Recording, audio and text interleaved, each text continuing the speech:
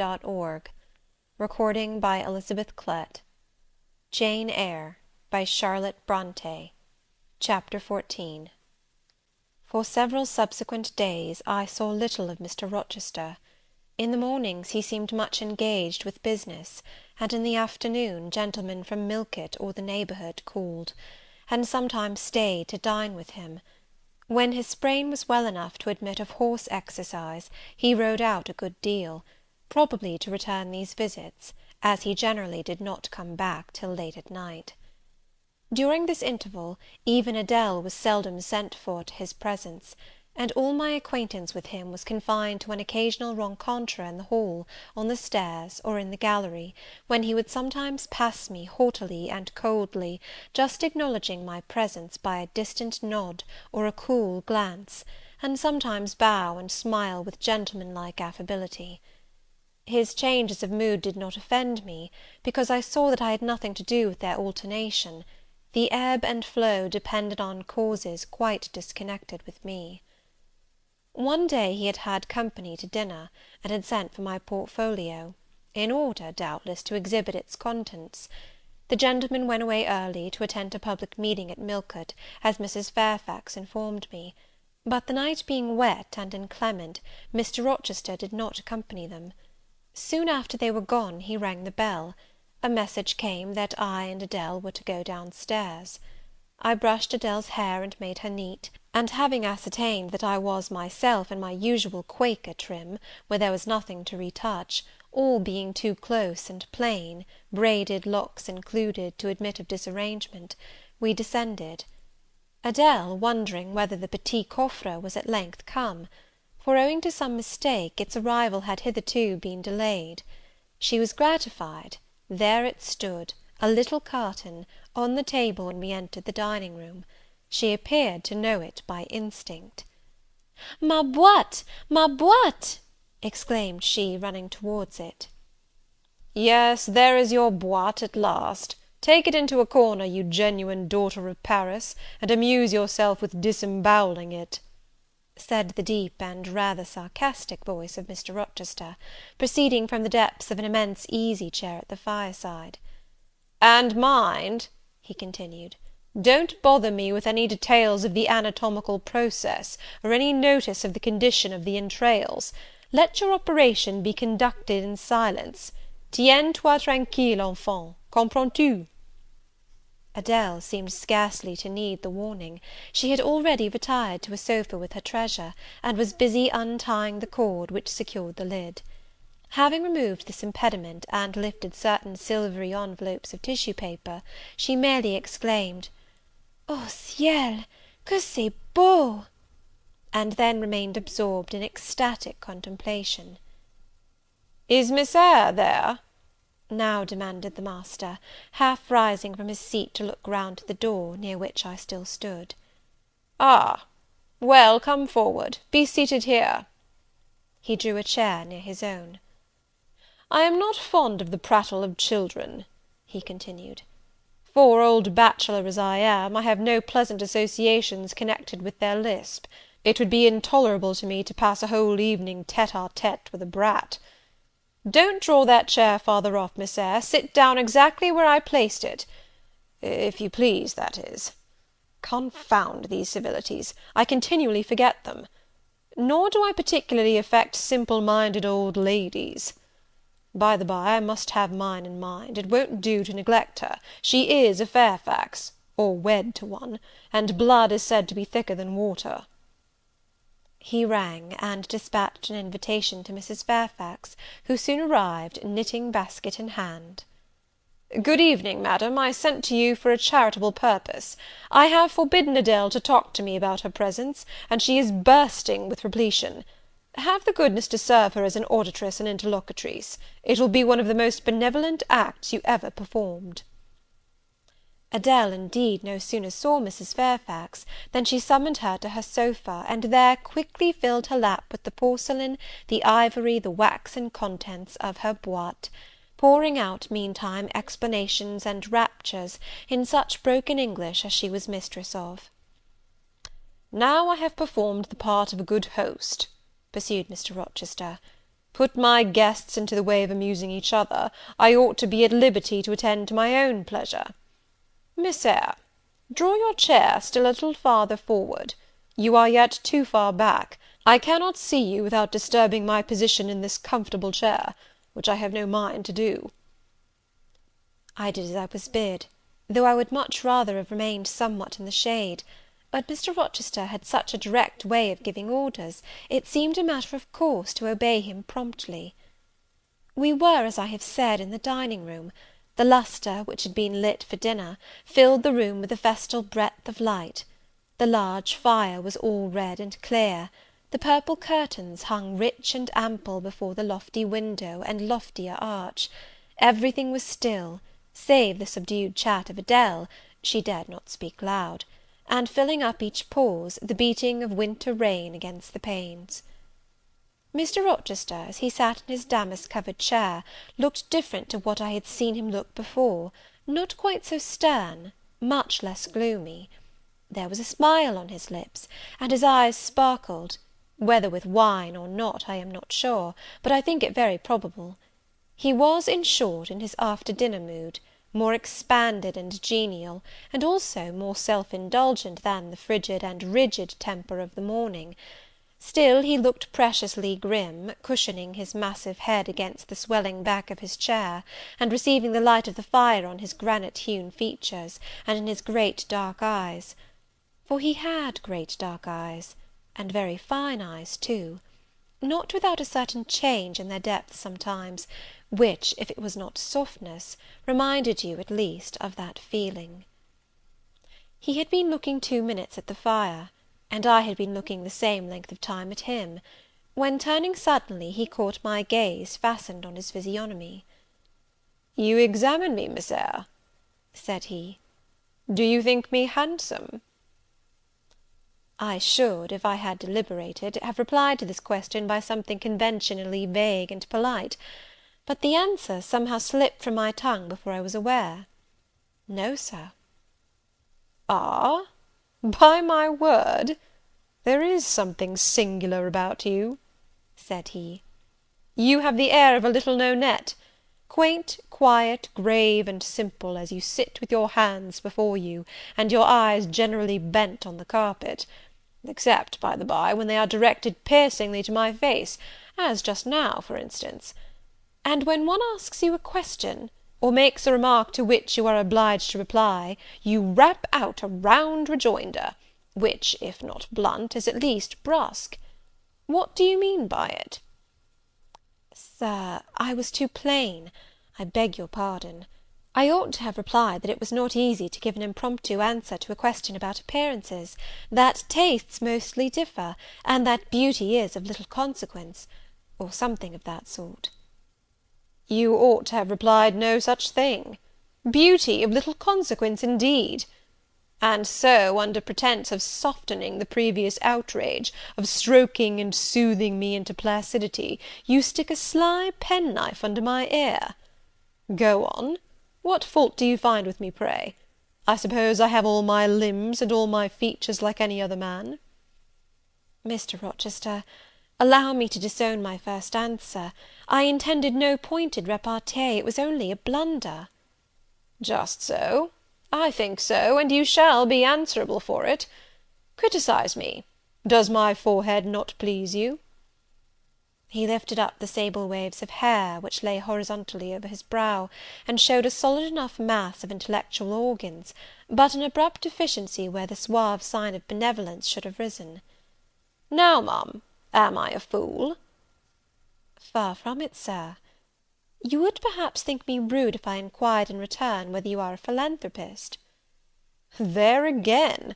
Another stick of the penknife, when she pretended to pat my head; and that is because I said I did not like the society of children and old women, low be it spoken. No, young lady, I am not a general philanthropist, but I bear a conscience," and he pointed to the prominences which are said to indicate that faculty, and which, fortunately for him, were sufficiently conspicuous, giving indeed a marked breadth to the upper part of his head. "And besides, I once had a kind of rude tenderness of heart, When I was as old as you, I was a feeling fellow enough, partial to the unfledged, unfostered, and unlucky. But fortune has knocked me about since. She has even kneaded me with her knuckles, and now I flatter myself I am as hard and tough as an india-rubber ball, pervious, though, through a chink or two still, and with one sentient point in the middle of the lump. Yes, does that leave hope for me?" "Hope of what, sir?" "Of my final re-transformation from india-rubber back to flesh." Decidedly he has had too much wine, I thought, and I did not know what answer to make to his queer question. How could I tell whether he was capable of being re-transformed? "You look very much puzzled, Miss Eyre; and though you are not pretty any more than I am handsome, yet a puzzled air becomes you. Besides, it is convenient, for it keeps those searching eyes of yours away from my physiognomy, and busies them with the worsted flowers of the rug. So puzzle on. Young lady, I am disposed to be gregarious and communicative to-night."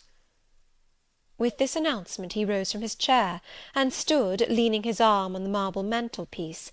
In this attitude his shape was seen plainly, as well as his face, his unusual breadth of chest, disproportionate almost to his length of limb. I am sure most people would have thought him an ugly man, yet there was so much unconscious pride in his port, so much ease in his demeanour, such a look of complete indifference to his own external appearance, so haughty a reliance on the power of other qualities, intrinsic or adventitious, to atone for the lack of mere personal attractiveness, that in looking at him one inevitably shared the indifference, and even in a blind imperfect sense put faith in the confidence. "I am disposed to be gregarious and communicative to-night," he repeated, "and that is why I sent for you. The fire and the chandelier were not sufficient company for me, nor would Pilot have been, for none of these can talk. Adele is a degree better, but still far below the mark. Mrs. Fairfax, ditto. You, I am persuaded, can suit me if you will. You puzzled me the first evening I invited you down here. I have almost forgotten you since; other ideas have driven yours from my head.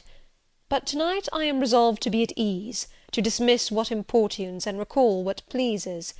It would now please me to draw you out, to learn more of you. Therefore speak." Instead of speaking, I smiled, and not a very complacent or submissive smile either. "Speak," he urged. "What about, sir?" "Whatever you like. I leave both the choice of subject and the manner of treating it entirely to yourself." Accordingly I sat and said nothing. If he expects me to talk for the mere sake of talking and showing off, he will find he has addressed himself to the wrong person, I thought. "You are dumb, Miss Eyre." I was dumb still. He bent his head a little towards me, and with a single hasty glance seemed to dive into my eyes. "Stubborn?" he said. "And annoyed? Ah, it is consistent. I put my request in an absurd, almost insolent form. Miss Eyre, I beg your pardon. The fact is, once for all, I don't wish to treat you as an inferior. That is," correcting himself, "I claim only such superiority as must result from 20 years' difference in age and a century's advance in experience. This is legitimate, et j'y tiens, as Adele would say. And it is by virtue of this superiority, and this alone, that I desire you to have the goodness to talk to me a little now, and divert my thoughts, which are galled with dwelling on one point, cankering as a rusty nail." He had deigned an explanation, almost an apology, and I did not feel insensible to his condescension, and would not seem so. "I am willing to amuse you if I can, sir, quite willing, but I cannot introduce a topic, because how do I know what will interest you? Ask me questions, and I will do my best to answer them." "Then, in the first place, do you agree with me that I have a right to be a little masterful, abrupt, perhaps exacting sometimes, on the grounds I stated, namely, that I am old enough to be your father, and that I have battled through a varied experience with many men of many nations, and roamed over half the globe, while you have lived quietly with one set of people in one house?" "Do as you please, sir." "That is no answer. or rather it is very irritating, because a very evasive one. Reply clearly." "I don't think, sir, you have a right to command me, merely because you are older than I, or because you have seen more of the world than I have. Your claim to superiority depends on the use you have made of your time and experience." Promptly spoken. But I won't allow that, seeing it would never suit my case, as I have made an indifferent, not to say a bad, use of both advantages. Leaving superiority out of the question, then, you must still agree to receive my orders now and then, without being piqued or hurt by the tone of command. Will you?" I smiled. I thought to myself, Mr. Rochester is peculiar. He seems to forget that he pays me £30 per annum for receiving his orders. "The smile is very well," said he, catching instantly the passing expression. "But speak too."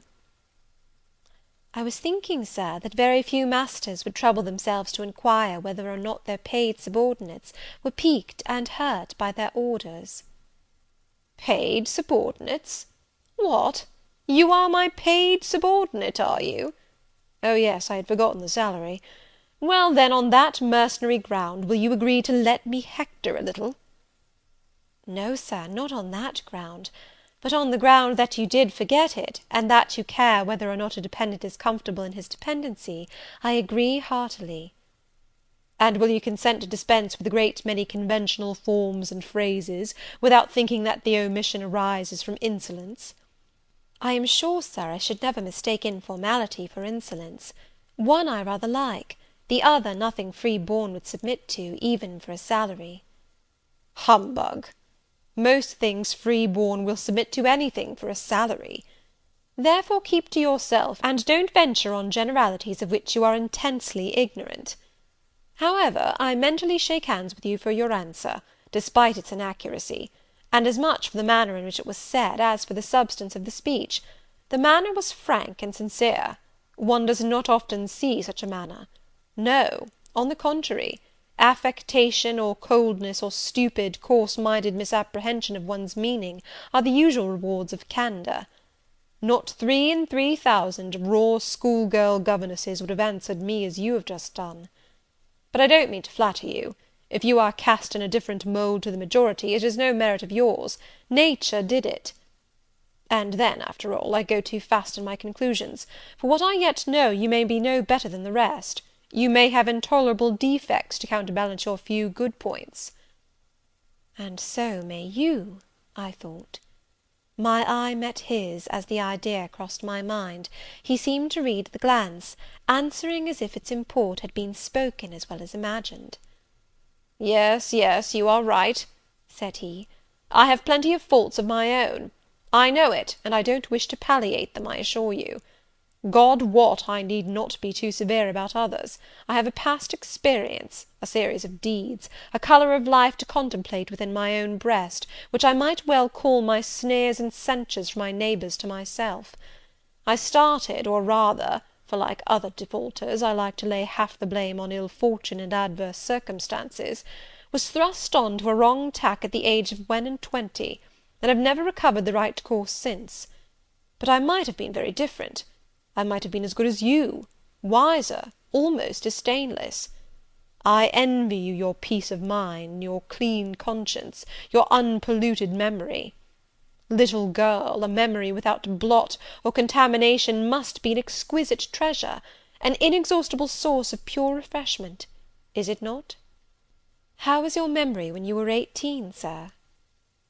"All right then. Limpid, salubrious. No gush of bilge water had turned it to fetid puddle. I was your equal at 18, quite your equal. Nature meant me to be, on the whole, a good man, Miss Eyre, one of the better kind, and you see I am not so. You would say you don't see it, at least I flatter myself I read as much in your eye. Beware, by the by, what you express with that organ. I am quick at interpreting its language. Then take my word for it, I am not a villain, you are not to suppose that. Not to attribute to me any such bad eminence, but owing, I verily believe, rather to circumstances than to my natural bent, I am a trite, commonplace sinner, hackneyed in all the poor petty dissipations with which the rich and worthless try to put on life. Do you wonder that I avow this to you? Know that in the course of your future life you will often find yourself elected the involuntarily confidant of your acquaintances' secrets. People will instinctively find out, as I have done, that it is not your forte to tell of yourself, but to listen while others talk of themselves. They will feel, too, that you listen with no malevolent scorn of their indiscretion, but with a kind of innate sympathy, not the less comforting and encouraging because it is very unobtrusive in its manifestations. How do you know? How can you guess all this, sir? I know it well. Therefore I proceed almost as freely as if I were writing my thoughts in a diary. You would say I should have been superior to circumstances. So I should. But you see I was not. When fate wronged me, I had not the wisdom to remain cool. I turned desperate. Then I degenerated. Now, when any vicious simpleton excites my disgust by his paltry ribaldry, I cannot flatter myself that I am better than he. I am forced to confess that he and I are on a level. I wish I had stood firm. God knows I do. Dread remorse when you are tempted to err, Miss Eyre. Remorse is the poison of life. Repentance is said to be its cure, sir. It is not its cure. Reformation may be its cure, and I could reform. I have strength yet for that. But where is the use of thinking of it, hampered, burdened, cursed as I am? Besides, since happiness is irrevocably denied me, I have a right to get pleasure out of life, and I will get it, cost what it may. Then you will degenerate still more, sir. Possibly. Yet why should I, if I can get sweet, fresh pleasure? And I may get it as sweet and fresh as the wild honey the bee gathers on the moor. It will sting. It will taste bitter, sir. How do you know? You never tried it. How very serious, how very solemn you look! And you are as ignorant of the matter as this cameo head," taking one from the mantelpiece. "You have no right to preach to me, you neophyte, that have not passed the porch of life, and are absolutely unacquainted with its mysteries." "I only remind you of your own words, sir. You said error brought remorse, and you pronounced remorse the poison of existence." "And who talks of error now? I scarcely think the notion that flitted across my brain was an error. I believe it was an inspiration rather than a temptation. It was very genial, very soothing. I know that. Here it comes again. It is no devil, I assure you; or if it be, it has put on the robes of an angel of light. I think I must admit so fair a guest when it asks entrance to my heart." "Distrust it, sir. It is not a true angel." "Once more, how do you know? By what instinct do you pretend to distinguish between a fallen seraph of the abyss and a messenger from the eternal throne? Between a guide and a seducer?" "I judge by your countenance, sir, which was troubled when you said the suggestion had returned upon you. I feel sure it will work you more misery if you listen to it." "Not at all. It bears the most gracious message in the world. For the rest, you are not my conscience keeper, so don't make yourself uneasy. Here, come in, bonny wanderer." He said this as if he spoke to a vision, viewless to any eye but his own. Then, folding his arms, which he had half extended, on his chest, he seemed to enclose in their embrace the invisible being. "Now," he continued, again addressing me, "I have received the pilgrim, a disguised deity, as I verily believe. Already it has done me good. My heart was a sort of charnel. It will now be a shrine." "To speak truth, sir, I don't understand you at all. I cannot keep up the conversation because it has got out of my depth. Only one thing I know. You said you were not as good as you should like to be, and that you regretted your own imperfection. One thing I can comprehend. You intimated that to have a sullied memory was a perpetual bane. It seems to me that if you tried hard, you would in time find it possible to become what you yourself would approve, and that if from this day you began with resolution to correct your thoughts and actions, you would in a few years have laid up a new and stainless store of recollections, to which you might revert with pleasure. Justly thought, rightly said, Miss Eyre, and at this moment I am paving hell with energy. Sir? I am laying down good intentions, which I believe durable as flint. Certainly my associates and pursuits shall be other than they have been. And better? And better. So much better as pure ore is than foul dross. You seem to doubt me. I don't doubt myself. I know what my aim is, what my motives are, and at this moment I pass a law, unalterable as that of the Medes and Persians, that both are right. They cannot be, sir, if they require a new statute to legalize them. They are, Miss Eyre, though they absolutely require a new statute. Unheard of combinations of circumstances demand unheard of rules. That sounds a dangerous maxim, sir, because one can see at once that it is liable to abuse. Sententious sage! So it is, but I swear by my household gods not to abuse it. You are human and fallible. I am. So are you. What then? The human and fallible should not arrogate a power with which the divine and perfect alone can be safely entrusted. What power? That of saying of any strange, unsanctioned line of action, let it be right. Let it be right. The very words, you have pronounced them. May it be right, then? I said, as I rose, deeming it useless to continue a discourse which was all darkness to me, and besides, sensible that the character of my interlocutor was beyond my penetration, at least beyond its present reach, and feeling the uncertainty, the vague sense of insecurity which accompanies a conviction of ignorance. Where are you going? To put Adele to bed. It is past her bedtime. You are afraid of me, because I talk like a sphinx. Your language is enigmatical, sir, but though I am bewildered, I am certainly not afraid. You are afraid. Your self-love dreads a blunder. In that sense I do feel apprehensive. I have no wish to talk nonsense. If you did, it would be in such a grave, quiet manner I should mistake it for sense. Do you never laugh, Miss Eyre? Don't trouble yourself to answer. I see you laugh rarely. But you can laugh very merrily. Believe me, you are not naturally austere, any more than I am naturally vicious.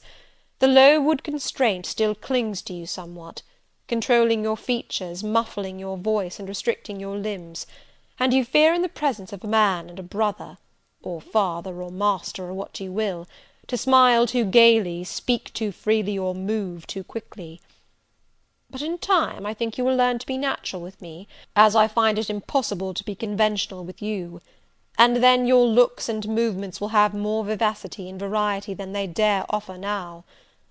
I see at intervals the glance of a curious sort of bird through the close-set bars of a cage. A vivid, restless, resolute captive is there. Were it but free, it would soar cloud high. You are still bent on going? It has struck 9, sir. Never mind. Wait a minute.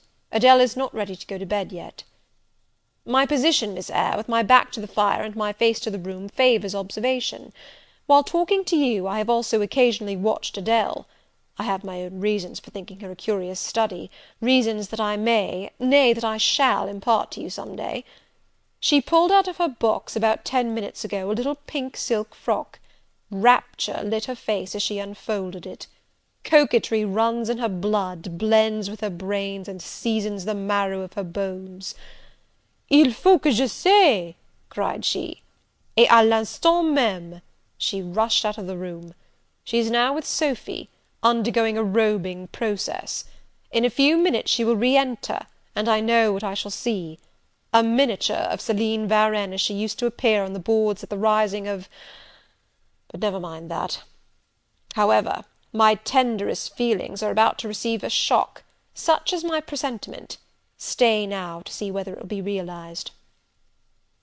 Ere long, Adèle's little foot was heard tripping across the hall. She entered, transformed as her guardian had predicted. A dress of rose-coloured satin, very short, and as full in the skirt as it could be gathered, replaced the brown frock she had previously worn.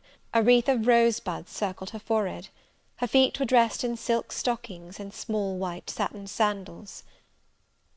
"Est-ce que ma robe va bien?" cried she, bounding forwards. "Et mes souliers, et mes bras! Tenez, je crois que je vais danser."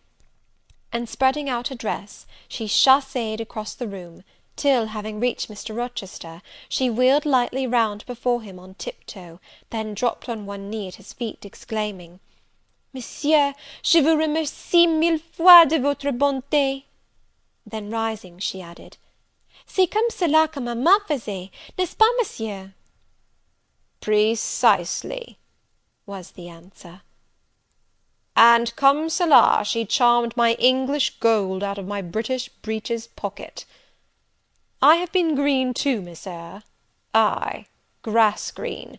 Not a more vernal tint freshens you now than once freshened me.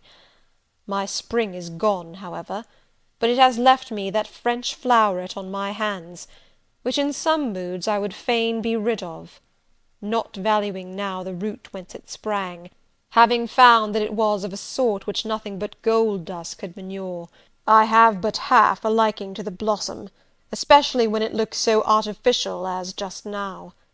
I keep it and rear it rather on the Roman Catholic principle of expiating numerous sins, great or small, by one good work. I'll explain all this some day. Good night." End of chapter 14.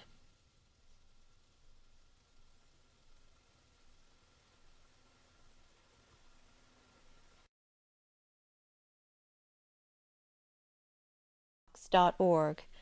Recording by Elizabeth Klett. Jane Eyre by Charlotte Brontë. Chapter 15. Mr. Rochester did, on a future occasion, explain it. It was one afternoon, when he chanced to meet me and Adèle in the grounds, and while she played with Pilot and her shuttlecock, he asked me to walk up and down a long beech avenue within sight of her. He then said that she was the daughter of a French opera dancer, Céline Varenne, towards whom he had once cherished what he called a grande passion. This passion Céline had professed to return with even superior ardour. He thought himself her idol, ugly as he was. He believed, as he said, that she preferred his taille d'athlète to the elegance of the Apollo Belvedere.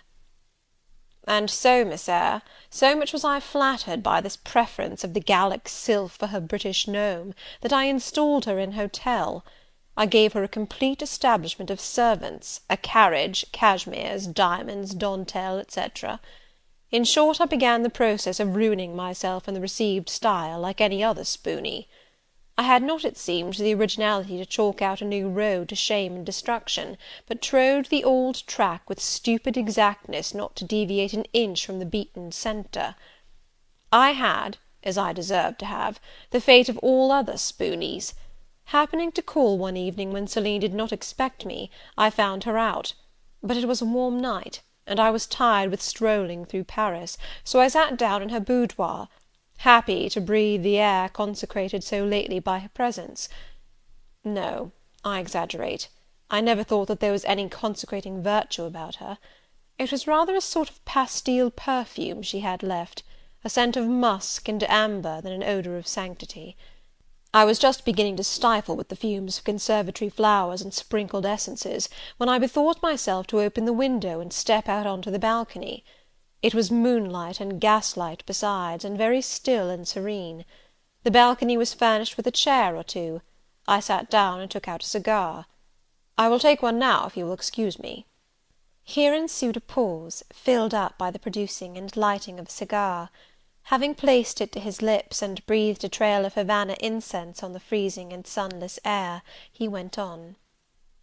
I liked bonbons, too, in those days, Miss Eyre, and I was croquant, overlook the barbarism, croquant chocolat confit, and smoking alternately, and watching meantime the equipage that rolled along the fashionable streets toward the neighbouring opera house, when in an elegant close carriage, drawn by a beautiful pair of English horses, and distinctly seen in the brilliant city night, I recognized the voiture I had given Céline. She was returning. Of course my heart thumped with impatience against the iron rails I leant upon. The carriage stopped, as I had expected, at the hotel door. My flame, that is the very word for an opera inamorata, alighted. Though muffled in a cloak, an unnecessary encumbrance, by the by, on so warm a June evening, I knew her instantly by her little foot, seen peeping from the skirt of her dress as she skipped from the carriage step. Bending over the balcony, I was about to murmur, "Mon ange," in a tone, of course, which should be audible to the ear of love alone, when a figure jumped from the carriage after her, cloaked also; but that was a spurred heel which had rung on the pavement, and that was a hatted head which now passed under the arched porte cochere of the hotel. You never felt jealousy, did you, Miss Eyre? Of course not.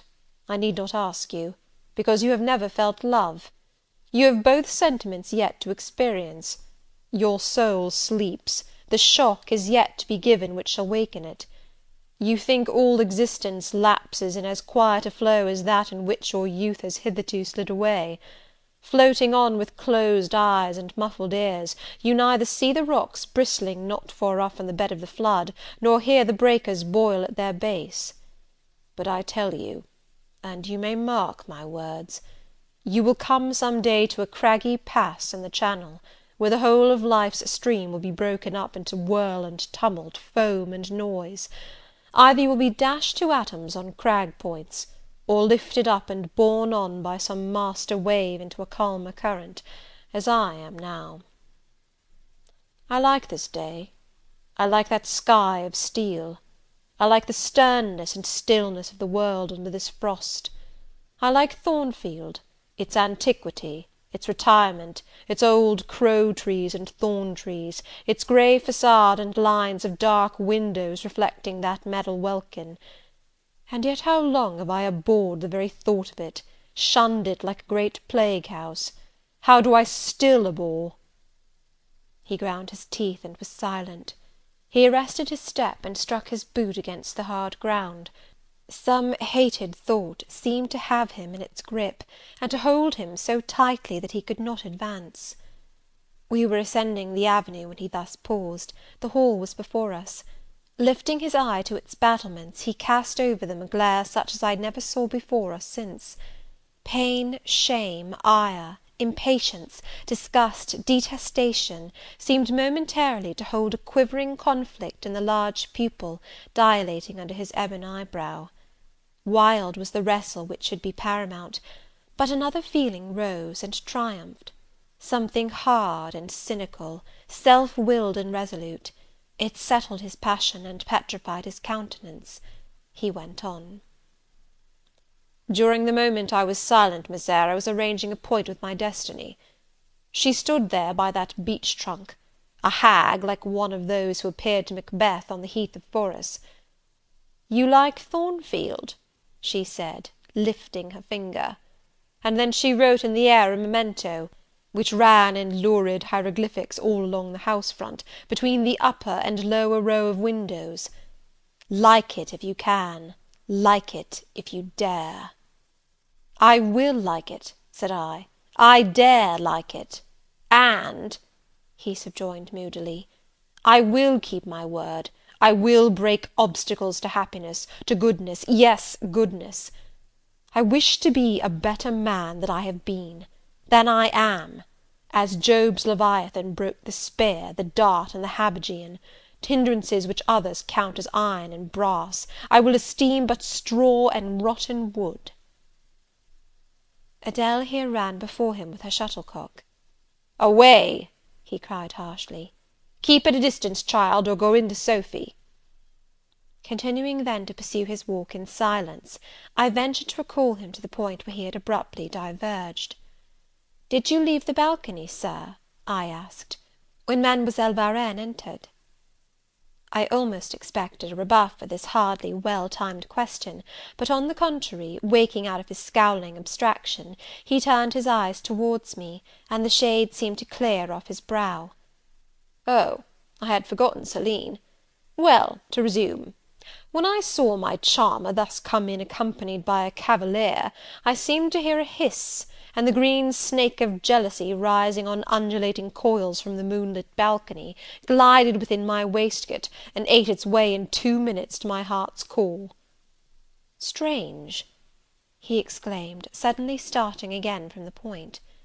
"Strange that I should choose you for the confidant of all this, young lady. Passing strange that you should listen to me quietly, as if it were the most usual thing in the world for a man like me to tell stories of his opera mistress to a quaint inexperienced girl like you. But the last singularity explains the first, as I intimated once before. You, with your gravity, considerateness, and caution, were made to be the recipient of secrets. Besides, I know what sort of a mind I have placed in communication with my own. I know it is one not liable to take infection.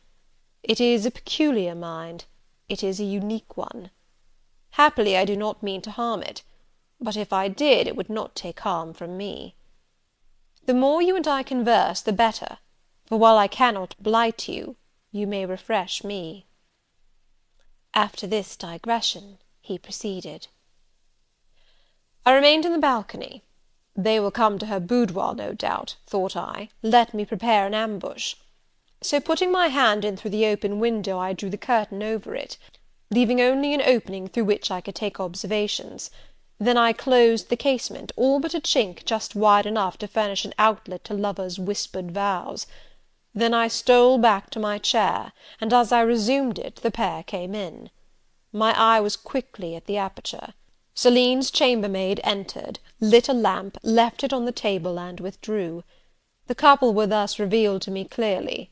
Both removed their cloaks, and there was the Varenne, shining in satin and jewels, my gifts, of course, and there was her companion in an officer's uniform, and I knew him for a young roué of a Vicomte, a brainless and vicious youth whom I had sometimes met in society, and had never thought of hating because I despised him so absolutely. On recognizing him, the fang of the snake jealousy was instantly broken, because at the same moment my love for Céline sank under an extinguisher. A woman who could betray me for such a rival was not worth contending for. She deserved only scorn. Less, however, than I, who had been her dupe. They began to talk. Their conversation eased me completely. Frivolous, mercenary, heartless, and senseless, it was rather calculated to weary than enrage a listener. A card of mine lay on the table. This, being perceived, brought my name under discussion. Neither of them possessed an energy or wit to belabour me soundly, but they insulted me as coarsely as they could in their little way, especially Céline, who even waxed rather brilliant on my personal defects, deformities, she termed them. Now it had been her custom to launch out into fervent admiration of what she called my beauté mâle, wherein she differed diametrically from you, who told me point blank at the second interview that you did not think me handsome. The contrast struck me at the time, and— Adele here came running up again. "Monsieur, John has just been to say that your agent has called and wishes to see you." "Ah, in that case I must abridge. Opening the window, I walked in upon them, liberated Céline from my protection, gave her notice to vacate her hotel, offered her a purse for immediate exigencies, disregarded screams, hysterics, prayers, protestations, convulsions, made an appointment with the Vicomte for a meeting at the Bois de Boulogne. Next morning I had the pleasure of encountering him, left a bullet in one of his poor etiolated arms, feeble as the wing of a chicken in the pip, and then thought I had done with the whole crew. But unluckily the Varenne, 6 months before, had given me this fillette Adele, who, she affirmed, was my daughter. And perhaps she may be, though I see no proofs of such grim paternity written in her countenance. Pilot is more like me than she. Some years after I had broken with the mother, she abandoned her child, and ran away to Italy with a musician or singer.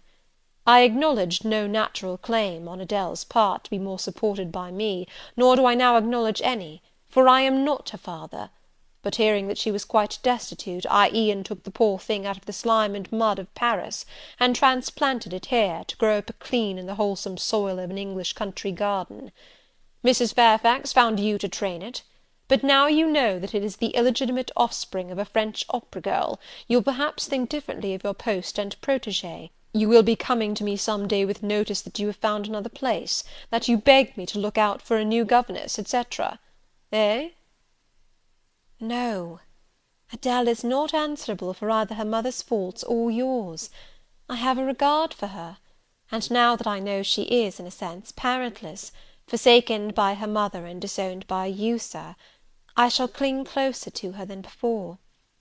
How could I possibly prefer the spoilt pet of a wealthy family, who would hate her governess as a nuisance, to a lonely little orphan, who leans towards her as a friend?" "Oh, that is the light in which you view it. Well, I must go in now, and you too. It darkens." But I stayed out a few minutes longer with Adele and Pilot, ran a race with her, and played a game of battledore and shuttlecock. When we went in, and I had removed her bonnet and coat, I took her on my knee, kept her there an hour, allowing her to prattle as she liked, not rebuking even some little freedoms and trivialities into which she was apt to stray when much noticed, and which betrayed in her a superficiality of character, inherited probably from her mother, hardly congenial to an English mind. Still she had her merits, and I was disposed to appreciate all that was good in her to the utmost. I sought in her countenance and features a likeness to Mr. Rochester, but found none. No trait, no turn of expression announced relationship. It was a pity. If she could but have been proved to resemble him, he would have thought more of her. It was not till after I had withdrawn to my own chamber for the night that I steadily reviewed the tale Mr. Rochester had told me. As he had said, there was probably nothing at all extraordinary in the substance of the narrative itself. A wealthy Englishman's passion for a French dancer, and her treachery to him, were everyday matters enough, no doubt, in society; but there was something decidedly strange in the paroxysm of emotion which had suddenly seized him when he was in the act of expressing the present contentment of his mood, and his newly revived pleasure in the old hall and its environs. I meditated wonderingly on this incident, but gradually quitting it, as I found it for the present inexplicable, I turned to the consideration of my master's manner to myself. The confidence he had thought fit to repose in me seemed a tribute to my discretion. I regarded and accepted it as such. His deportment had now, for some weeks, been more uniform towards me than at the first. I never seemed in his way; he did not take fits of chilling hauteur; when he met me unexpectedly, the encounter seemed welcome. He had always a word and sometimes a smile for me. When summoned by formal invitation to his presence, I was honoured by a cordiality of reception that made me feel I really possessed the power to amuse him, and that these evening conferences were sought as much for his pleasure as for my benefit. I, indeed, talked comparatively little, but I heard him talk with relish. It was his nature to be communicative. He liked to open to a mind unacquainted with the world glimpses of its scenes and ways. I do not mean its corrupt scenes and wicked ways, but such as derived their interest from the great scale on which they were acted, the strange novelty by which they were characterized. And I had a keen delight in receiving the new ideas he offered, in imagining the new pictures he portrayed, and following him in thought through the new regions he disclosed, never startled or troubled by one noxious illusion. The ease of his manner freed me from painful restraint. The friendly frankness, as correct as cordial, with which he treated me, drew me to him. I felt at times as if he were my relation rather than my master; yet he was imperious sometimes still; but I did not mind that. I saw it was his way. So happy, so gratified did I become with this new interest added to life, that I ceased to pine after kindred. My thin crescent destiny seemed to enlarge; the blanks of existence were filled up; my bodily health improved; I gathered flesh and strength. And was Mr. Rochester now ugly in my eyes? No, reader. Gratitude and many associations, all pleasurable and genial, made his face the object I best liked to see. His presence in a room was more cheering than the brightest fire. Yet I had not forgotten his faults. Indeed, I could not, for he brought them frequently before me. He was proud, sardonic, harsh to inferiority of every description. In my secret soul I knew that his great kindness to me was balanced by unjust severity to many others. He was moody, too, unaccountably so. I more than once, when sent for to read to him, found him sitting in his library alone, with his head bent on his folded arms; and when he looked up, a morose, almost a malignant scowl blackened his features. But I believed that his moodiness, his harshness, and his former faults of morality, I say former, for now he seemed corrected of them, had their source in some cruel cross of fate. I believed he was naturally a man of better tendencies, higher principles, and purer taste than such as circumstances had developed, education instilled, or destiny encouraged. I thought there were excellent materials in him, though for the present they hung together somewhat spoiled and tangled. I cannot deny that I grieved for his grief, whatever that was, and would have given much to assuage it. Though I had now extinguished my candle and was laid down in bed, I could not sleep for thinking of his look when he paused in the avenue, and told how his destiny had risen up before him, and dared him to be happy at Thornfield. Why not? I asked myself. What alienates him from the house? Will he leave it again soon? Mrs. Fairfax said he seldom stayed here longer than a fortnight at a time, and he has now been resident 8 weeks. If he does go, the change will be doleful. Suppose he should be absent spring, summer, and autumn, how joyless sunshine and fine days will seem! I hardly know whether I had slept or not after this musing. At any rate, I started wide awake on hearing a vague murmur, peculiar and lugubrious, which sounded, I thought, just above me. I wished I had kept my candle burning. The night was drearily dark. My spirits were depressed. I rose and sat up in bed, listening. The sound was hushed. I tried again to sleep, but my heart beat anxiously, my inward tranquillity was broken. The clock, far down in the hall, struck 2. Just then it seemed my chamber door was touched, as if fingers had swept the panels and groping away along the dark gallery outside. I said, "Who is there?" Nothing answered. I was chilled with fear. All at once I remembered that it might be Pilot, who, when the kitchen door chanced to be left open, not unfrequently found his way up to the threshold of Mr. Rochester's chamber. I had seen him lying there myself in the mornings. The idea calmed me somewhat. I lay down. Silence composes the nerves, and as an unbroken hush now reigned again through the whole house, I began to feel the return of slumber. But it was not fated that I should sleep that night. A dream had scarcely approached my ear, when it fled affrighted, scared by a marrow-freezing incident enough. This was a demonic laugh, low, suppressed, and deep, uttered, as it seemed, at the very keyhole of my chamber door. The head of my bed was near the door, and I thought at first the goblin laugher stood at my bedside, or rather crouched by my pillow. But I rose, looked round, and could see nothing; while, as I still gazed, the unnatural sound was reiterated, and I knew it came from behind the panels. My first impulse was to rise and fasten the bolt; my next, again to cry out, "Who is there?" Something gurgled and moaned. Ere long, steps retreated up the gallery towards the 3rd-story staircase. A door had lately been made to shut in that staircase. I heard it open and close, and all was still. Was that Grace Poole? And is she possessed with a devil? thought I. Impossible now to remain longer by myself. I must go to Mrs. Fairfax. I hurried on my frock and a shawl. I withdrew the bolt and opened the door with a trembling hand. There was a candle burning just outside, and on the matting in the gallery. I was surprised at this circumstance, but still more was I amazed to perceive the air quite dim, as if filled with smoke; and while looking to the right hand and left, to find whence these blue wreaths issued, I became further aware of a strong smell of burning. Something creaked. It was a door ajar, and that door was Mr. Rochester's, and the smoke rushed in a cloud from thence. I thought no more of Mrs. Fairfax. I thought no more of Grace Poole or the laugh. In an instant I was within the chamber. Tongues of flame darted round the bed, the curtains were on fire. In the midst of blaze and vapour, Mr. Rochester lay stretched motionless in deep sleep. "Wake, wake!" I cried. I shook him, but he only murmured and turned. The smoke had stupefied him. Not one moment could be lost. The very sheets were kindling. I rushed to his basin and ewer. Fortunately one was wide and the other deep, and both were filled with water.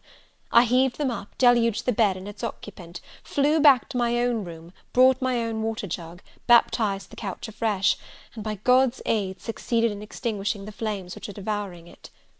The hiss of the quenched element, the breakage of a pitcher which I flung from my hand when I had emptied it, and above all the splash of the shower bath I had liberally bestowed, roused Mr. Rochester at last. Though it was now dark, I knew he was awake, because I heard him fulminating strange anathemas at finding himself lying in a pool of water. "Is there a flood?" he cried. "No, Sir," I answered, "but there has been a fire. Get up, do. You are quenched now. I will fetch you a candle." "In the names of all the elves in Christendom, is that Jane Eyre?" he demanded. "What have you done with me? Witch? Sorceress? Who was in the room besides you? Have you plotted to drown me?" "I will fetch you a candle, Sir, and in heaven's name get up. Somebody has plotted something. You cannot too soon find out who and what it is." "There, I am up now, but at your peril you fetch a candle yet. Wait 2 minutes till I get into some dry garments, if any dry there be. Yes, here is my dressing-gown. Now run!" I did run. I brought the candle which still remained in the gallery. He took it from my hand, held it up, and surveyed the bed, all blackened and scorched, the sheets drenched, the carpet round swimming in water. "What is it? And who did it?" he asked. I briefly related to him what had transpired, the strange laugh I had heard in the gallery, the step ascending to the 3rd story, the smoke, the smell of fire which had conducted me to his room, in what state I had found matters there, and how I had deluged him with all the water I could lay hands on. He listened very gravely.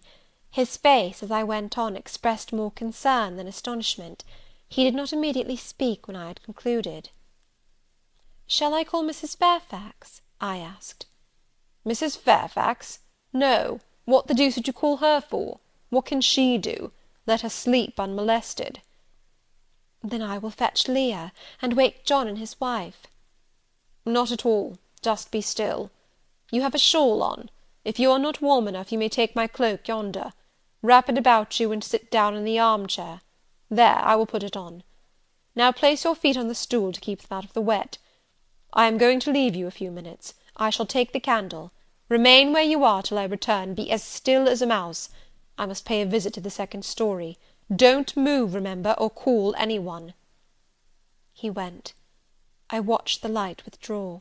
He passed up the gallery very softly, unclosed the staircase door with as little noise as possible, shut it after him, and the last ray vanished. I was left in total darkness. I listened for some noise, but heard nothing. A very long time elapsed. I grew weary.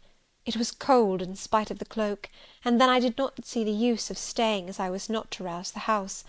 I was at the point of risking Mr. Rochester's displeasure by disobeying his orders, when the light once more gleamed dimly on the gallery wall, and I heard his unshod feet tread the matting. I hope it is he, thought I, and not something worse. He re-entered, pale and very gloomy.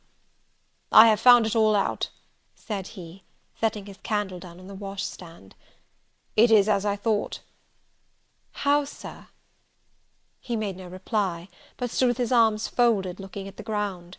At the end of a few minutes he inquired in rather a peculiar tone, "I forget whether you said you saw anything when you opened your chamber door?" "No, Sir, only the candlestick on the ground." "But you heard an odd laugh? You have heard that laugh before, I should think, or something like it?" "Yes, Sir. There is a woman who sews here, called Grace Poole. She laughs in that way. She is a singular person." "Just so. Grace Poole, you have guessed it. She is, as you say, singular, very. Well, I shall reflect on the subject. Meantime, I am glad that you are the only person besides myself acquainted with the precise details of to-night's incident. You are no talking fool, say nothing about it. I will account for this state of affairs," pointing to the bed, "and now return to your own room. I shall do very well on the sofa in the library for the rest of the night. It is near 4. In 2 hours the servants will be up." "Good night, then, Sir," said I, departing. He seemed surprised, very inconsistently so, as he had just told me to go. "What!" he exclaimed, "are you quitting me already, and in that way?" "You said I might go, Sir." "But not without taking leave? Not without a word or two of acknowledgment and good-will? Not, in short, in that brief, dry fashion?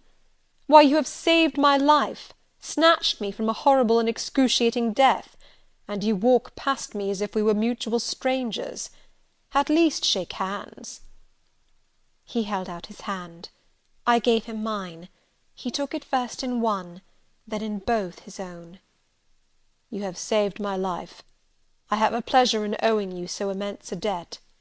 I cannot say more. Nothing else that has being would have been tolerable to me in the character of creditor for such an obligation; but you, it is different. I feel your benefits no burden, Jane." He paused, gazed at me. Words, almost visible, trembled on his lips, but his voice was checked. "Good night again, Sir. There is no debt, benefit, burden, obligation in the case." "I knew," he continued, "you would do me good in some way, at some time. I saw it in your eyes when I first beheld you. Their expression and smile did not—" Again he stopped. "Did not," he proceeded hastily, "strike delight to my very inmost heart so for nothing. People talk of natural sympathies. I have heard of good genii. There are grains of truth in the wildest fable. My cherished preserver, good night." Strange energy was in his voice, strange fire in his look. "I am glad I happened to be awake," I said, and then I was going. "What! You will go?" "I am cold, Sir." "Cold?" "Yes, and standing in a pool. Go, then, Jane, go." But still he retained my hand, and I could not free it. I bethought myself an expedient. "I think I hear Mrs. Fairfax move, Sir," said I. "Well, leave me." He relaxed his fingers, and I was gone. I regained my couch, but never thought of sleep.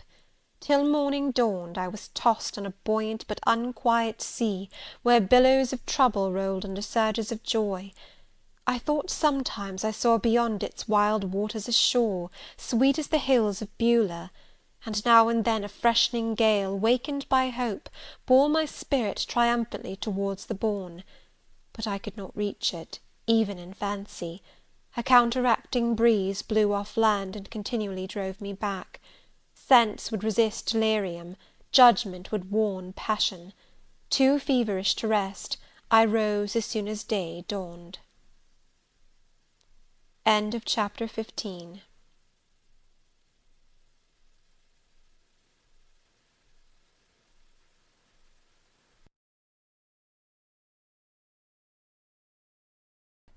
Recording by Elizabeth Klett.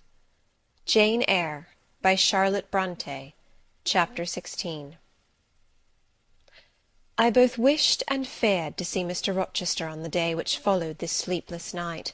I wanted to hear his voice again, yet feared to meet his eye. During the early part of the morning I momentarily expected his coming. He was not in the frequent habit of entering the schoolroom, but he did step in for a few minutes sometimes, and I had the impression that he was sure to visit it that day. But the morning passed just as usual. Nothing happened to interrupt the quiet course of Adèle's studies. Only soon after breakfast I heard some bustle in the neighbourhood of Mr. Rochester's chamber, Mrs. Fairfax's voice, and Leah's, and the cook's, that is, John's wife, and even John's own gruff tones. There were exclamations of, "What a mercy master was not burnt in his bed!" It is always dangerous to keep a candle lit at night. How providential that he had presence of mind to think of the water-jug! I wonder he waked nobody. It is to be hoped he will not take cold with sleeping on the library sofa, etc.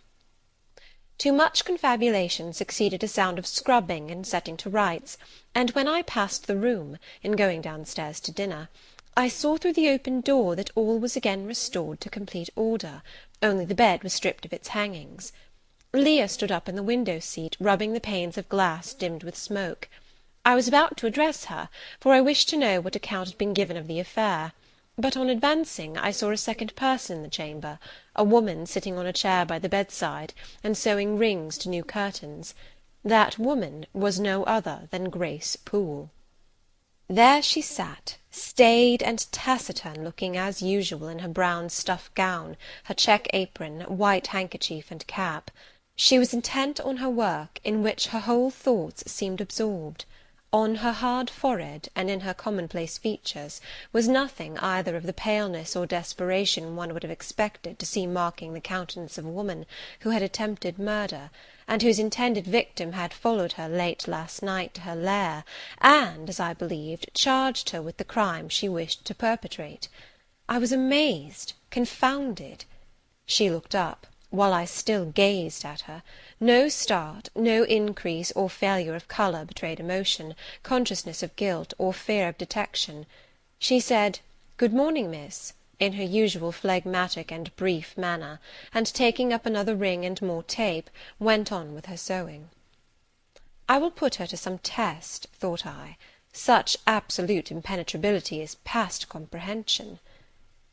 "Good morning, Grace," I said. "Has anything happened here? I thought I heard the servants all talking together a while ago." "Only master had been reading in his bed last night. He fell asleep with his candle lit, and the curtains got on fire, but fortunately he awoke before the bedclothes or the woodwork caught, and contrived to quench the flames with the water in the ewer." "A strange affair," I said in a low voice. Then, looking at her fixedly, "Did Mr. Rochester wake nobody? Did no one hear him move?" She again raised her eyes to me, and this time there was something of consciousness in her expression. She seemed to examine me warily. Then she answered, "The servants sleep so far off, you know, miss, they would not be likely to hear. Mrs. Fairfax's room and yours are the nearest to master's, but Mrs. Fairfax said she heard nothing. When people get elderly, they often sleep heavy."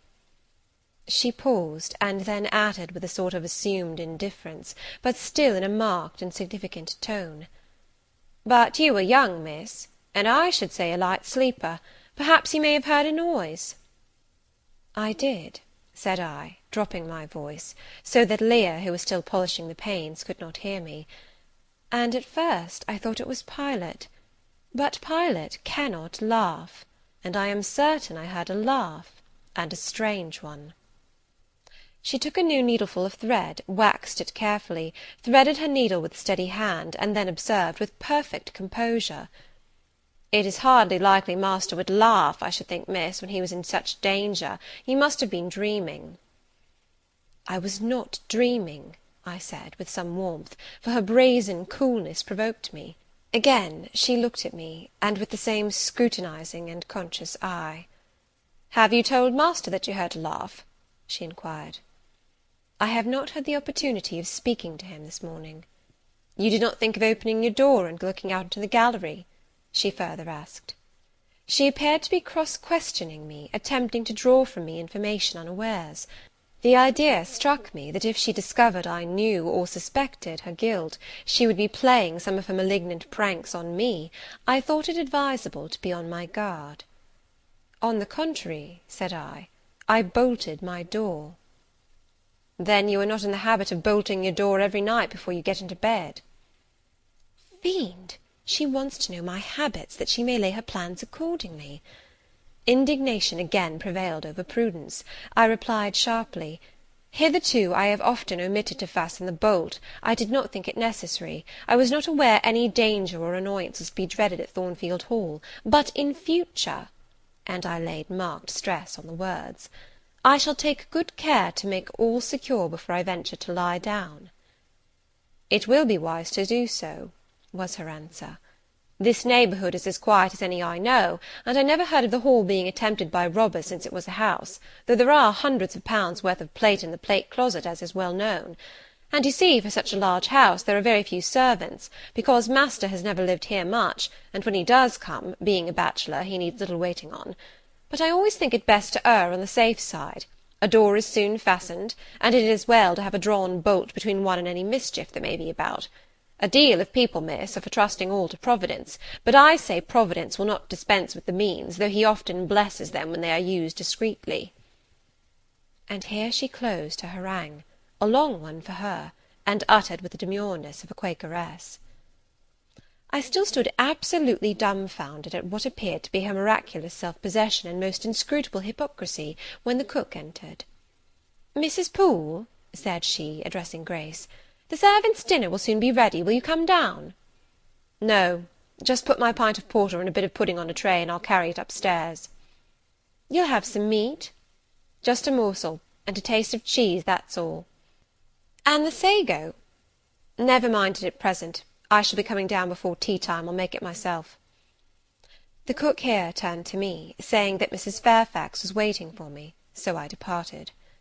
I hardly heard Mrs. Fairfax's account of the curtain conflagration during dinner, so much was I occupied in puzzling my brains over the enigmatical character of Grace Poole, and still more in pondering the problem of her position at Thornfield, and questioning why she had not been given into custody that morning, or at the very least dismissed from her master's service. He had almost as much as declared his conviction of her criminality last night.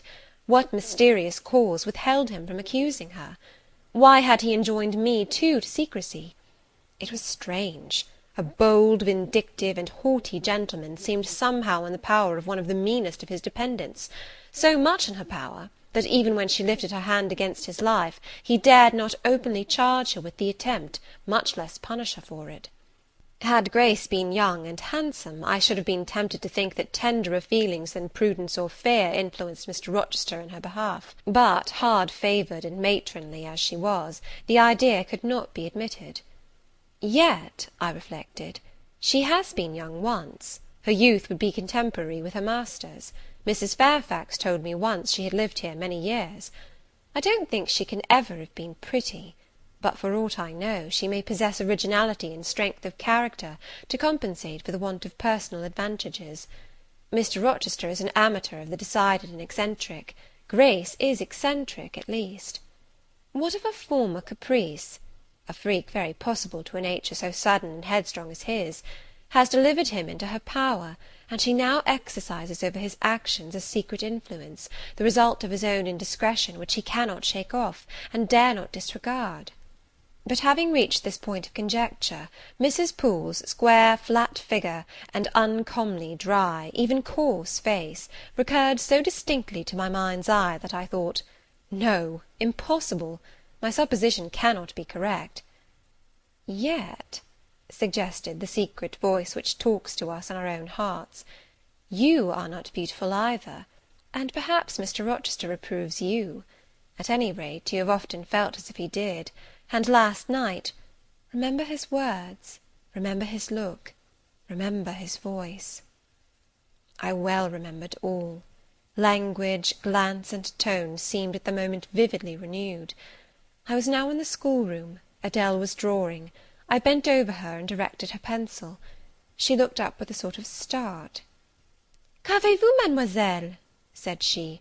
"Vos doigts tremblent comme la feuille, et vos joues sont rouges, mais rouges comme des cerises." "I am hot, Adele, with stooping."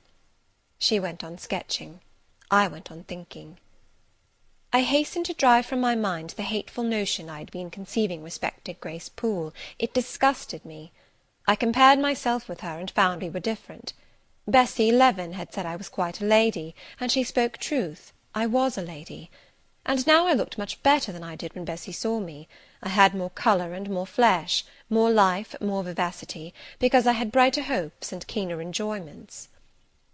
"Evening approaches," said I, as I looked towards the window. I had never heard Mr. Rochester's voice or step in the house to-day, but surely I shall see him before night. I feared the meeting in the morning.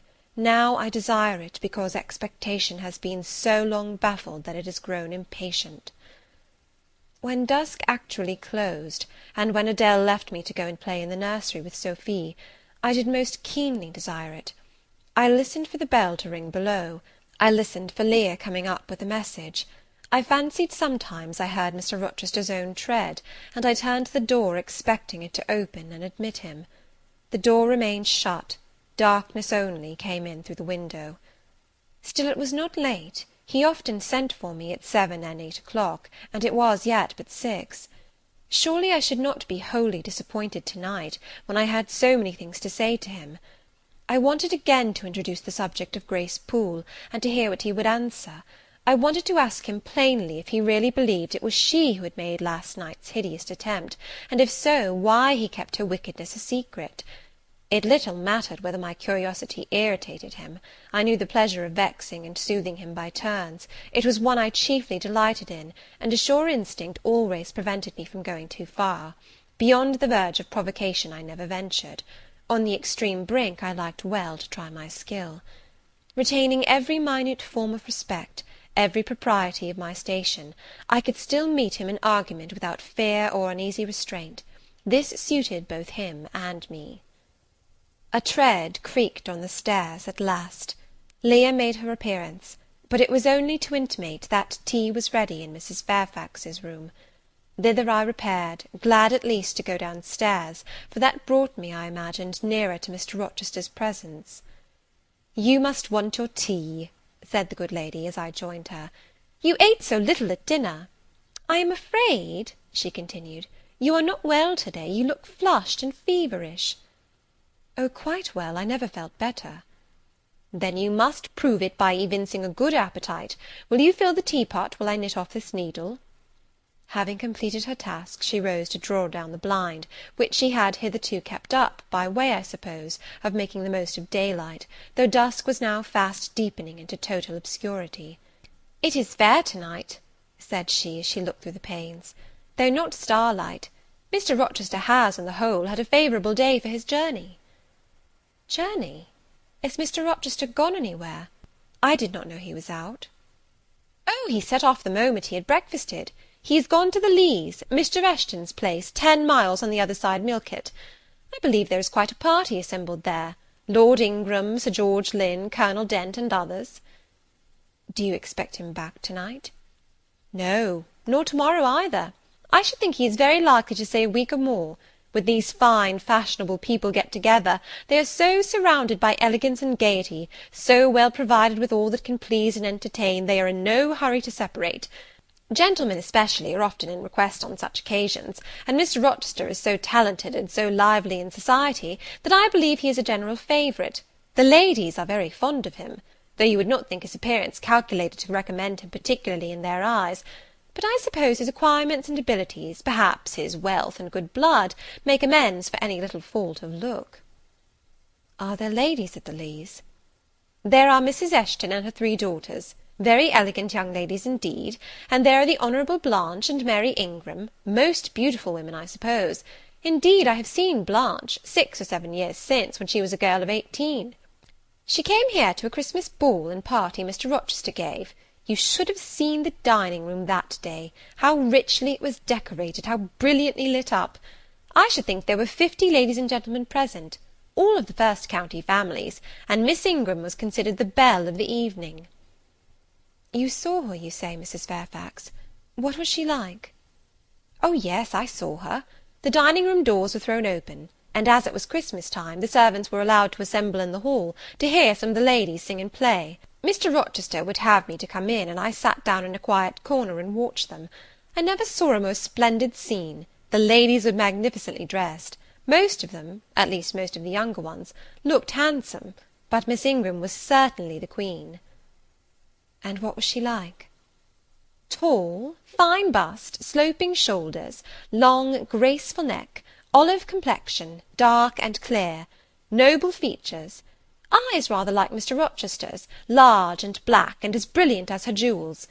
And then she had such a fine head of hair, raven black, and so becomingly arranged, a crown of thick plaits behind, and in front the longest, the glossiest curls I ever saw.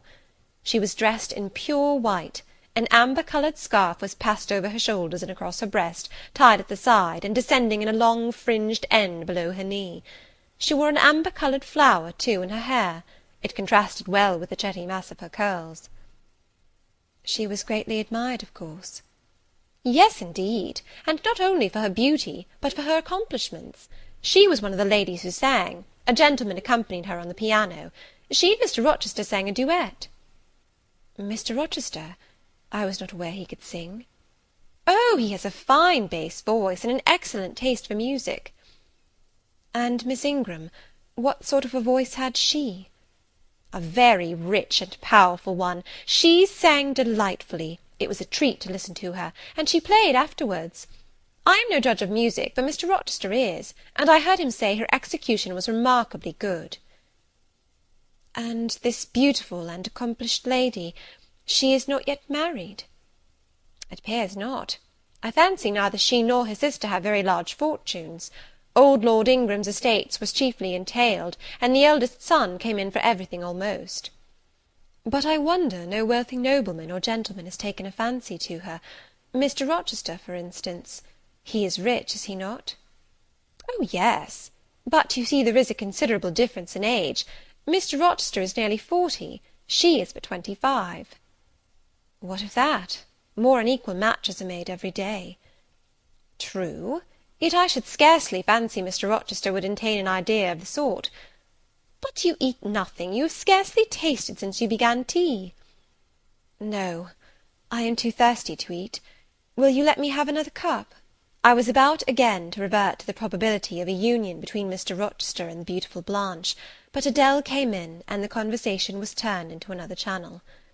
When once more alone, I reviewed the information I had got, looked into my heart, examined its thoughts and feelings, and endeavoured to bring back with a strict hand such as had been straying through imagination's boundless and trackless waste into the safe fold of common sense. Arraigned at my own bar, memory, having given her evidence of the hopes, wishes, sentiments I had been cherishing since last night, of the general state of mind in which I had indulged for nearly a fortnight past, reason having come forward and told, in her own quiet way, a plain, unvarnished tale, showing how I had rejected the real and rabidly devoured the ideal, I pronounced judgment to this effect: that a greater fool than Jane Eyre had never breathed the breath of life, that a more fantastic idiot had never surfeited herself on sweet lies, and swallowed poison as if it were nectar. You, I said, a favourite with Mr. Rochester! You, gifted with the power of pleasing him! You, of importance to him in any way! Go! Your folly sickens me. And you have derived pleasure from occasional tokens of preference, equivocal tokens shown by a gentleman of family and a man of the world to a dependent and a novice! How dared you? Poor stupid dupe! Could not even self-interest make you wiser? You repeated to yourself this morning the brief scene of last night. Cover your face and be ashamed. He said something in praise of your eyes, did he?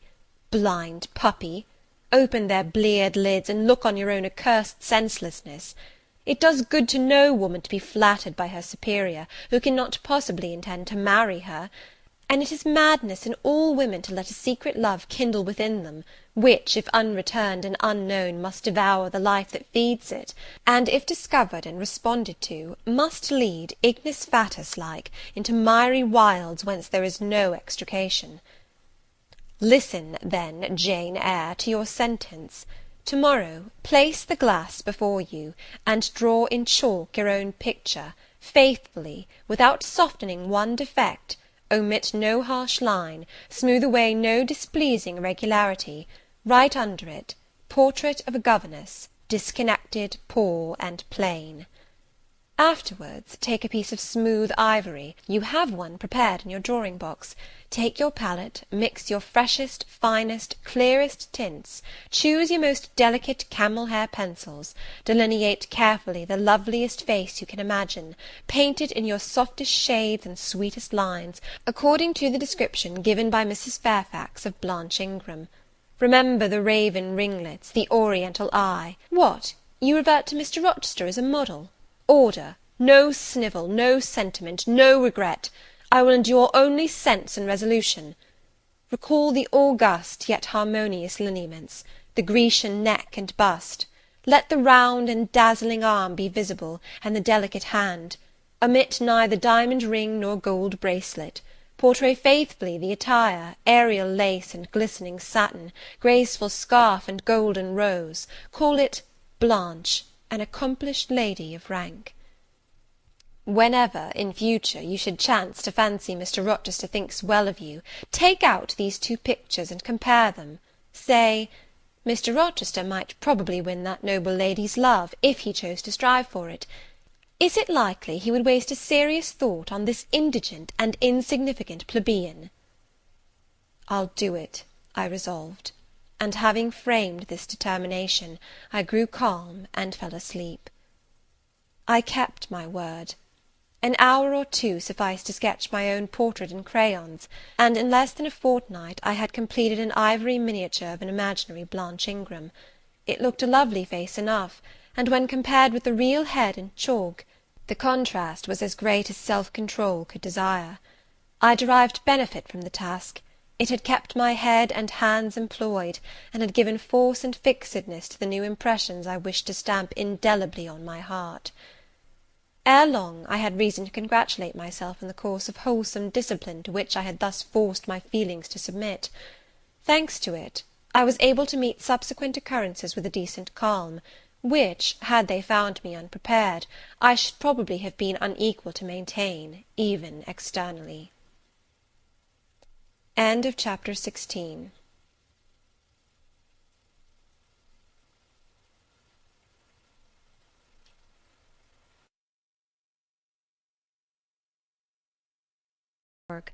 Recording by Elizabeth Klett. Jane Eyre by Charlotte Brontë. Chapter 17. A week passed, and no news arrived of Mr. Rochester. 10 days, and still he did not come. Mrs. Fairfax said she should not be surprised if he were to go straight from the Leas to London, and thence to the Continent, and not show his face again at Thornfield for a year to come. He had not unfrequently quitted it in a manner quite as abrupt and unexpected. When I heard this, I was beginning to feel a strange chill and failing at the heart. I was actually permitting myself to experience a sickening sense of disappointment. But rallying my wits and recollecting my principles, I at once called my sensations to order, and it was wonderful how I got over the temporary blunder, how I cleared up the mistake of supposing Mr. Rochester's movements a matter in which I had any cause to take a vital interest. Not that I humbled myself by a slavish notion of inferiority. On the contrary, I just said, "You have nothing to do with the master of Thornfield, further than to receive the salary he gives you for teaching his protégé, and to be grateful for such respectful and kind treatment as, if you do your duty, you have a right to expect at his hands.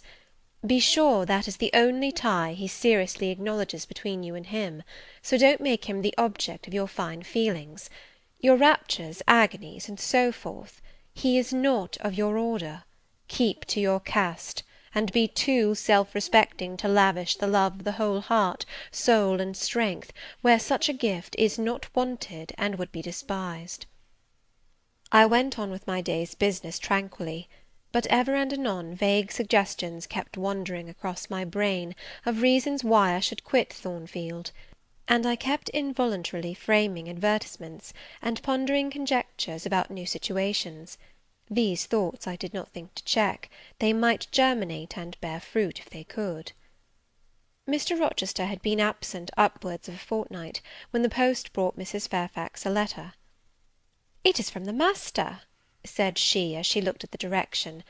"Now I suppose we shall know whether we are to expect his return or not." And while she broke the seal and perused the document, I went on taking my coffee. We were at breakfast. It was hot, and I attributed to that circumstance a fiery glow which suddenly rose to my face. Why my hand shook, and why I involuntarily spilt half the contents of my cup into my saucer, I did not choose to consider.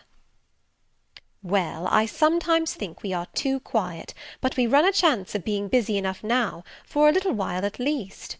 said Mrs. Fairfax, still holding the note before her spectacles. Ere I permitted myself to request an explanation, I tied the string of Adèle's pinafore, which happened to be loose.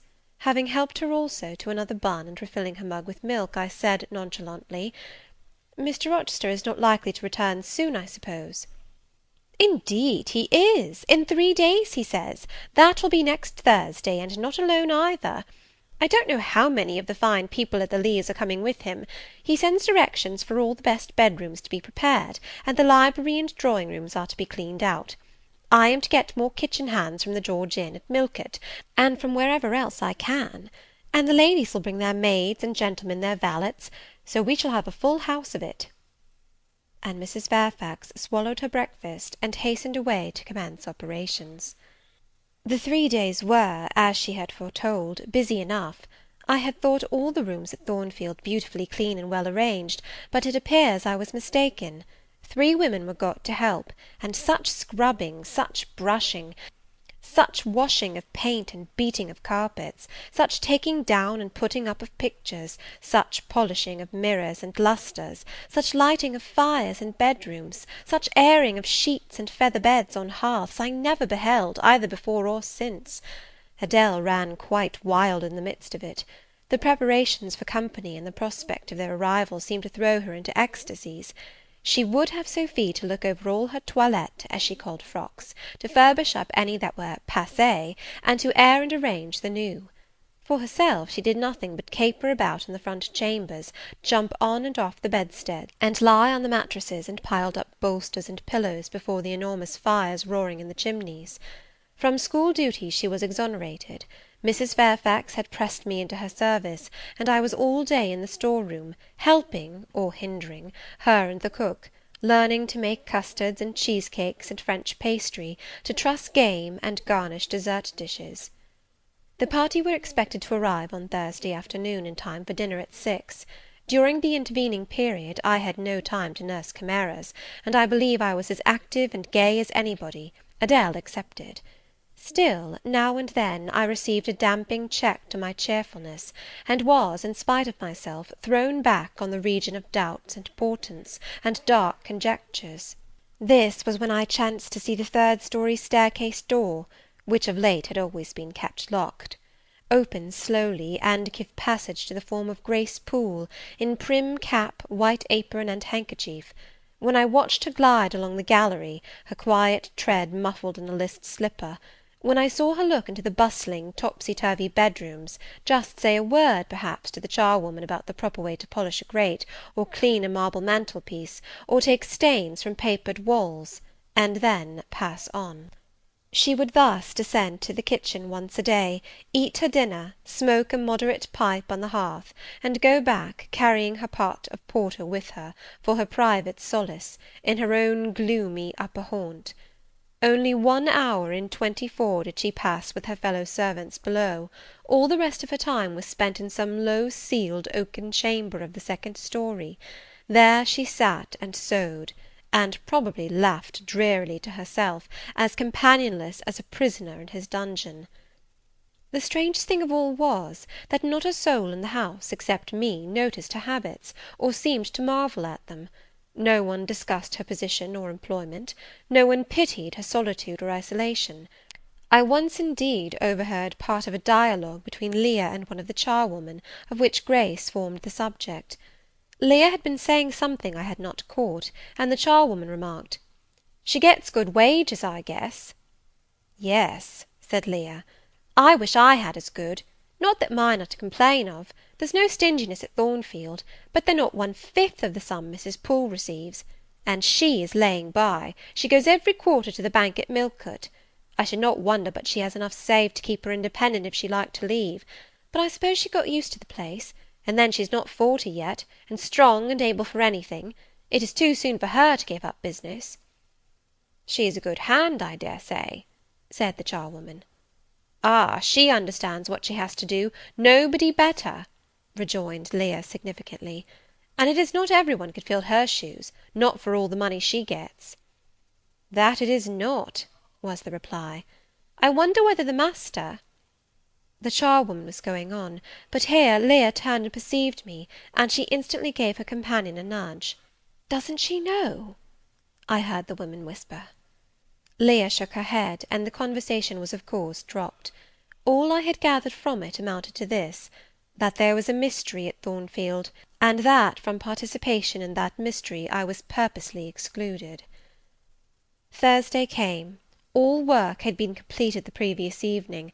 Carpets were laid down, bed-hangings festooned, radiant white counterpanes spread, toilet tables arranged, furniture rubbed, flowers piled in vases. Both chambers and saloons looked as fresh and bright as hands could make them. The hall, too, was scoured, and the great carved clock, as well as the steps and banisters of the staircase, were polished to the brightness of glass. In the dining-room the sideboard flashed resplendent with plate.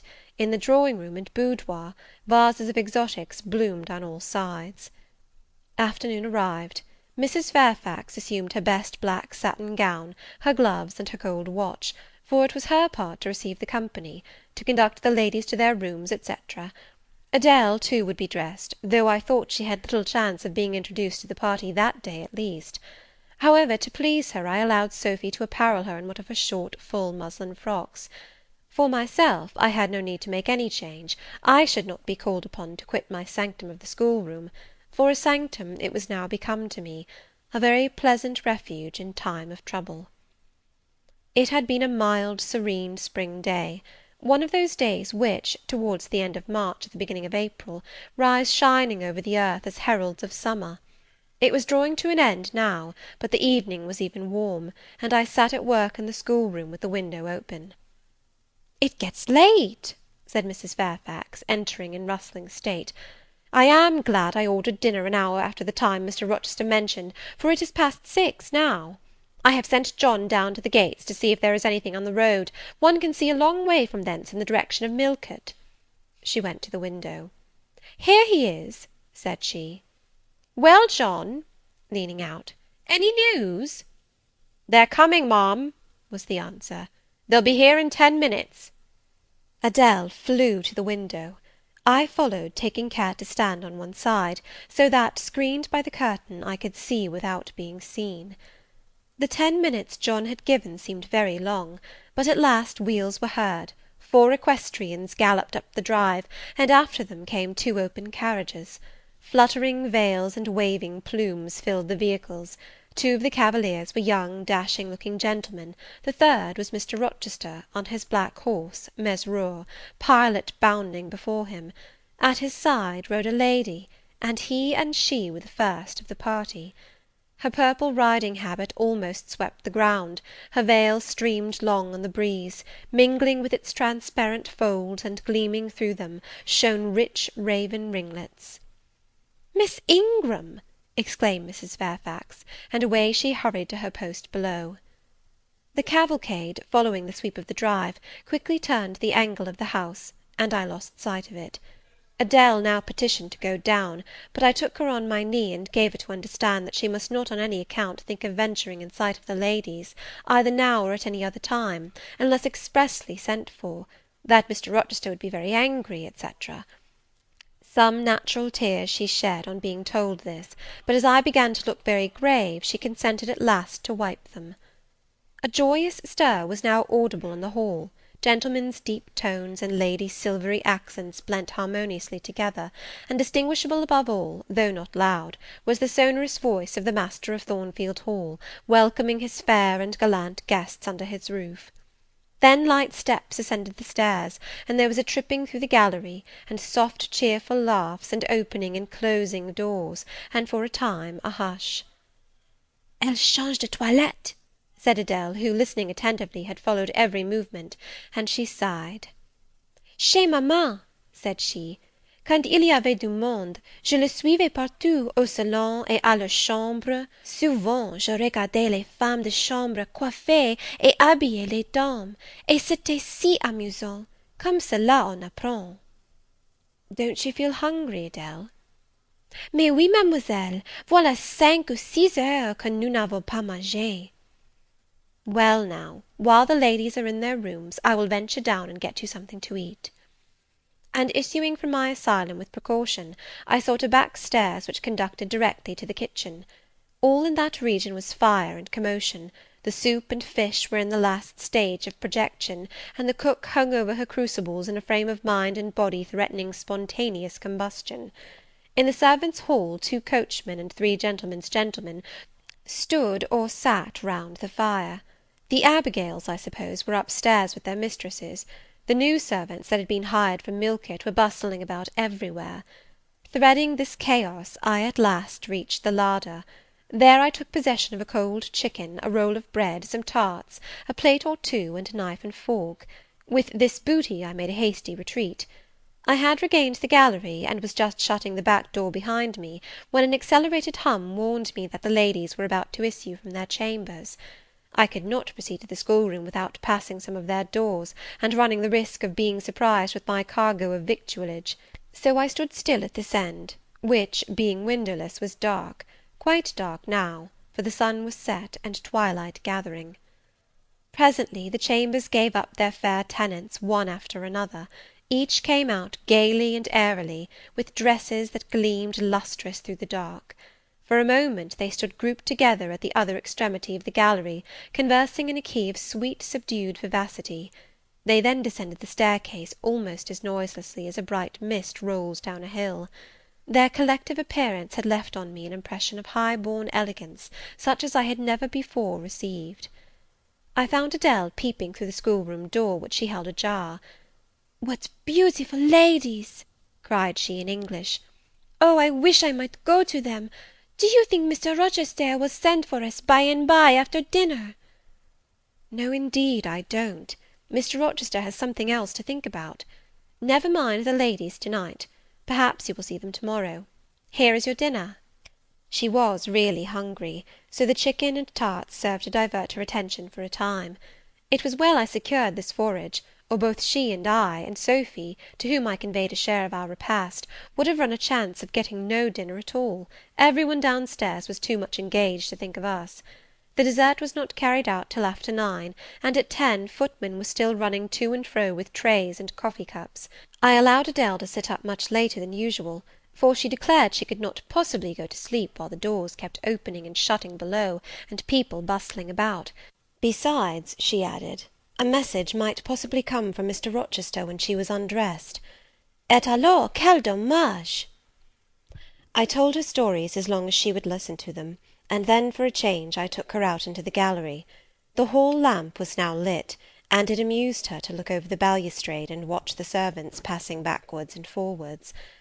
When the evening was far advanced, a sound of music issued from the drawing-room, whither the piano had been removed.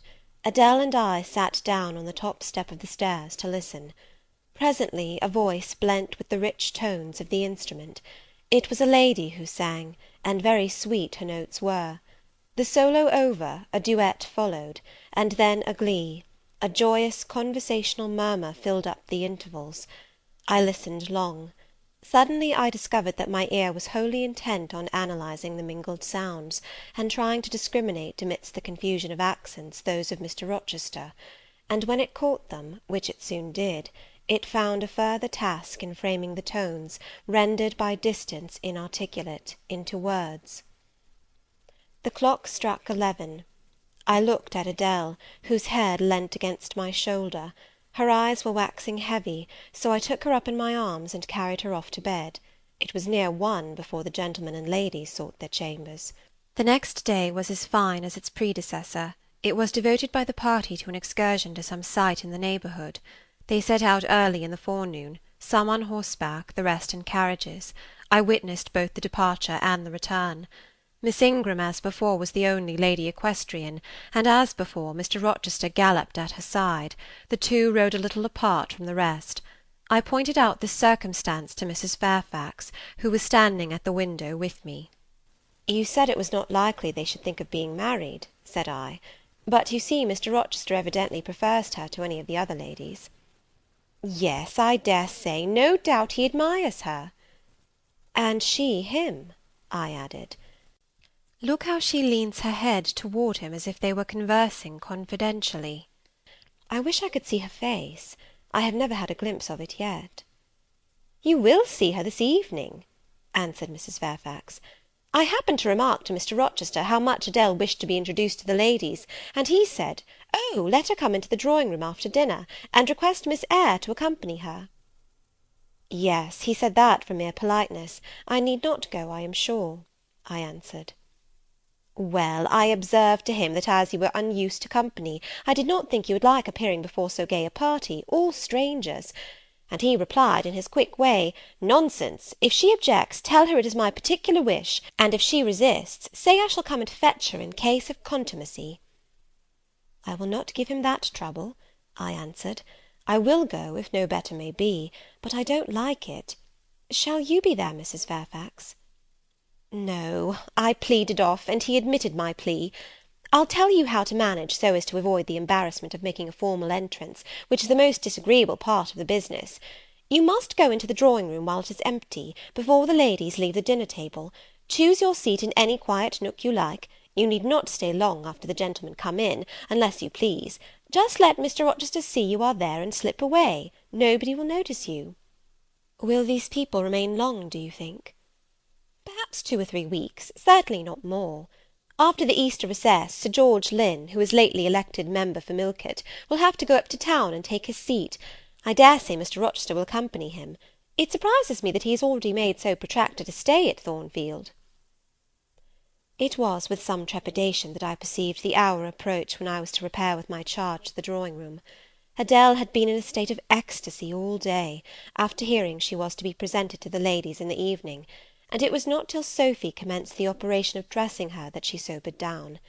Then the importance of the process quickly steadied her, and by the time she had her curls arranged in well-smoothed drooping clusters, her pink satin frock put on, her long sash tied, and her lace mittens adjusted, she looked as grave as any judge.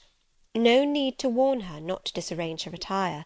When she was dressed, she sat demurely down in her little chair, taking care previously to lift up the satin skirt, for fear she should crease it, and assured me she would not stir thence till I was ready.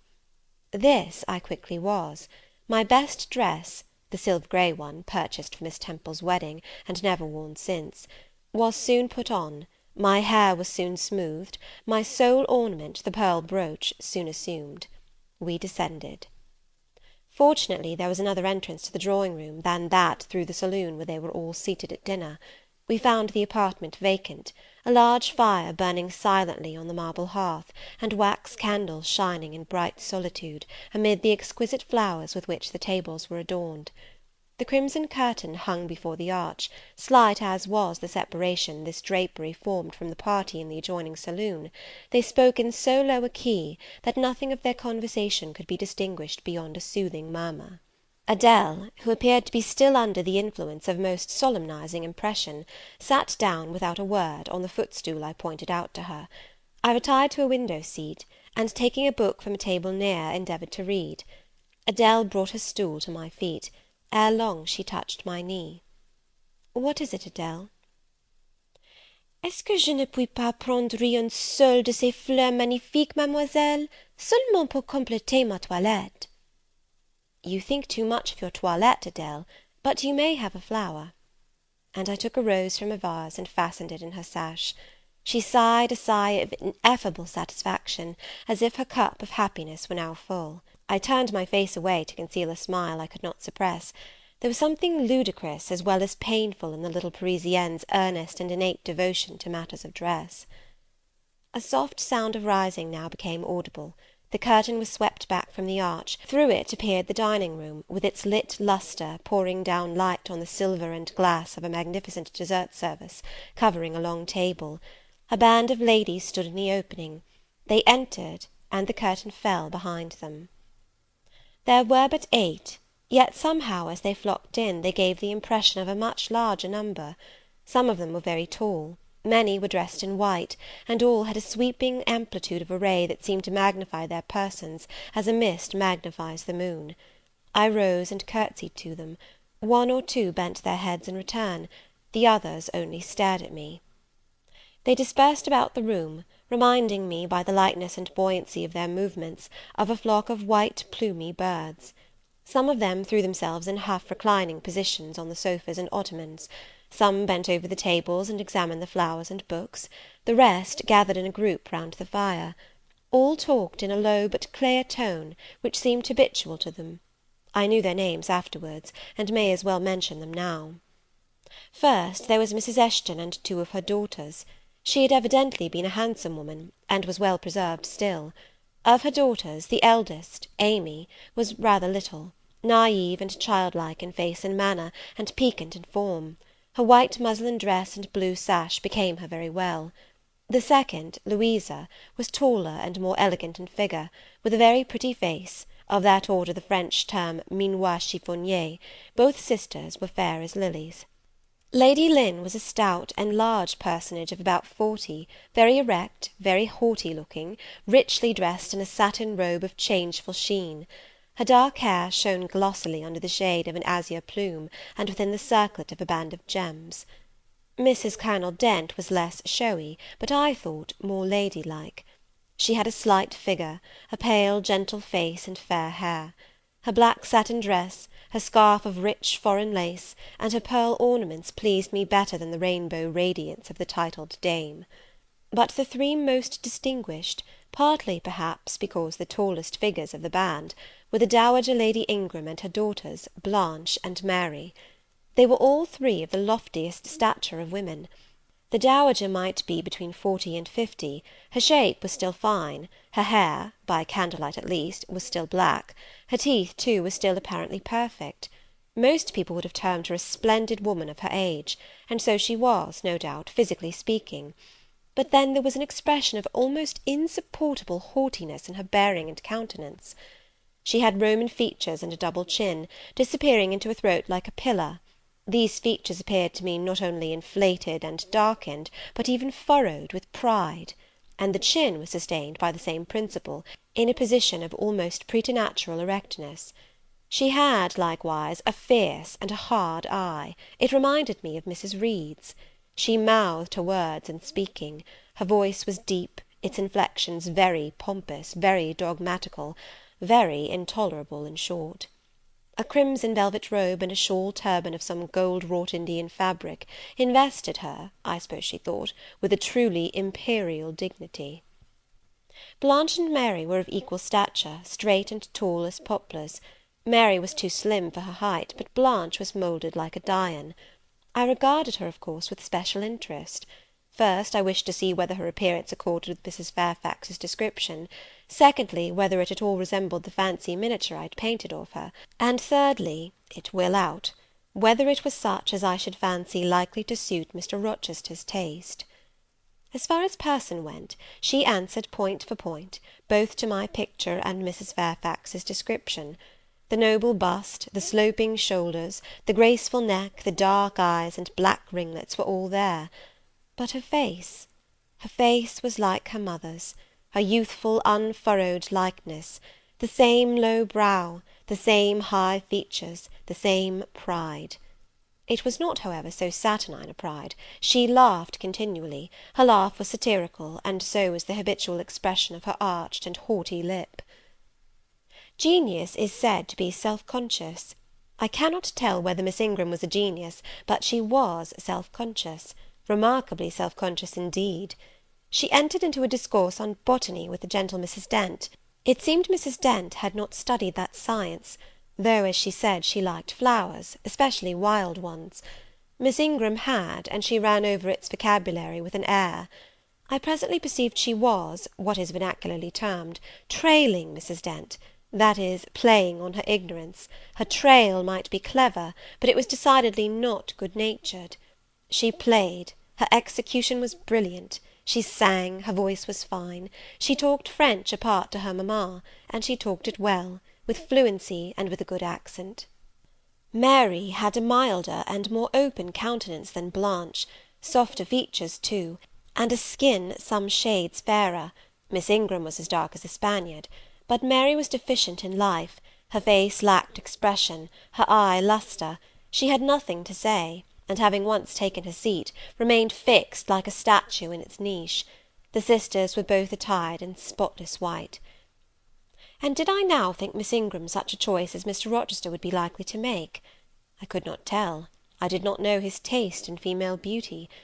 If he liked the majestic, she was the very type of majesty; then she was accomplished, sprightly.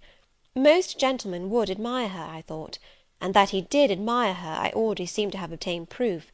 To remove the last shade of doubt, it remained but to see them together. You are not to suppose, reader, that Adèle has all this time been sitting motionless on the stool at my feet. No, when the ladies entered, she rose, advanced to meet them, made a stately reverence, and said with gravity, "Bonjour, mesdames," and Miss Ingram had looked down at her with a mocking air, and exclaimed, "Oh, what a little puppet!" Lady Lynn had remarked, "It is Mr. Rochester's ward, I suppose, the little French girl he was speaking of." Mrs. Dent had kindly taken her hand, and given her a kiss. Amy and Louisa Eshton had cried out simultaneously, "What a love of a child!" And then they had called her to a sofa, where she now sat, ensconced between them, chattering alternately in French and broken English, absorbing not only the young lady's attention, but that of Mrs. Eshton and Lady Lynn, and getting spoilt to her heart's content. At last coffee is brought in, and the gentlemen are summoned. I sit in the shade, if any shade there be in this brilliantly lit apartment; the window curtain half hides me.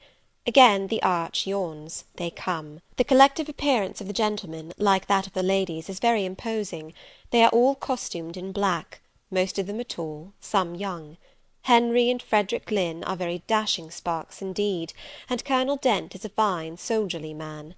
Mr. Eshton, the magistrate of the district, is gentlemanlike.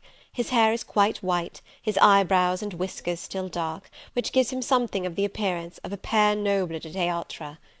Lord Ingram, like his sisters, is very tall; like them also, he is handsome; but he shares Mary's apathetic and listless look; he seems to have more length of limb than vivacity of blood or vigour of brain. And where is Mr. Rochester? He comes in last. I am not looking at the arch, yet I see him enter. I try to concentrate my attention on those netting needles, on the measures of the purse I am forming. I wish to think only of the work I have in my hands, to see only the silver beads and silk threads that lie in my lap. Whereas I distinctly behold his figure, and I inevitably recall the moment when I last saw it, just after I had rendered him what he deemed an essential service, and he, holding my hand, and looking down on my face, surveyed me with eyes that revealed a heart full and eager to overflow, in whose emotions I had a part. How near had I approached him at that moment? What had occurred since, calculated to change his and my relative positions? Yet now, how distant, how far estranged we were! So far estranged that I did not expect him to come and speak to me. I did not wonder, when, without looking at me, he took a seat at the other side of the room, and began conversing with some of the ladies. No sooner did I see that his attention was riveted on them, and that I might gaze without being observed, than my eyes were drawn involuntarily to his face.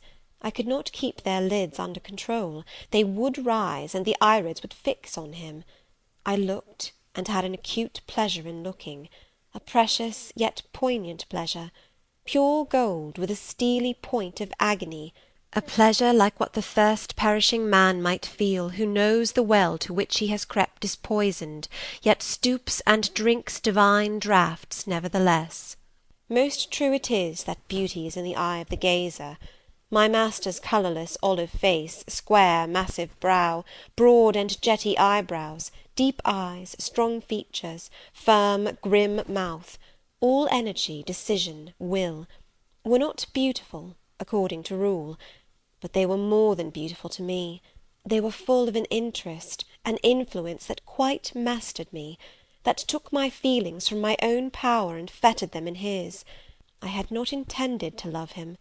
The reader knows I had wrought hard to extirpate from my soul the germs of love there detected, and now, at the first renewed view of him, they spontaneously arrived, green and strong. He made me love him without looking at me. I compared him with his guests. What was the gallant grace of the Lynns, the languid elegance of Lord Ingram, even the military distinction of Colonel Dent, contrasted with his look of native pith and genuine power? I had no sympathy in their appearance, their expression.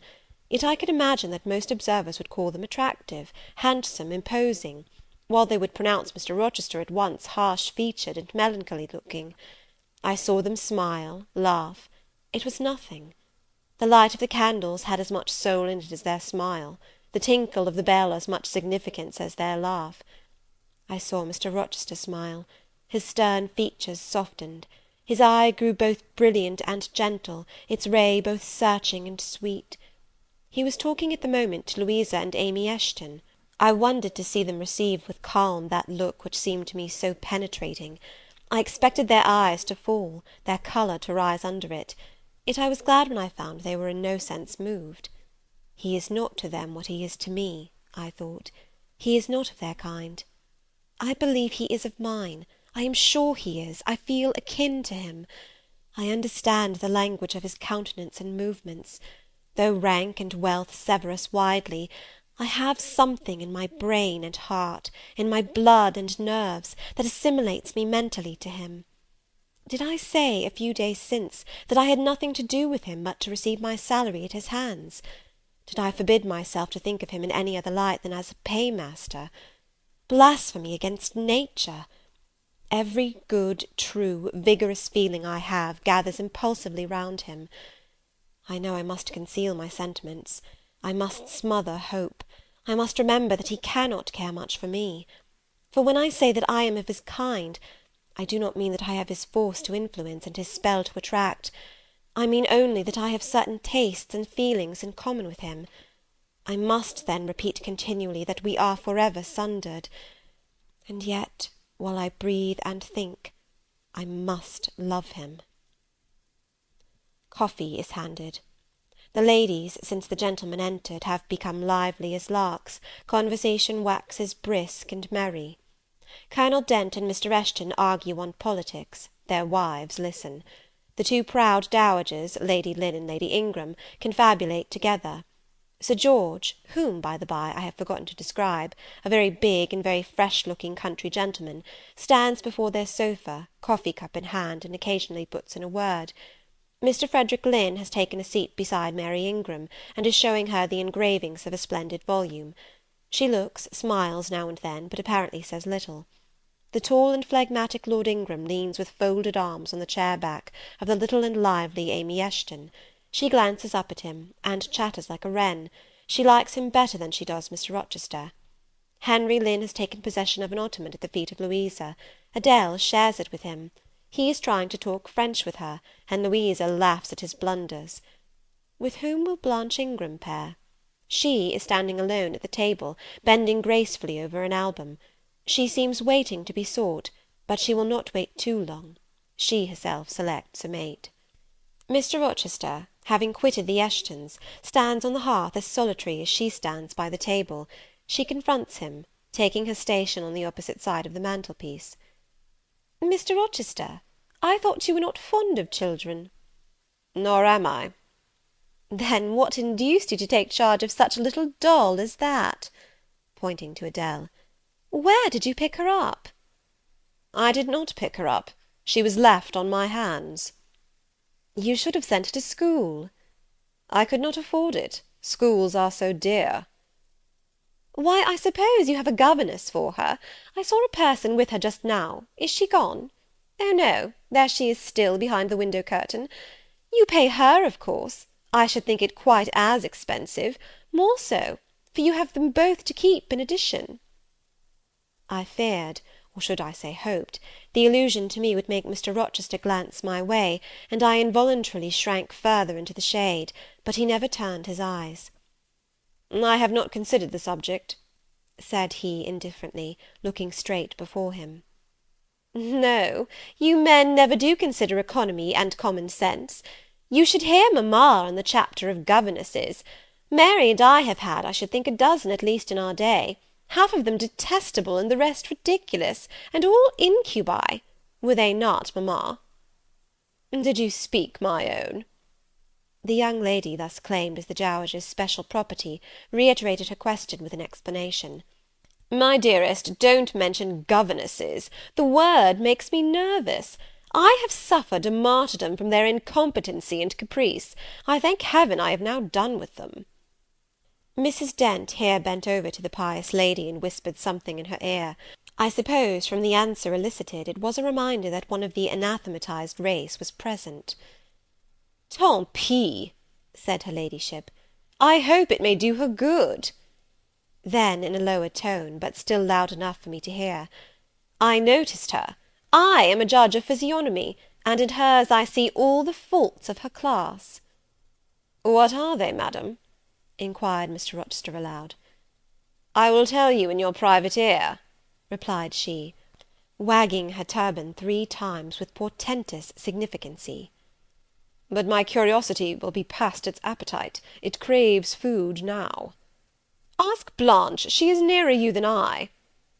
"Oh, don't refer him to me, mamma. I have just one word to say of the whole tribe. They are a nuisance. Not that I ever suffered much from them. I took care to turn the tables. What tricks Theodore and I used to play on Miss Wilsons, and Mrs. Greys, and Madame Joubert! Mary was always too sleepy to join in a plot with spirit. The best fun was with Madame Joubert. Miss Wilson was a poor sickly thing, lachrymose and low-spirited, not worth the trouble of vanquishing, in short.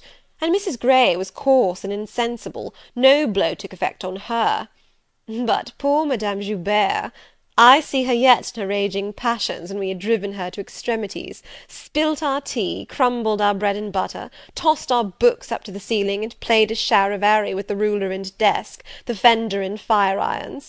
Theodore, do you remember those merry days?" "Yes, to be sure I do," drawled Lord Ingram. "And the poor old stick used to cry out, 'Oh, you villain Giles!' and then we sermonized her on the presumption of attempting to teach such clever blades as we were, when she herself was so ignorant." "We did. And, Teddo, you know, I helped you in prosecuting, or persecuting, your tutor, whey-faced Mr. Vining, the parson in the pip, as we used to call him. He and Miss Wilson took the liberty of falling in love with each other. At least Teddo and I thought so. We surprised sundry tender glances and sighs, which we interpreted as tokens of la belle passion, and I promise you the public soon had the benefit of our discovery. We employed it as a sort of lever to hoist our dead weights from the house. Dear mamma, there, as soon as she got an inkling of the business, found out that it was of an immoral tendency. Did you not, my lady mother?"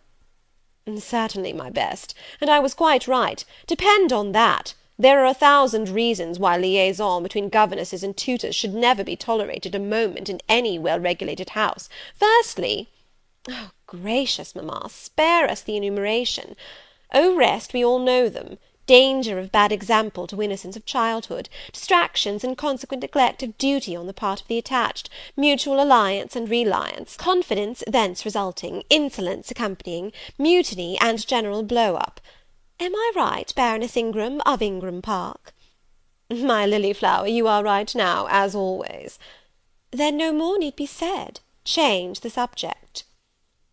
Amy Eshton, not hearing or not heeding this dictum, joined in with her soft infantine tone. "Louisa and I used to quiz our governess too, but she was such a good creature, she would bear anything, nothing put her out. She was never cross with us, was she, Louisa?" "No, never. We might do what we pleased, ransack her desk and her work-box, and turn her drawers inside out, and she was so good-natured she would give us anything we asked for." "I suppose now," said Miss Ingram, curling her lip sarcastically, "we shall have an abstract of the memoirs of all the governesses extant. In order to avert such a visitation, I again move the introduction of a new topic. Mr. Rochester, do you second my motion?" "Madam, I support you on this point, as on every other." "Then on me be the onus of bringing it forward. Signor Edoardo, are you in voice to-night?" "Donna Bianca, if you command it, I will be." "Then, Signor, I lay on you my sovereign behest to furbish up your lungs and other vocal organs, as they will be wanted on my royal service." "Who would not be the Rizzio of so divine a Mary?" "A fig for Rizzio!" cried she, tossing her head with all its curls as she moved to the piano. "It is my opinion the fiddler David must have been an insipid sort of fellow. I like Black Bothwell better. To my mind, a man is nothing without a spice of the devil in him; and history may say what it will of James Hepburn, but I have a notion he was just the sort of wild, fierce, bandit hero whom I could have consented to gift with my hand." "Gentlemen, you hear. Now which of you most resembles Bothwell? cried Mr. Rochester. "I should say the preference lies with you," responded Colonel Dent. "On my honour, I am much obliged to you," was the reply. Miss Ingram, who had now seated herself with proud grace at the piano, spreading out her snowy robes in queenly amplitude, commenced a brilliant prelude, talking meantime. She appeared to be on her high horse to-night. Both her words and her air seemed intended to excite not only the admiration, but the amazement of her auditors. She was evidently bent on striking them as something very dashing and daring indeed. "Oh, I am so sick of the young men of the present day!" exclaimed she, rattling away at the instrument. "Poor puny things, not fit to stir a step beyond papa's park gates, nor to go even so far without mamma's permission and guardianship. Creatures so absorbed in care about their pretty faces, and their white hands, and their small feet, as if a man had anything to do with beauty, as if loveliness were not the special prerogative of woman, her legitimate appanage and heritage.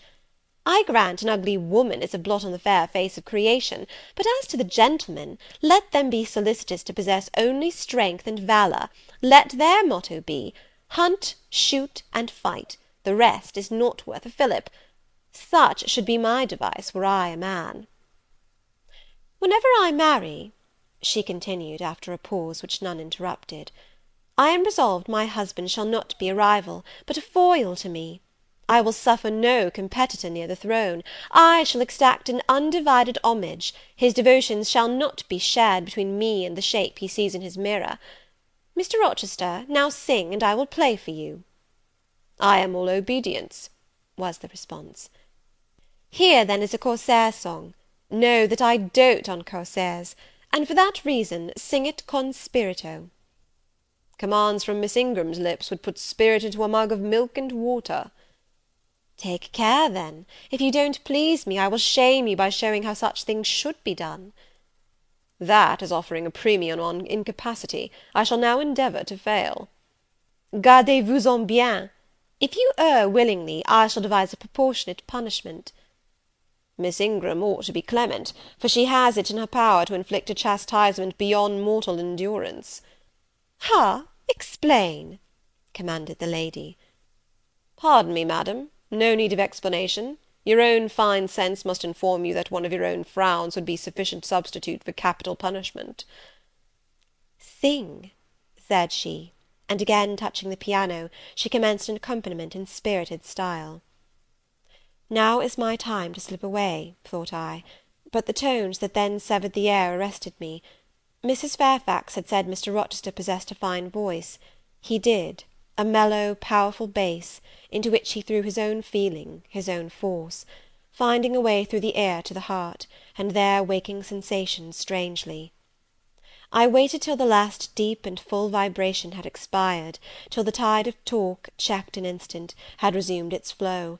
I then quitted my sheltered corner, and made my exit by the side door, which was fortunately near. Thence a narrow passage led into the hall. In crossing it, I perceived my sandal was loose. I stopped to tie it, kneeling for that purpose on the mat at the foot of the staircase. I heard the dining-room door unclose. A gentleman came out. Rising hastily, I stood face to face with him. It was Mr. Rochester. "How do you do?" he asked. "I am very well, sir." "Why did you not come and speak to me in the room?" I thought I might have retorted the question on him who put it, but I would not take that freedom. I answered, "I did not wish to disturb you, as you seemed engaged, sir." "What have you been doing during my absence?" "Nothing particular. Teaching Adele, as usual." "And getting a good deal paler than you were, as I saw at first sight. What is the matter?" "Nothing at all, sir." "Did you take any cold that night you half drowned me?" "Not the least." "Return to the drawing-room. You are deserting too early." "I am tired, sir." He looked at me for a minute. "And a little depressed?" he said. "What about? Tell me." "Nothing, nothing, sir. I am not depressed." "But I affirm that you are. So much depressed that a few more words would bring tears to your eyes. Indeed, they are there now, shining and swimming, and a bead has slipped from the lash and fallen on to the flag. If I had time, and was not in mortal dread of some prating prig of a servant passing, I would know what all this means. Well, to-night I excuse you. But understand that so long as my visitors stay, I expect you to appear in the drawing-room every evening. It is my wish. Don't neglect it. Now go and send Sophy for Adele. Good night, my—" He stopped, bit his lip, and abruptly left me. End of chapter 17.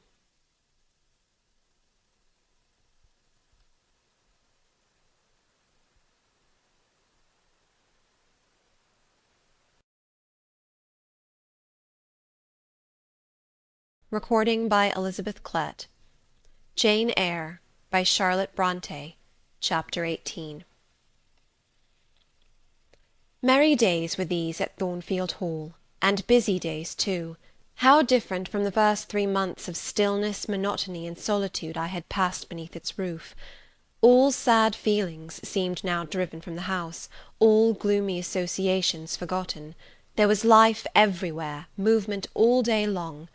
You could not now traverse the gallery, once so hushed, nor enter the front chambers, once so tenantless, without encountering a smart lady's maid or a dandy valet.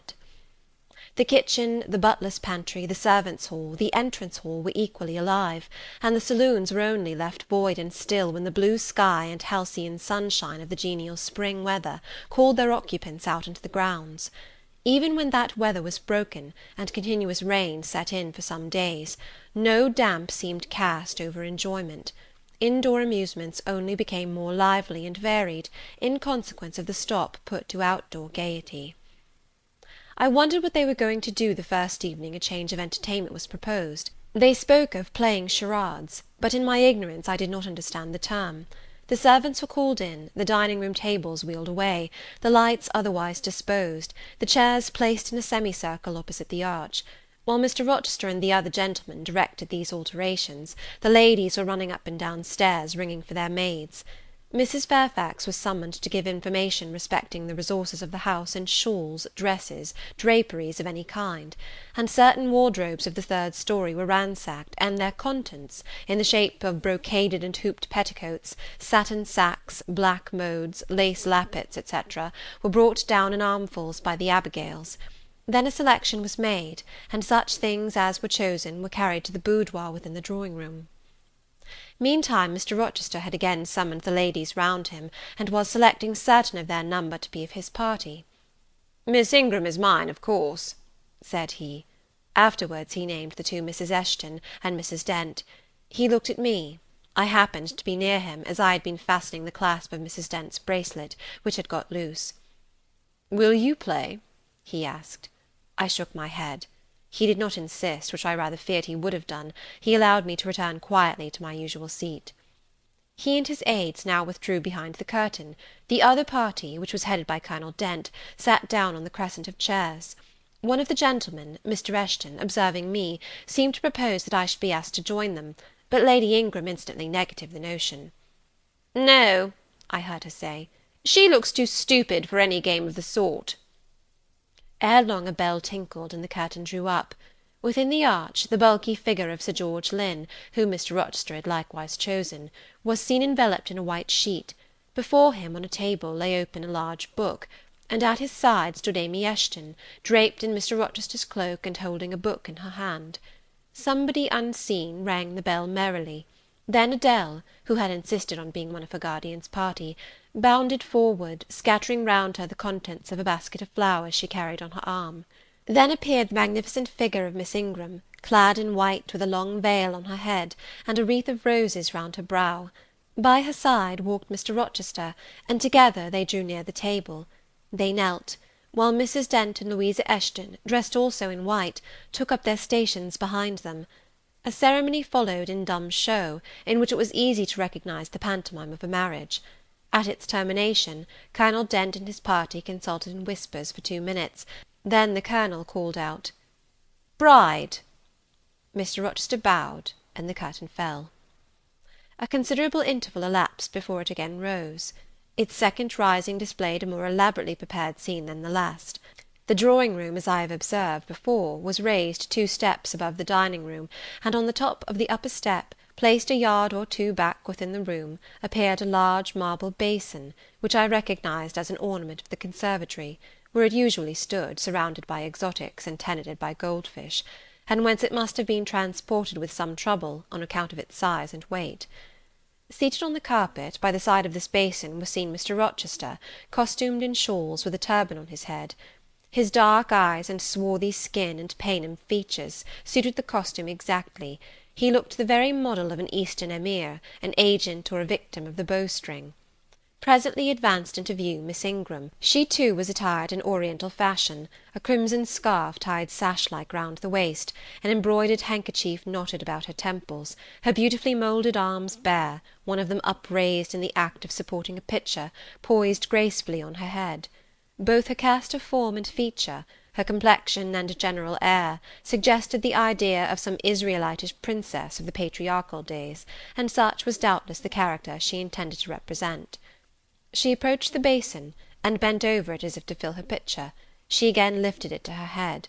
The personage on the well-brink now seemed to accost her, to make some request. She hasted, let down her pitcher on her hand, and gave him to drink. From the bosom of his robe he then produced a casket, opened it, and showed magnificent bracelets and earrings. She acted astonishment and admiration.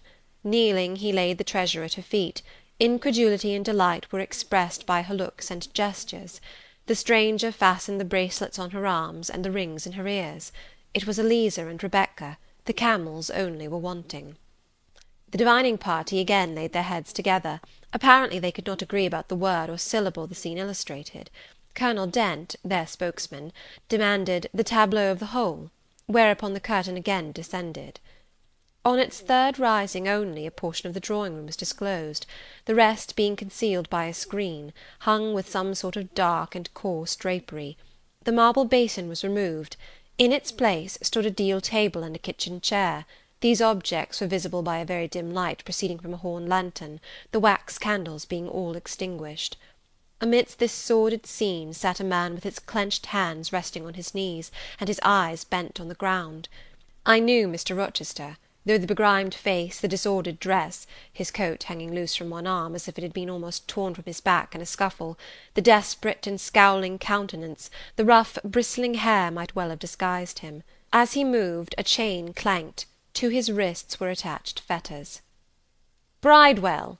exclaimed Colonel Dent, and the charade was solved.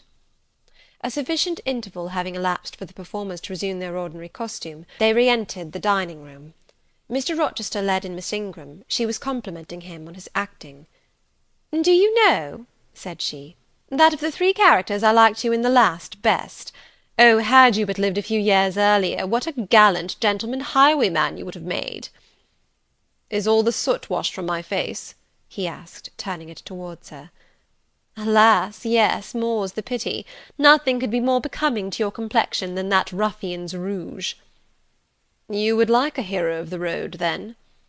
"An English hero of the road would be the next best thing to an Italian bandit, and that could only be surpassed by a Levantine pirate."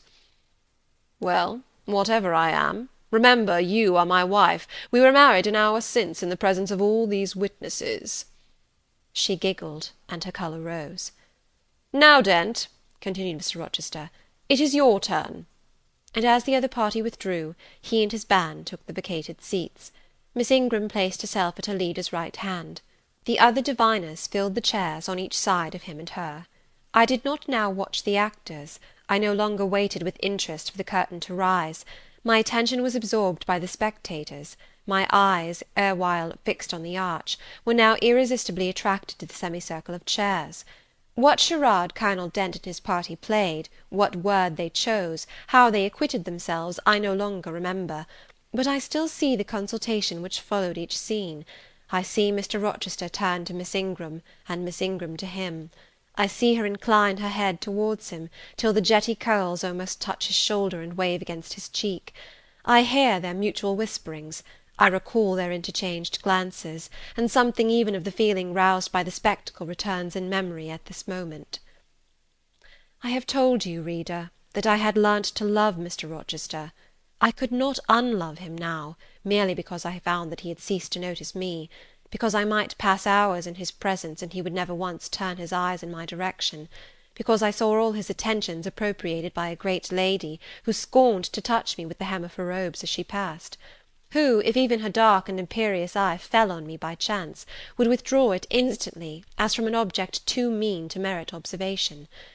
I could not unlove him, because I felt sure he would soon marry this very lady, because I read daily in her a proud security in his intentions respecting her, because I witnessed hourly in him a style of courtship which, if careless and choosing rather to be sought than to seek, was yet in its very carelessness captivating, and in its very pride irresistible.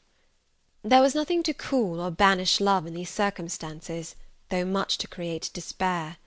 Much too, you will think, reader, to engender jealousy, if a woman in my position could presume to be jealous of a woman in Miss Ingram's. But I was not jealous, or very rarely. The nature of the pain I suffered could not be explained by that word. Miss Ingram was a mark beneath jealousy. She was too inferior to excite the feeling. Pardon the seeming paradox, I mean what I say. She was very showy, but she was not genuine. She had a fine person, many brilliant attainments, but her mind was poor, her heart barren by nature. Nothing bloomed spontaneously on that soil, no unforced natural fruit delighted by its freshness. She was not good, she was not original. She used to repeat sounding phrases from books. She never offered nor had an opinion of her own. She advocated a high tone of sentiment, but she did not know the sensations of sympathy and pity. Tenderness and truth were not in her. Too often she betrayed this by the undue vent she gave to a spiteful antipathy she had conceived against little Adele, pushing her away with some contumelious epithet if ever she happened to approach her, sometimes ordering her from the room, and always treating her with coldness and acrimony. Other eyes besides mine watched these manifestations of character, watched them closely, keenly, shrewdly. Yes, the future bridegroom, Mr. Rochester himself, exercised over his intended a ceaseless surveillance, and it was from this sagacity, this guardedness of his, this perfect, clear consciousness of his fair one's defects, this obvious absence of passion in his sentiments towards her, that my ever-torturing pain arose. I saw he was going to marry her, for family, perhaps political reasons, because her rank and connections suited him. I felt he had not given her his love, and that her qualifications were ill adapted to win from him that treasure. This was the point.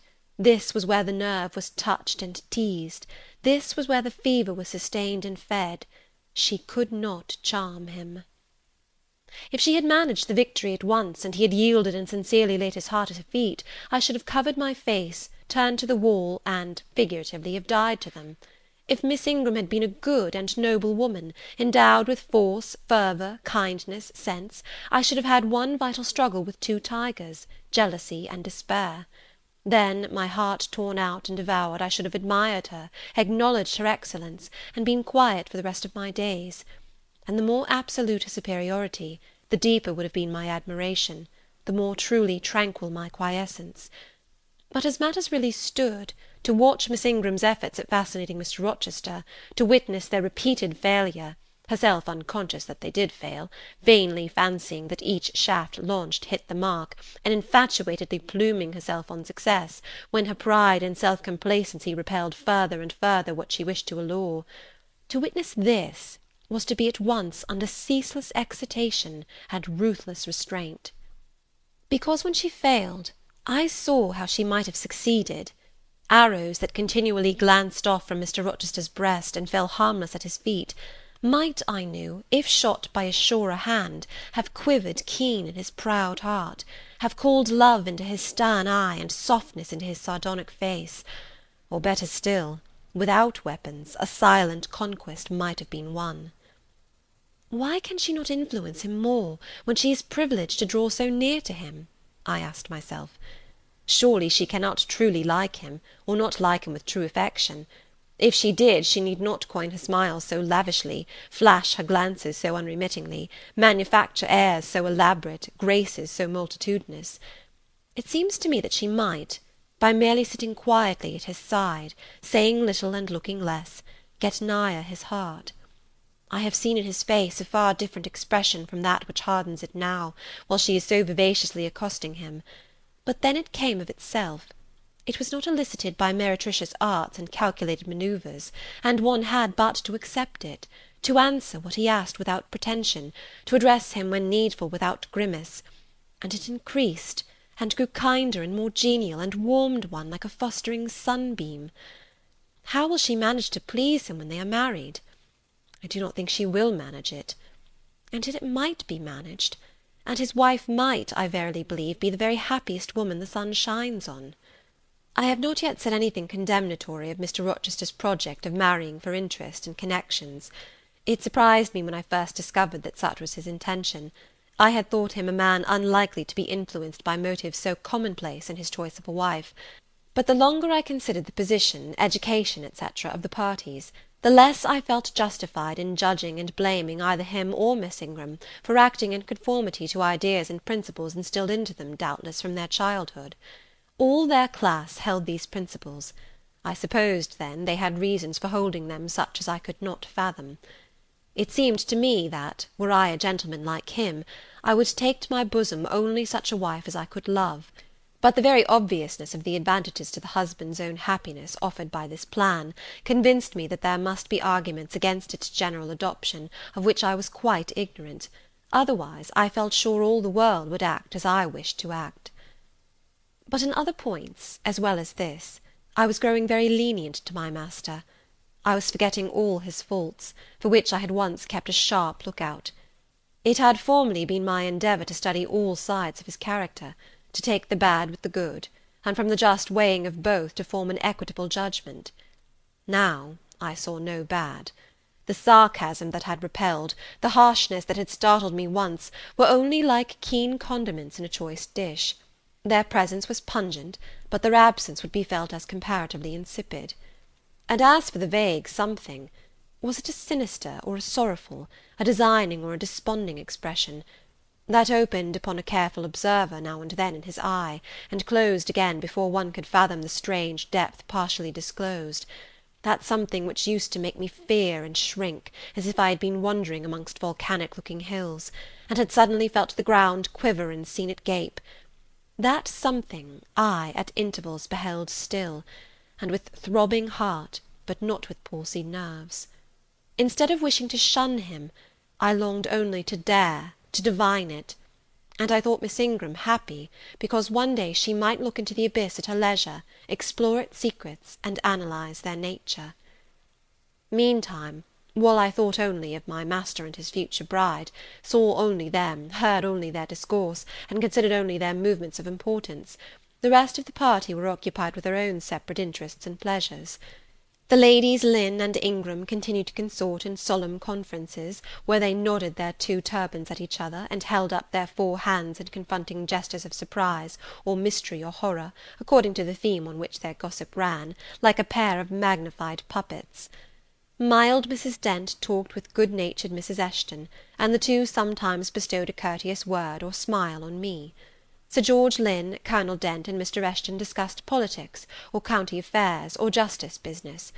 Lord Ingram flirted with Amy Eshton, Louisa played and sang to and with one of the Messrs. Lynn, and Mary Ingram listened languidly to the gallant speeches of the other.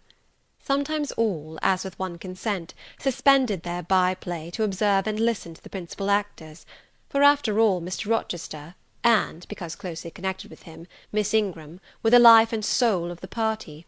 If he was absent from the room an hour, a perceptible dullness seemed to steal over the spirits of his guests, and his re-entrance was sure to give a fresh impulse to the vivacity of conversation. The want of his animating influence appeared to be peculiarly felt one day that he had been summoned to Millcote on business, and was not likely to return till late. The afternoon was wet. A walk the party had proposed to take to see a gipsy camp, lately pitched on a common beyond Hay, was consequently deferred. Some of the gentlemen were gone to the stables; the younger ones, together with the younger ladies, were playing billiards in the billiard-room. The dowagers Ingram and Lynn sought solace in a quiet game at cards.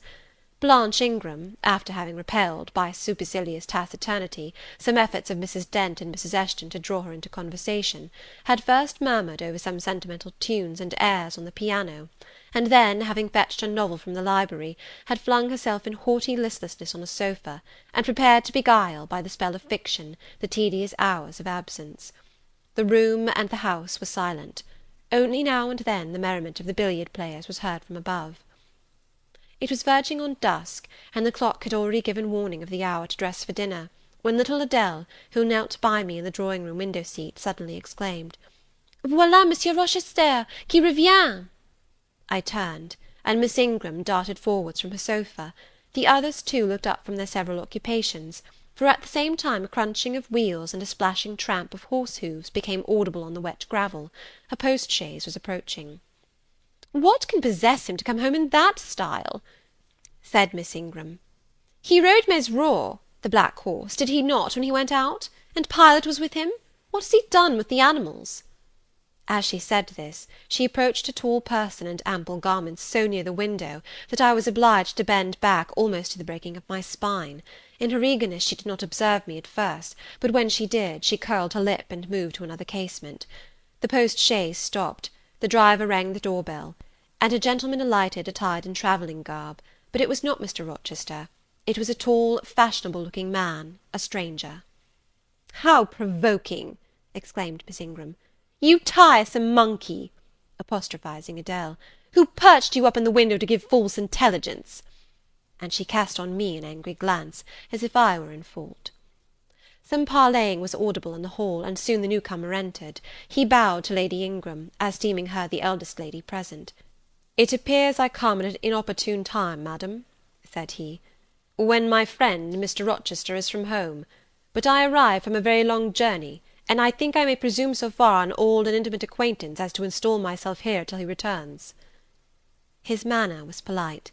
His accent, in speaking, struck me as being somewhat unusual, not precisely foreign, but still not altogether English. His age might be about Mr. Rochester's, between 30 and 40. His complexion was singularly sallow. Otherwise he was a fine-looking man, at first sight especially. On closer examination, you detected something in his face that displeased, or rather that failed to please. His features were regular, but too relaxed. His eye was large and well cut, but the life looking out of it was a tame, vacant life. At least so I thought. The sound of the dressing-bell dispersed the party. It was not till after dinner that I saw him again. He seemed then quite at his ease. But I liked his physiognomy even less than before. It struck me as being at the same time unsettled and inanimate. His eye wandered, and had no meaning in its wandering. This gave him an odd look, such as I never remembered to have seen. For a handsome and not unamiable-looking man, he repelled me exceedingly.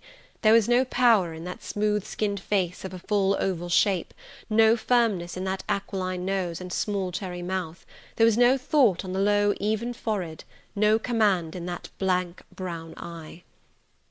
As I sat in my usual nook, and looked at him with the light of the girandole on the mantelpiece beaming full over him, for he occupied an armchair drawn close to the fire, and kept shrinking still nearer, as if he were cold, I compared him with Mr. Rochester. I think, with deference be it spoken, the contrast could not be much greater between a sleek gander and a fierce falcon, between a meek sheep and the rough-coated, keen-eyed dog, its guardian. He had spoken of Mr. Rochester as an old friend. A curious friendship theirs must have been, a pointed illustration indeed of the old adage that extremes meet. 2 or 3 of the gentlemen sat near him, and I caught at times scraps of their conversation across the room.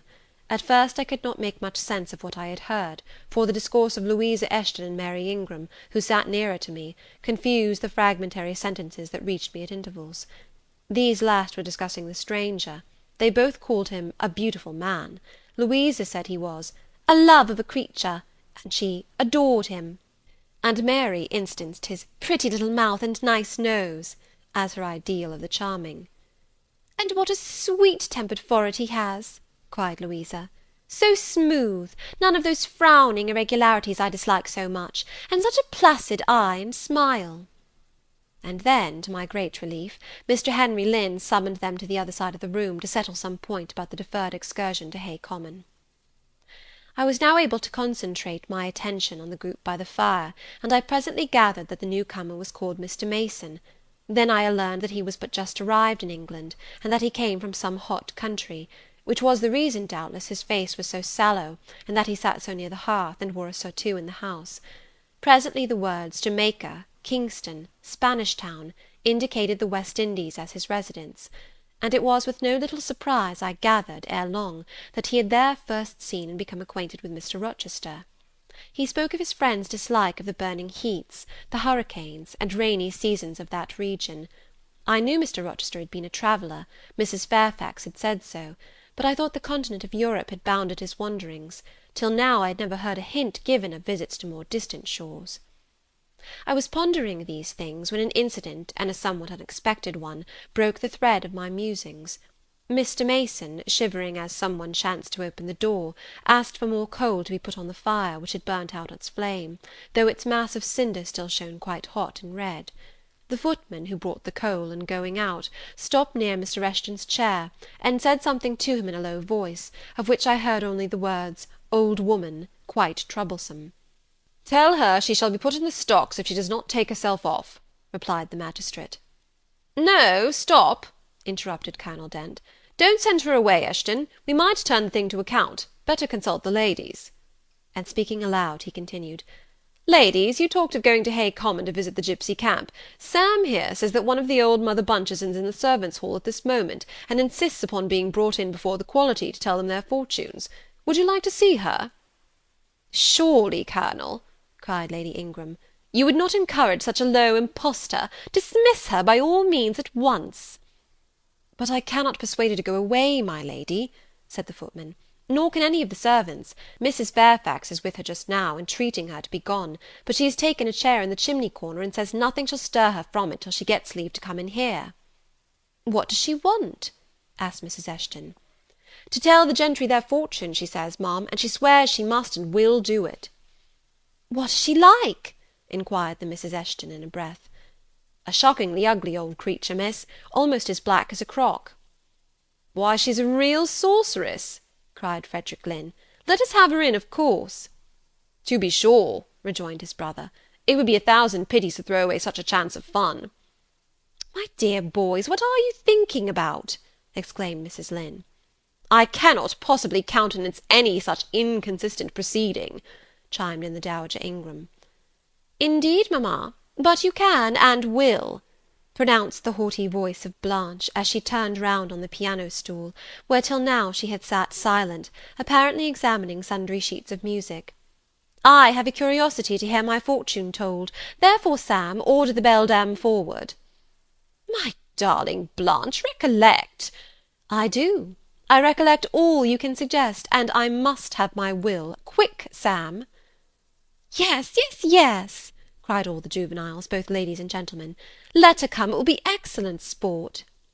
The footman still lingered. "She looks such a rough one," said he. "Go!" ejaculated Miss Ingram, and the man went. Excitement instantly seized the whole party. A running fire of raillery and jest was proceeding when Sam returned. "She won't come now," said he. "She says it's not her mission to appear before the vulgar herd, them's her words. I must show her into a room by herself, and then those who wish to consult her must go to her one by one." "You see now, my queenly Blanche," began Lady Ingram, "she encroaches. Be advised, my angel girl, and—" "Show her into the library, of course," cut in the angel girl. "It is not my mission to listen to her before the vulgar herd either. I mean to have her all to myself. Is there a fire in the library?" "Yes, ma'am, but she looks such a tinkler." "Cease that chatter, blockhead, and do my bidding." Again Sam vanished, and mystery, animation, expectation rose to full flow once more. "She's ready now," said the footman as he reappeared. "She wishes to know who will be her first visitor." "I think I had better just look in upon her before any of the ladies go," said Colonel Dent. "Tell her, Sam, a gentleman is coming." Sam went and returned. "She says, sir, that she'll have no gentlemen. They need not trouble themselves to come near her, nor," he added, with difficulty expressing a titter, "any ladies either, except the young and single." "By Jove, she has taste!" exclaimed Henry Lynn. Miss Ingram rose solemnly. "I go first," she said, in a tone which might have befitted the leader of a forlorn hope, mounting a breach in the van of his men. "Oh, my best, oh, my dearest, pause, reflect," was her mamma's cry.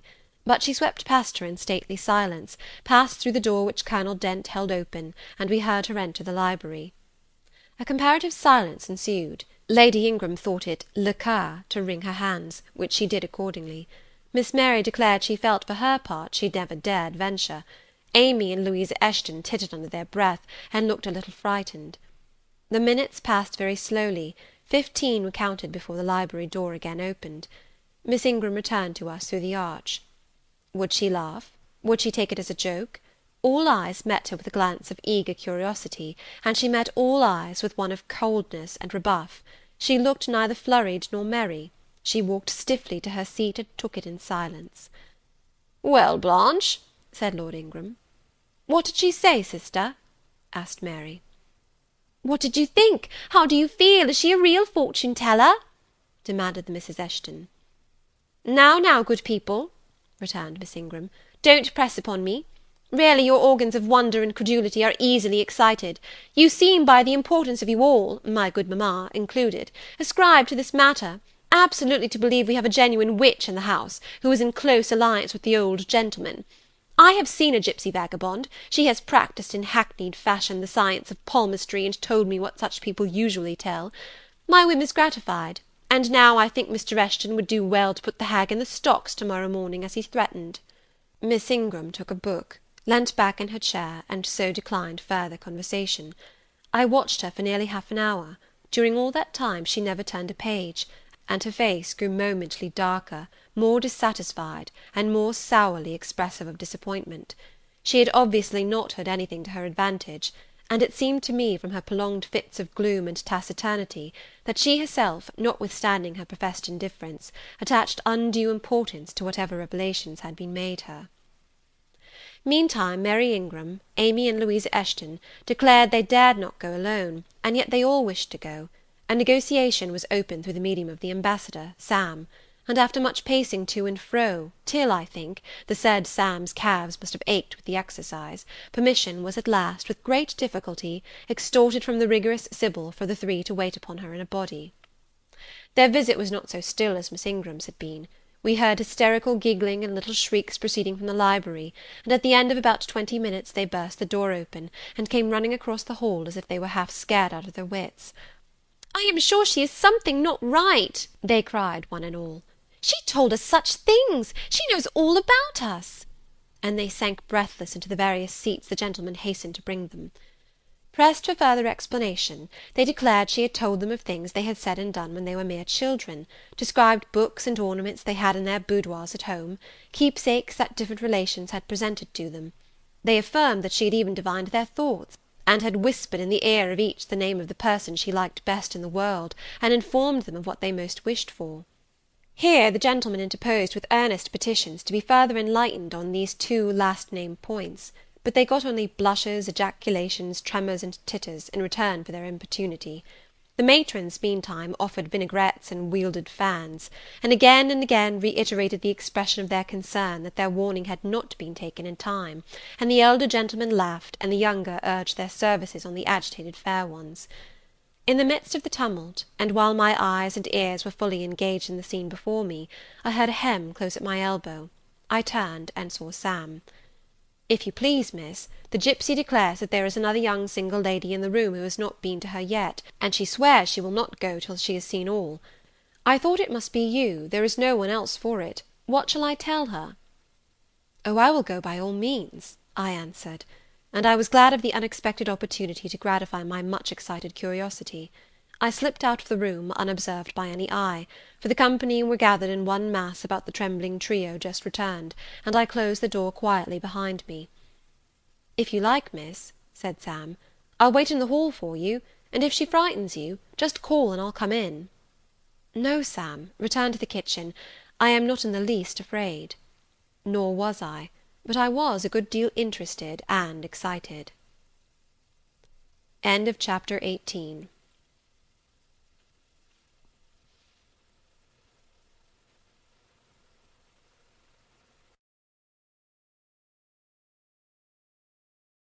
Audiobooks. Recording by Elizabeth Klett. Jane Eyre by Charlotte Brontë. Chapter 19.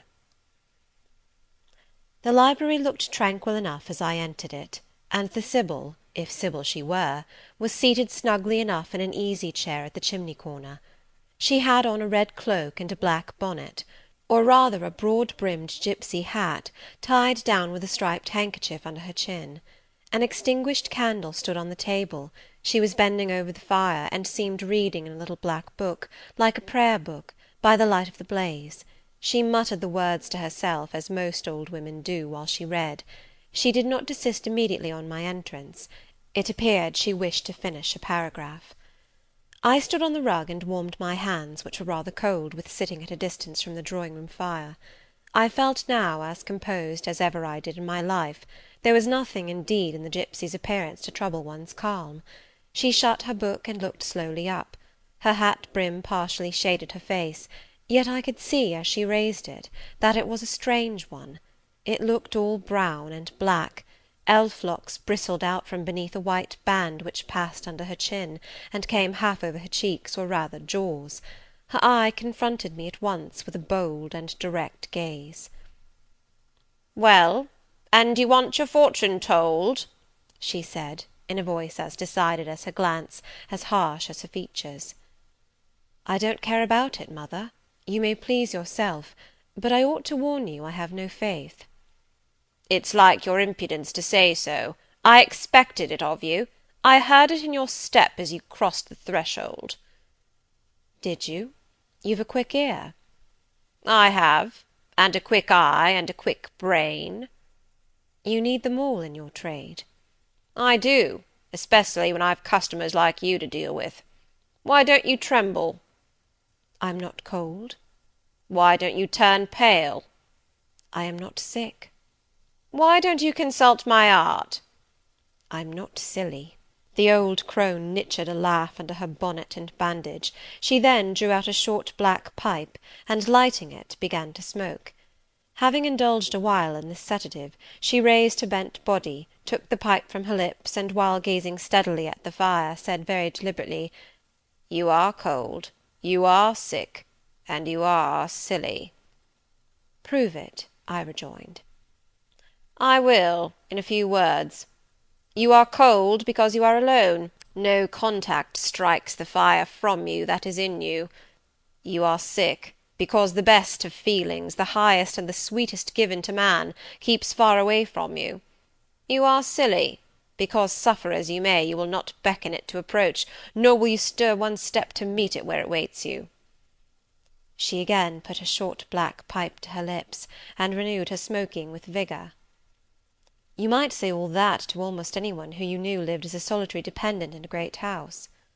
"I might say it to almost any one, but would it be true of almost any one?" "In my circumstances." "Yes, just so in your circumstances, but find me another precisely placed as you are." "It would be easy to find you thousands." "You could scarcely find me one. If you knew it, you are peculiarly situated. Very near happiness, yes, within reach of it.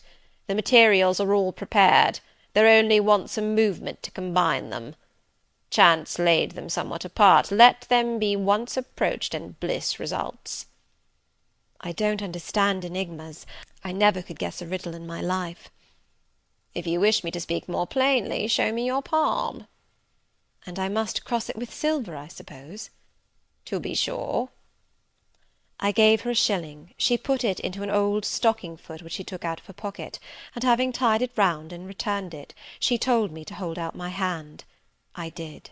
She approached her face to the palm, and pored over it without touching it. "It is too fine," said she. "I can make nothing of such a hand as that, almost without lines. Besides, what is in a palm? Destiny is not written there." "I believe you," I said. "No," she continued, "it is in the face, on the forehead, about the eyes, in the lines of the mouth. Kneel and lift up your head." "Ah, now you are coming to reality," I said as I obeyed her. "I shall begin to put some faith in you presently." I knelt within half a yard of her. She stirred the fire, so that a ripple of light broke from the disturbed coal.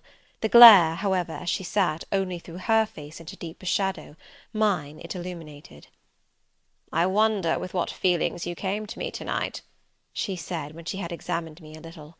"I wonder what thoughts are busy in your heart during all the hours you sit in yonder room with the fine people flitting before you like shapes in a magic lantern, just as little sympathetic communion passing between you and them as if they really were mere shadows of human forms, and not the actual substance." "I feel tired often, sleepy sometimes, but seldom sad." "Then you have some secret hope to buoy you up and please you with whispers of the future?" "Not I.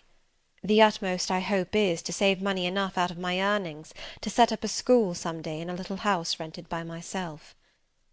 "A mean nutriment for the spirit to exist on, and sitting in that window-seat, you see I know your habits." "You have learned them from the servants." "Ah, you think yourself sharp? Well, perhaps I have. To speak truth, I have an acquaintance with one of them, Mrs. Poole." I started to my feet when I heard the name. "You have you?" thought I. "There is diablerie in the business after all, then." "Don't be alarmed," continued the strange being. "She's a safe hand, is Mrs. Poole, close and quiet, any one may repose confidence in her. But as I was saying, sitting in that window-seat, do you think of nothing but your future school? Have you no present interest in any of the company who occupy the sofas and chairs before you? Is there not one face you study, one figure whose movements you follow with the least curiosity?" "I like to observe all the faces and all the figures." "But do you never single one out from the rest? Or it may be two?" "I do, frequently. When the gestures or looks of a pair seem telling a tale, it amuses me to watch them." "What tale do you like best to hear?" "Oh, I have not much choice. They generally run on the same theme, courtship, and promise to end in the same catastrophe, marriage." "And do you like that monotonous theme?" "Positively I don't care about it. It is nothing to me." "Nothing to you? When a lady, young and full of life and health, charming with beauty and endowed with the gifts of rank and fortune, sits and smiles in the eyes of a gentleman you—" "I what?" "You know, and perhaps think well of." "I don't know the gentlemen here. I have scarcely interchanged a syllable with one of them; and as to thinking well of them, I consider some respectable, and stately, and middle-aged, and others young, dashing, handsome, and lively; but certainly they are all at liberty to be the recipients of whose smiles they please, without my feeling disposed to consider the transaction of any moment to me." "You don't know the gentlemen here? You have not exchanged a syllable with one of them? Will you say that of the master of the house?" "He is not at home." "A profound remark! A most ingenious quibble! He went to milk it this morning, and will be back here to-night or to-morrow. Does that circumstance exclude him from the list of your acquaintance, blot him, as it were, out of existence?" "No, but I can scarcely see what Mr. Rochester has to do with the theme you had introduced." "I was talking of ladies smiling in the eyes of gentlemen, and of late so many smiles have been shed into Mr. Rochester's eyes that they overflow like two cups filled above the brim. Have you never remarked that?" "Mr. Rochester has a right to enjoy the society of his guests." "No question about his right. But have you never observed that, of all the tales told here about matrimony, Mr. Rochester has been favoured with the most lively and the most continuous?" "The eagerness of a listener quickens the tongue of a narrator." I said this rather to myself than to the gipsy, whose strange talk, voice, manner, had by this time wrapped me in a kind of dream. One unexpected sentence came from her lips after another, till I got involved in a web of mystification, and wondered what unseen spirit had been sitting for weeks by my heart, watching its workings, and taking record of every pulse. "Eagerness of a listener!" repeated she. "Yes, Mr. Rochester has sat by the hour, his ear inclined to the fascinating lips that took such delight in their task of communicating, and Mr. Rochester was so willing to receive, and looked so grateful for the pastime given him. You have noticed this?" "Grateful? I cannot remember detecting gratitude in his face." "Detecting? You have analysed, then? And what did you detect, if not gratitude?" I said nothing. You have seen love, have you not? And looking forward, you have seen him married, and beheld his bride happy? Not exactly. Your witch's skill is rather at fault sometimes. What the devil have you seen, then? Never mind. I came here to inquire, not to confess. Is it known that Mr. Rochester is to be married? Yes, and to the beautiful Miss Ingram. Shortly? Appearances would warrant that conclusion, and no doubt, though with an audacity that wants chastising out of you, you seem to question it, they will be a superlatively happy pair. He must love such a handsome, noble, witty, accomplished lady, and probably she loves him, or if not his person, at least his purse. I know she considers the Rochester estate eligible to the last degree, though, God pardon me, I told her something on that point about an hour ago which made her look wondrous grave. The corners of her mouth fell half an inch. I would advise her blackavist suitor to look out. If another comes with a longer or clearer rent-roll, he's dished. But, mother, I did not come to hear Mr. Rochester's fortune. I came to hear my own, and you have told me nothing of it. Your fortune is yet doubtful. When I examined your face, one trait contradicted another. Chance has meted you a measure of happiness, that I know. I knew it before I came here this evening. She has laid it carefully on one side for you. I saw her do it. It depends on yourself to stretch out your hand and take it up, but whether you will do so is the problem I study. Kneel again on the rug. Don't keep me long. The fire scorches me. I knelt. She did not stoop towards me, but only gazed, leaning back in her chair. She began muttering. The flame flickers in the eye. The eye shines like dew. It looks soft and full of feeling. It smiles at my jargon. It is susceptible. Impression follows impression through its clear sphere. Where it ceases to smile, it is sad. An unconscious lassitude weighs on the lid. That signifies melancholy resulting from loneliness. It turns from me, it will not suffer further scrutiny.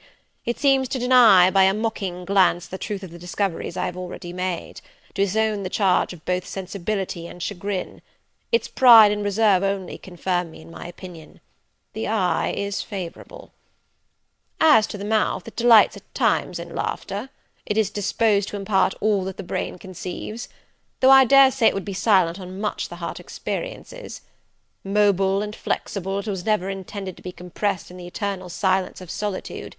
It is a mouth which should speak much and smile often, and have human affection for its interlocutor. That feature, too, is propitious. I see no enemy to a fortunate issue but in the brow, and that brow professes to say, I can live alone, if self-respect and circumstances require me to do so. I need not sell my soul to buy bliss. I have an inward treasure born with me, which can keep me alive if all extraneous delight should be withheld, or offered only at a price I cannot afford to give.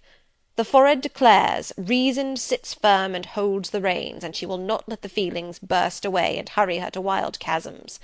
The passions may rage furiously, like true heathens as they are, and the desires may imagine all sorts of vain things, but judgment still shall have the last word in every argument, and the casting vote in every decision.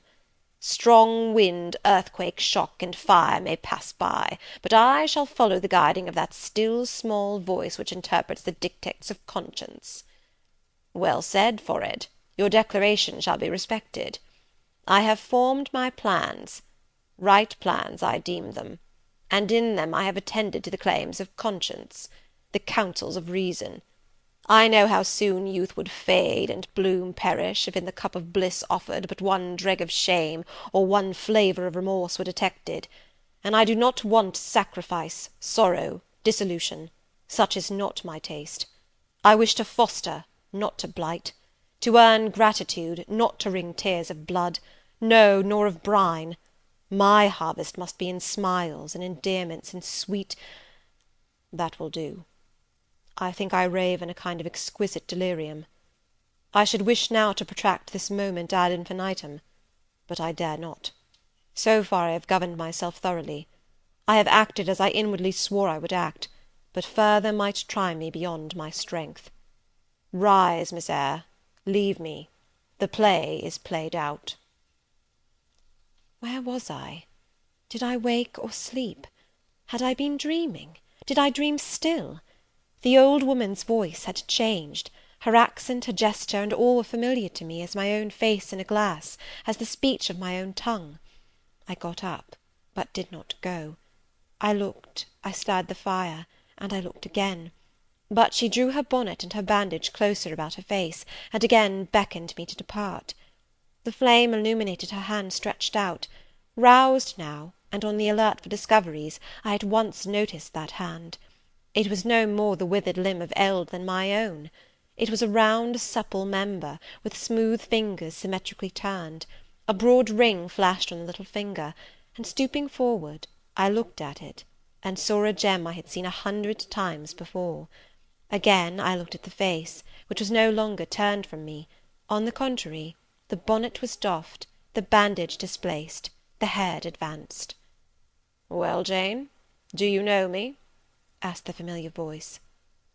"Only take off the red cloak, sir, and then—" "But the string is in a knot. Help me." "Break it, sir." "There, then. Off, ye lendings!" And Mr. Rochester stepped out of his disguise. "Now, sir, what a strange idea!" "But well carried out, eh? Don't you think so?" "With the ladies you must have managed well." "But not with you." "You did not act the character of a gipsy with me." "What character did I act? My own?" "No, some unaccountable one. In short, I believe you have been trying to draw me out. Or in. You have been talking nonsense to make me talk nonsense. It is scarcely fair, sir." "Do you forgive me, Jane?" "I cannot tell till I have thought it all over. If, on reflection, I find I have fallen into no great absurdity, I shall try to forgive you. But it was not right." "Oh, you have been very correct, very careful, very sensible." I reflected, and thought on the whole I had. It was a comfort. But indeed I had been on my guard almost from the beginning of the interview. Something of masquerade I suspected. I knew gipsies and fortune-tellers did not express themselves as this seeming old woman had expressed herself. Besides, I had noted her feigned voice, her anxiety to conceal her features. But my mind had been running on Grace Poole, that living enigma, that mystery of mysteries, as I considered her. I had never thought of Mr. Rochester. "Well," said he, "what are you musing about? What does that grave smile signify?" "Wonder and self-congratulation, sir. I have your permission to retire now, I suppose?" "No, stay a moment, and tell me what the people in the drawing-room yonder are doing." "Discussing the gipsy, I dare say." "Sit down. Let me hear what they have said about me." "I had better not stay long, sir. It must be near 11 o'clock. Oh, are you aware, Mr. Rochester, that a stranger has arrived here since you left this morning?" "A stranger? No. Who can it be? I expected no one. Is he gone?" "No. He said he had known you long, and that he could take the liberty of installing himself here till you returned." "The devil he did! Did he give his name?" "His name is Mason, sir, and he comes from the West Indies, from Spanish Town in Jamaica, I think." Mr. Rochester was standing near me. He had taken my hand as if to lead me to a chair. As I spoke, he gave my wrist a convulsive grip, the smile on his lips froze, apparently a spasm caught his breath. "Mason, the West Indies!" he said, in the tone one might fancy a speaking automaton to announce its single words. "Mason, the West Indies," he reiterated, and he went over the syllables 3 times, growing in the intervals of speaking whiter than ashes. He hardly seemed to know what he was doing. "Do you feel ill, sir?" I inquired. "Jane, I've got a blow. I've got a blow, Jane." He staggered. "Oh, lean on me, sir." "Jane, you offered me your shoulder once before. Let me have it now." "Yes, sir, yes, and my arm." He sat down and made me sit beside him. Holding my hand in both his own, he chafed it, gazing on me at the same time with the most troubled and dreary look. "My little friend," said he, "I wish I were in a quiet island with only you, and trouble and danger and hideous recollections removed from me." "Can I help you, sir? I'd give my life to serve you." "Jane, if aid is wanted, I'll seek it at your hands, I promise you that." "Thank you, sir. Tell me what to do. I'll try at least to do it." "Fetch me now, Jane, a glass of wine from the dining-room. They will be at supper there. And tell me if Mason is with them, and what he is doing." I went. I found all the party in the dining-room at supper, as Mr. Rochester had said. They were not seated at table. The supper was arranged on the sideboard. Each had taken what he chose, and they stood about here and there in groups, their plates and glasses in their hands. Every one seemed in high glee. Laughter and conversation were general and animated. Mr. Mason stood near the fire, talking to Colonel and Mrs. Dent, and appeared as merry as any of them. I filled a wine-glass. I saw Miss Ingram watch me frowningly as I did so. She thought I was taking a liberty, I dare say. And I returned to the library. Mr. Rochester's extreme pallor had disappeared, and he looked once more firm and stern. He took the glass from my hand. "Here is to your health, ministrant spirit," he said. He swallowed the contents and returned it to me. "What are they doing, Jane?" "Laughing and talking, sir." "They don't look grave and mysterious, as if they had heard something strange?" "Not at all. They are full of jests and gaiety." "And Mason?" "He was laughing too." "If all these people came in a body and spat at me, what would you do, Jane?" "Turn them out of the room, sir, if I could." He half smiled. "But if I were to go to them, and they only looked at me coldly, and whispered sneeringly amongst each other, and then dropped off and left me one by one, what then? Would you go with them?" "I rather think not, sir. I should have more pleasure in staying with you." "To comfort me?" "Yes, sir, to comfort you as well as I could." "And if they laid you under a ban for adhering to me?" "I probably should know nothing about their ban, and if I did I should care nothing about it." "Then you could dare censure for my sake?" "I could dare it for the sake of any friend who deserved my adherence, as you, I am sure, do." "Go back now into the room. Step quietly up to Mason, and whisper in his ear that Mr. Rochester has come, and wishes to see him.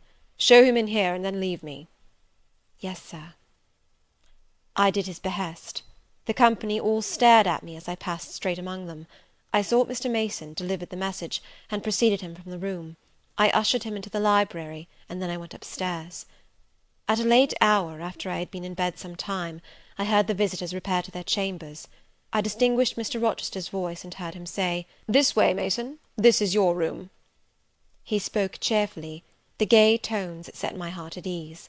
I was soon asleep. End of Chapter 19.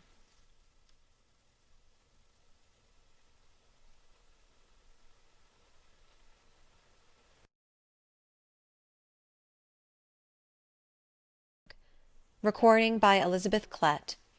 Jane Eyre by Charlotte Brontë. Chapter 20. I had forgotten to draw my curtain, which I usually did, and also to let down my window blind. The consequence was, that when the moon, which was full and bright, for the night was fine, came in her course to that space in the sky opposite my casement, and looked in at me through the unveiled panes, her glorious gaze roused me. Awaking in the dead of night, I opened my eyes on her disk, silver white and crystal clear. It was beautiful, but too solemn. I half rose, and stretched my arm to draw the curtain. Good God! What a cry! The night, its silence, its rest, was rent in twain by a savage, a sharp, a shrilly sound that ran from end to end of Thornfield Hall. My pulse stopped, my heart stood still, my stretched arm was paralyzed. The cry died, and was not renewed. Indeed, whatever being uttered that fearful shriek could not soon repeat it; not the widest winged condor in the Andes could, twice in succession, send out such a yell from the cloud shrouding his eyrie. The thing delivering such utterance must rest ere it could repeat the effort. It came out of the third story, for it passed overhead. And overhead, yes, in the room just above my chamber ceiling, I now heard a struggle, a deadly one it seemed from the noise, and a half-smothered voice shouted, "Help! help! help!" 3 times rapidly. "Will no one come?" it cried. And then, while the staggering and stamping went on wildly, I distinguished through plank and plaster, "Rochester! Rochester! For God's sake, come!" A chamber door opened, some one ran or rushed along the gallery, another step stamped on the flooring above, and something fell, and there was silence. I had put on some clothes, though horror shook all my limbs. I issued from my apartment. The sleepers were all aroused. Ejaculations, terrified murmurs sounded in every room, door after door unclosed, one looked out and another looked out, the gallery filled. Gentlemen and ladies alike had quitted their beds, and "Oh, what is it? Who is hurt? What has happened? Fetch a light. Is it fire? Are there robbers? Where shall we run?" was demanded confusedly on all hands. But for the moonlight they would have been in complete darkness. They ran to and fro, they crowded together, some sobbed, some stumbled, the confusion was inextricable. "Where the devil is Rochester?" cried Colonel Dent. "I cannot find him in his bed." "Here, here," was shouted in return. "Be composed, all of you, I'm coming." And the door at the end of the gallery opened, and Mr. Rochester advanced with a candle. He had just descended from the upper story. One of the ladies ran to him directly. She seized his arm. It was Miss Ingram. "What awful event has taken place?" said she. "Speak, let us know the worst at once." "But don't pull me down or strangle me," he replied, for the Misses Eshton were clinging about him now, and the two dowagers, in vast white wrappers, were bearing down on him like ships in full sail. "All right, all's right," he cried. "It's a mere rehearsal of Much Ado about Nothing. Ladies, keep off, or I shall wax dangerous." And dangerous he looked. His black eyes darted sparks. Calming himself by an effort, he added, "A servant has had the nightmare, that is all. She's an excitable, nervous person. She construed her dream into an apparition, or something of the sort, no doubt, and has taken a fit with fright. Now then, I must see you all back into your rooms, for till the house is settled she cannot be looked after. Gentlemen, have the goodness to set the ladies the example. Miss Ingram, I am sure you will not fail in evincing superiority to idle terrors. Amy and Louisa, return to your nests like a pair of doves, as you are. Madame," to the dowagers, "you will take cold to a dead certainty if you stay in this chill gallery any longer." And so, by dint of alternate coaxing and commanding, he contrived to get them all once more enclosed in their separate dormitories. I did not wait to be ordered back to mine, but retreated unnoticed, as unnoticed I had left it. Not, however, to go to bed. On the contrary, I began and dressed myself carefully. The sounds I had heard after the scream, and the words that had been uttered, had probably been heard only by me, for they had proceeded from the room above mine; but they assured me that it was not a servant's dream which had thus struck horror through the house, and that the explanation Mr. Rochester had given was merely an invention framed to pacify his guests. I dressed, then, to be ready for emergencies. When dressed, I sat a long time by the window, looking out over the silent grounds and silvered fields, and waiting for I knew not what. It seemed to me that some event must follow the strange cry, struggle, and call. No. Stillness returned. Each murmur and movement ceased gradually, and in about an hour Thornfield Hall was again as hushed as a desert. It seemed that sleep and night had resumed their empire. Meantime the moon declined. She was about to set. Not liking to sit in the cold and darkness, I thought I would lie down on my bed, dressed as I was. I left the window, and moved with little noise across the carpet. As I stooped to take off my shoes, a cautious hand tapped low at the door. "Am I wanted?" I asked. "Are you up?" asked the voice I expected to hear, viz., my master's. "Yes, sir." "And dressed?" "Yes." "Come out, then, quietly." I obeyed. Mr. Rochester stood in the gallery holding a light. "I want you," he said. "Come this way. Take your time, and make no noise." My slippers were thin. I could walk the matted floor as softly as a cat. He glided up the gallery and up the stairs, and stopped in the dark low corridor of the fateful third story. I had followed, and stood at his side. "Have you a sponge in your room?" he asked in a whisper. "Yes, sir." "Have you any salts, volatile salts?" "Yes." "Go back and fetch both." I returned, sought the sponge on the washstand, the salts in my drawer, and once more retraced my steps. He still waited. He held a key in his hand. Approaching one of the small black doors, he put it in the lock. He paused, and addressed me again. "You don't turn sick at the sight of blood?" "I think I shall not. I have never been tried yet." I felt a thrill while I answered him, but no coldness and no faintness. "Just give me your hand," he said. "It will not do to risk a fainting fit." I put my fingers into his. "Warm and steady," was his remark. He turned the key and opened the door. I saw a room I remembered to have seen before, the day Mrs. Fairfax showed me over the house. It was hung with tapestry, but the tapestry was now looped up in one part, and there was a door apparent, which had then been concealed. This door was open; a light shone out of the room within. I heard thence a snarling, snatching sound, almost like a dog quarrelling.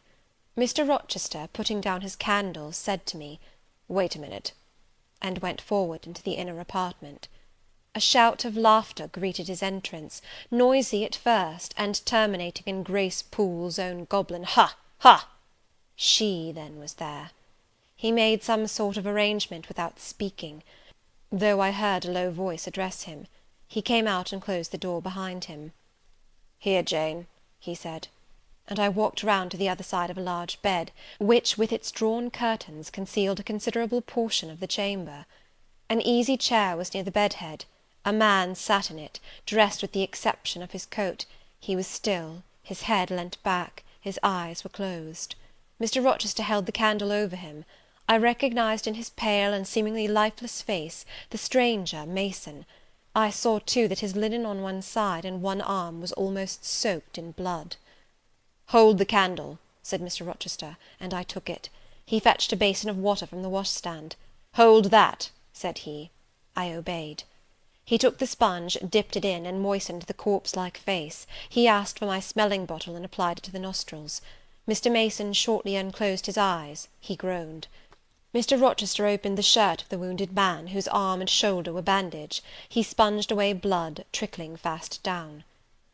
"Is there immediate danger?" murmured Mr. Mason.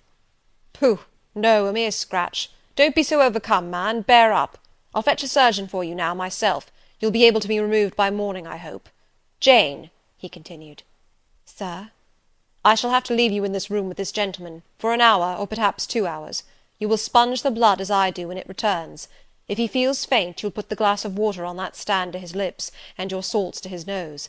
You will not speak to him on any pretext. And, Richard, it will be at the peril of your life if you speak to her. Open your lips, agitate yourself, and I'll not answer for the consequences." Again the poor man groaned. He looked as if he dared not move. Fear, either of death or of something else, appeared almost to paralyze him. Mr. Rochester put the now bloody sponge into my hand, and I proceeded to use it as he had done. He watched me a second, then saying, "Remember, no conversation," he left the room. I experienced a strange feeling as the key grated in the lock, and the sound of his retreating steps ceased to be heard. Here then I was in the 3rd story, fastened into one of its mystic cells, night around me, a pale and bloody spectacle under my eyes and hands, a murderess hardly separated from me by a single door. Yes, that was appalling; the rest I could bear, but I shuddered at the thought of Grace Poole bursting out upon me. I must keep to my post, however. I must watch this ghastly countenance, these blue, still lips forbidden to unclose, these eyes now shut, now opening, now wandering through the room, now fixing on me, and ever glazed with the dullness of horror. I must dip my hand again and again in the basin of blood and water, and wipe away the trickling gore. I must see the light of the unsnuffed candle wane on my employment, the shadows darken on the wrought antique tapestry round me, and grow black under the hangings of the vast old bed, and quiver strangely over the doors of a great cabinet opposite, whose front, divided into 12 panels, bore in grim design the heads of the 12 apostles, each enclosed in its separate panel as in a frame, while above them at the top rose an ebon crucifix and a dying Christ. According as the shifting obscurity and flickering gleam hovered here or glanced there, it was now the bearded physician, Luke, that bent his brow, now St. John's long hair that waved, and anon the devilish face of Judas, that grew out of the panel, and seemed gathering life and threatened a revelation of the arch-traitor, of Satan himself in his subordinate's form. Amidst all this, I had to listen as well as watch, to listen for the movements of the wild beast or the fiend in yonder side den. But since Mr. Rochester's visit, it seemed spell-bound. All the night I heard but 3 sounds at 3 long intervals, a step creak, a momentary renewal of the snarling canine noise, and a deep human groan.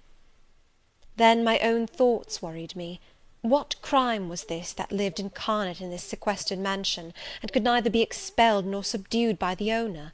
What mystery that broke out now in fire and now in blood, at the deadest hours of night? What creature was it that, masked in an ordinary woman's face and shape, uttered the voice, now of a mocking demon, and anon of a carrion-seeking bird of prey? And this man I bent over, this commonplace, quiet stranger, how had he become involved in the web of horror? And why had the fury flown at him? What made him seek this quarter of the house at an untimely season, when he should have been asleep in bed? I had heard Mr. Rochester assign him an apartment below. What brought him here? And why now was he so tame under the violence or treachery done him? Why did he so quietly submit to the concealment Mr. Rochester enforce?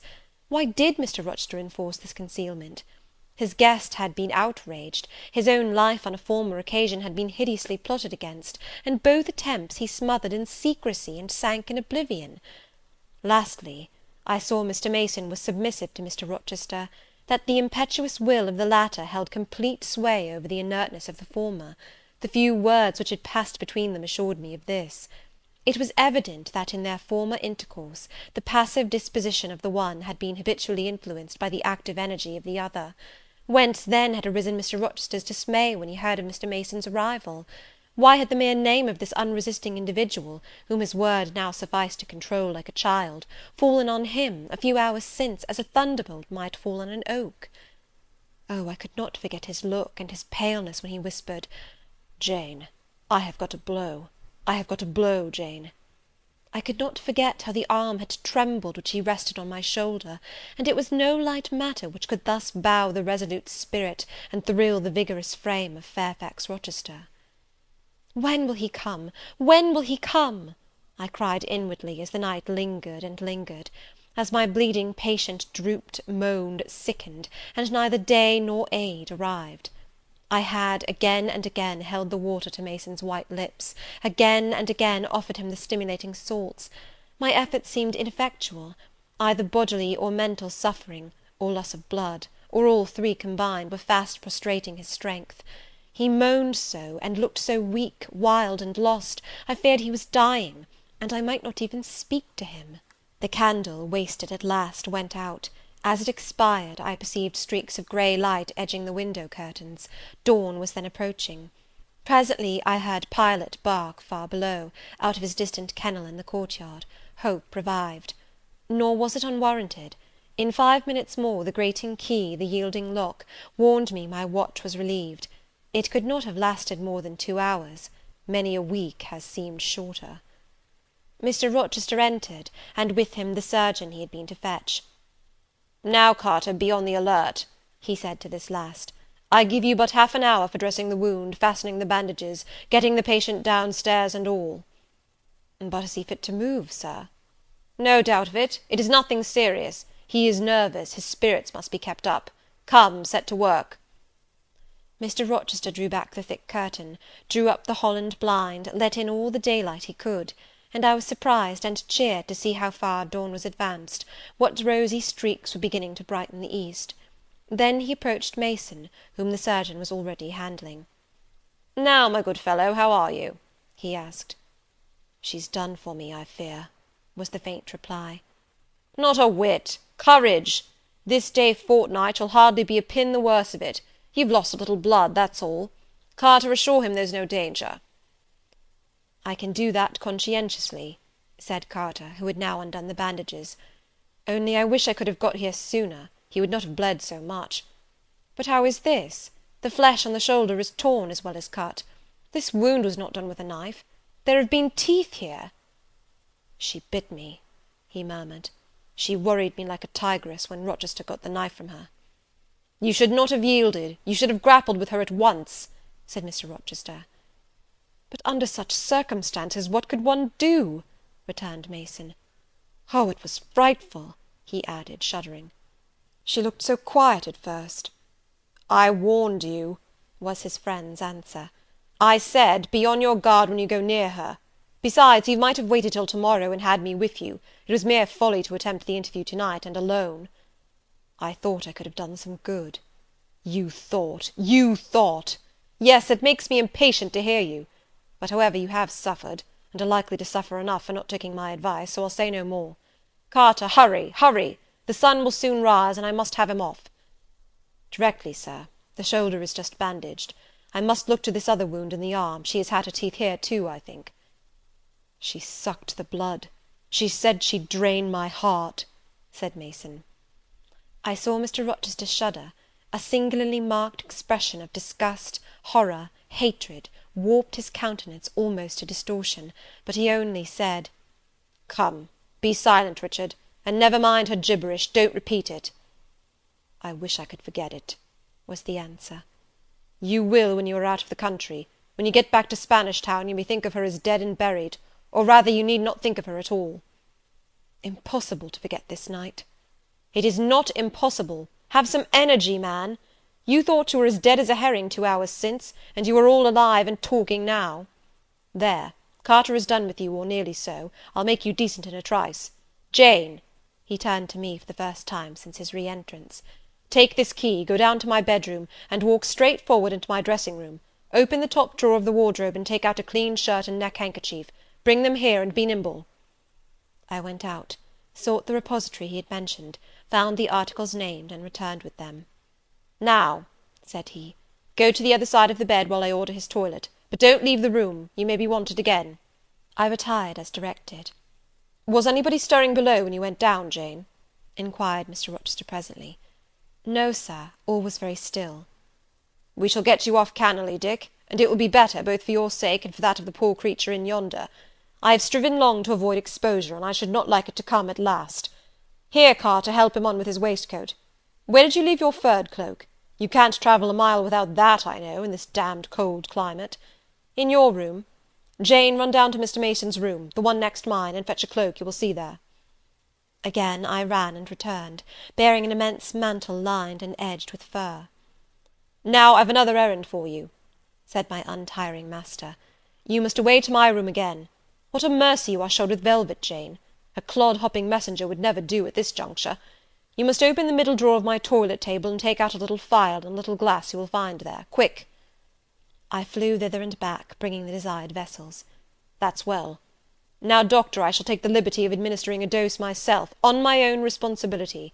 I got this cordial at Rome, of an Italian charlatan, a fellow you would have kicked, Carter. It is not a thing to be used indiscriminately, but it is good upon occasion, as now, for instance. Jane, a little water." He held out the tiny glass, and I half filled it from the water-bottle on a washstand. "That will do. Now wet the lip of the phial." I did so. He measured 12 drops of a crimson liquid, and presented it to Mason. "Drink, Richard. It will give you the heart you lack, for an hour or so." "But will it hurt me? Is it inflammatory?" "Drink! Drink! Drink!" Mr. Mason obeyed, because it was evidently useless to resist. He was dressed now. He still looked pale, but he was no longer gory and sullied. Mr. Rochester let him sit 3 minutes after he had swallowed the liquid. He then took his arm. "Now I am sure you can get on your feet," he said. "Try." The patient rose. "Carter, take him under the other shoulder. Be of good cheer, Richard. Step out, that's it." "I do feel better," remarked Mr. Mason. "I am sure you do. Now, Jane, trip on before us away to the back stairs. Unbolt the side passage door, and tell the driver of the post-chaise you will see in the yard, or just outside, for I told him not to drive his rattling wheels over the pavement, to be ready. We are coming. And, Jane, if any one is about, come to the foot of the stairs and hem." It was by this time 5:30, and the sun was on the point of rising, but I found the kitchen still dark and silent. The side passage door was fastened. I opened it with as little noise as possible. All the yard was quiet, but the gates stood wide open, and there was a post-chaise, with horses ready harnessed, and the driver seated on the box, stationed outside. I approached him, and said the gentlemen were coming. He nodded. Then I looked carefully round, and listened. The stillness of early morning slumbered everywhere. The curtains were yet drawn over the servants' chamber windows. Little birds were just twittering in the blossom-blanched orchard trees, whose boughs drooped like white garlands over the wall enclosing one side of the yard. The carriage horses stamped from time to time in their closed stables. All else was still. The gentlemen now appeared. Mason, supported by Mr. Rochester and the surgeon, seemed to walk with tolerable ease. They assisted him into the chaise. Carter followed. "Take care of him," said Mr. Rochester to the latter, "and keep him at your house till he is quite well. I shall ride over in a day or two to see how he gets on. Richard, how is it with you?" "The fresh air revives me, Fairfax." "Leave the window open on his side, Carter. There is no wind. Good-bye, Dick." "Fairfax." "Well, what is it?" "Let her be taken care of. Let her be treated as tenderly as may be. Let her—" He stopped, and burst into tears. "I do my best, and have done it, and will do it," was the answer. He shut up the chaise door, and the vehicle drove away. "Yet would to God there was an end of all this," added Mr. Rochester, as he closed and barred the heavy yard gates. This done, he moved with slow step and abstracted air towards a door in the wall bordering the orchard. I, supposing he had done with me, prepared to return to the house. Again, however, I heard him call, "Jane!" He had opened the portal, and stood at it, waiting for me. "Come where there is some freshness for a few moments," he said. "That house is a mere dungeon. Don't you feel it so?" "It seems to me a splendid mansion, sir." "The glamour of inexperience is over your eyes," he answered, "and you see it through a charmed medium. You cannot discern that the gilding is slime, and the silk draperies cobwebs; that the marble is sordid slate, and the polished woods mere refuse chips and scaly bark. Now here," he pointed to the leafy enclosure we had entered, "all is real, sweet, and pure." He strayed down a walk edged with box, with apple trees, pear trees, and cherry trees on one side, and a border on the other full of all sorts of old-fashioned flowers, stocks, sweet williams, primroses, pansies, mingled with southernwood, sweetbriar, and various fragrant herbs. They were fresh now as a succession of April showers and gleams, followed by a lovely spring morning, could make them. The sun was just entering the dappled east, and his light illumined the wreathed and dewy orchard trees, and shone down the quiet walks under them. "Jane, will you have a flower?" He gathered a half-blown rose, the first on the bush, and offered it to me. "Thank you, sir." "Do you like this sunrise, Jane? That sky with its high and light clouds, which are sure to melt away as the day waxes warm; this placid and balmy atmosphere?" "I do, very much." "You have passed a strange night, Jane." "Yes, sir." "And it has made you look pale. Were you afraid when I left you alone with Mason?" "I was afraid of some one coming out of the inner room." "But I had fastened the door. I had the key in my pocket. I should have been a careless shepherd if I had left a lamb, my pet lamb, so near a wolf's den unguarded. You were safe." "Will Grace Poole live here still, sir?" "Oh, yes, don't trouble your head about her. Put the thing out of your thoughts." "Yet it seems to me your life is hardly secure while she stays." "Never fear, I will take care of myself." "Is the danger you apprehended last night gone by now, sir?" "I cannot vouch for that till Mason is out of England, nor even then. To live, for me, Jane, is to stand on a crater crust which may crack and spew fire any day." "But Mr. Mason seems a man easily led. Your influence, sir, is evidently potent with him. He will never set you at defiance or wilfully injure you." "Oh, no, Mason will not defy me, nor, knowing it, will he hurt me. But unintentionally he might in a moment, by one careless word, deprive me, if not of life, yet forever of happiness." "Tell him to be cautious, sir. Let him know what you fear, and show him how to avert the danger." He laughed sardonically, hastily took my hand, and as hastily threw it from him. "If I could do that, simpleton, where would the danger be? Annihilated in a moment. Ever since I have known Mason, I have only had to say to him, 'Do that,' and the thing has been done. But I cannot give him orders in this case. I cannot say, 'Beware of harming me, Richard,' for it is imperative that I should keep him ignorant that harm to me is possible. Now you look puzzled, and I will puzzle you further. You are my little friend, are you not?" "I like to serve you, sir, and to obey you in all that is right." "Precisely. I see you do. I see genuine contentment in your gait and mien, your eye and face, when you are helping me and pleasing me, working for me, and with me, in, as you characteristically say, all that is right. For if I bid you do what you thought wrong, there would be no light-footed running, no neat-handed alacrity, no lively grace and animated complexion. My friend would then turn to me, quiet and pale, and would say, 'No, sir, that is impossible. I cannot do it, because it is wrong.' and would become immutable as a fixed star. Well, you too have power over me, and may injure me, yet I dare not show you where I am vulnerable, lest, faithful and friendly as you are, you should transfix me at once." "If you have no more to fear from Mr. Mason than you have from me, sir, you are very safe." "God grant it may be so. Here, Jane, is an arbour. Sit down." The arbour was an arch in the wall, lined with ivy. It contained a rustic seat. Mr. Rochester took it, leaving room, however, for me, but I stood before him. "Sit," he said. "The bench is long enough for two. You don't hesitate to take a place at my side, do you? Is that wrong, Jane?" I answered him by assuming it. To refuse would, I felt, have been unwise. "Now, my little friend, while the sun drinks the dew, while all the flowers in this old garden awake and expand, and the birds fetch their young ones' breakfast out of the thornfield, and the early bees do their first spell of work, I'll put a case to you, which you must endeavour to suppose your own. But first look at me, and tell me you are at ease, and not fearing that I err in detaining you, or that you err in staying." "No, sir, I am content." "Well then, Jane, call to aid your fancy. Suppose you were no longer a girl well reared and disciplined, but a wild boy indulged from childhood upwards. Imagine yourself in a remote foreign land. Conceive that you there commit a capital error, no matter of what nature or from what motives, but one whose consequences must follow you through life and taint all your existence. Mind, I don't say a crime. I'm not speaking of shedding blood, or of any other guilty act, which might make the perpetrator amenable to the law. My word is error. The results of what you have done become in time to you utterly insupportable. You take measures to obtain relief. Unusual measures, but neither unlawful nor culpable.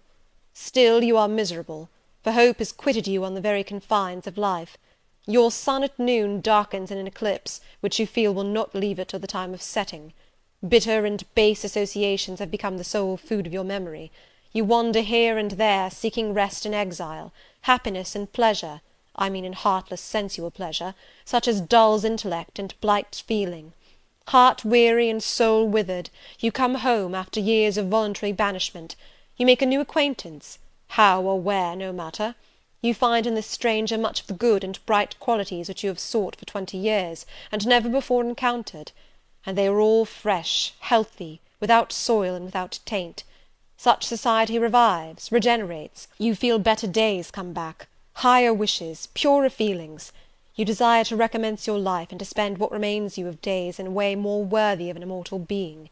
To attain this end, are you justified in overleaping an obstacle of custom, a mere conventional impediment which neither your conscience sanctifies nor your judgment approves?" He paused for an answer, and what was I to say?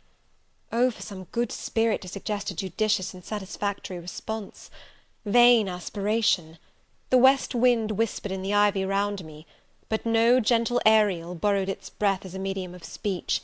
The birds sang in the tree-tops, but their song, however sweet, was inarticulate.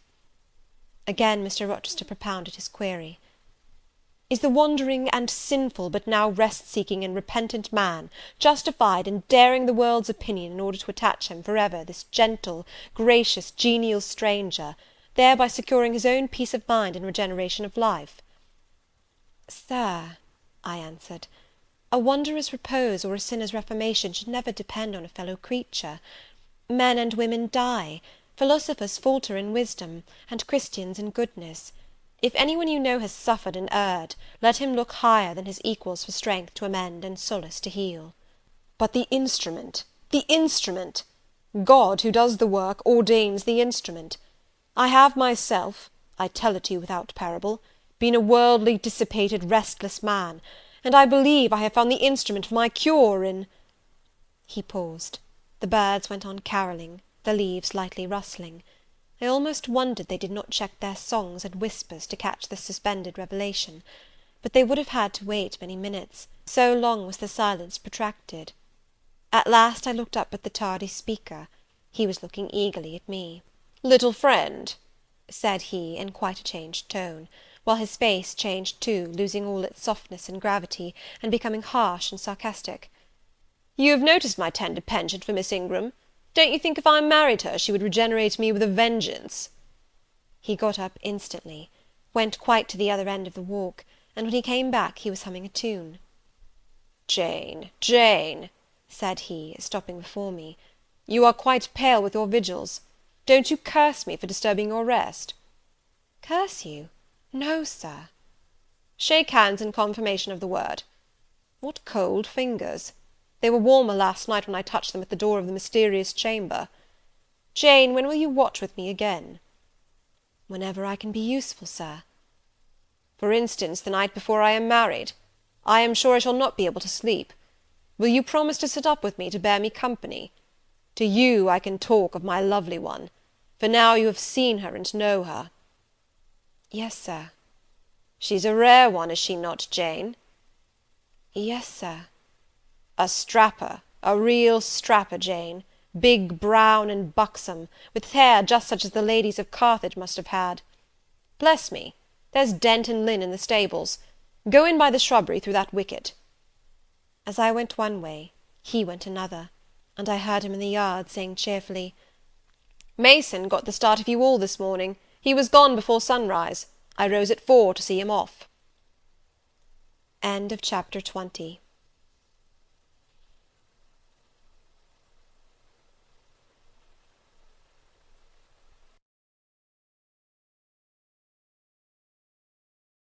Recording by Elizabeth Klett.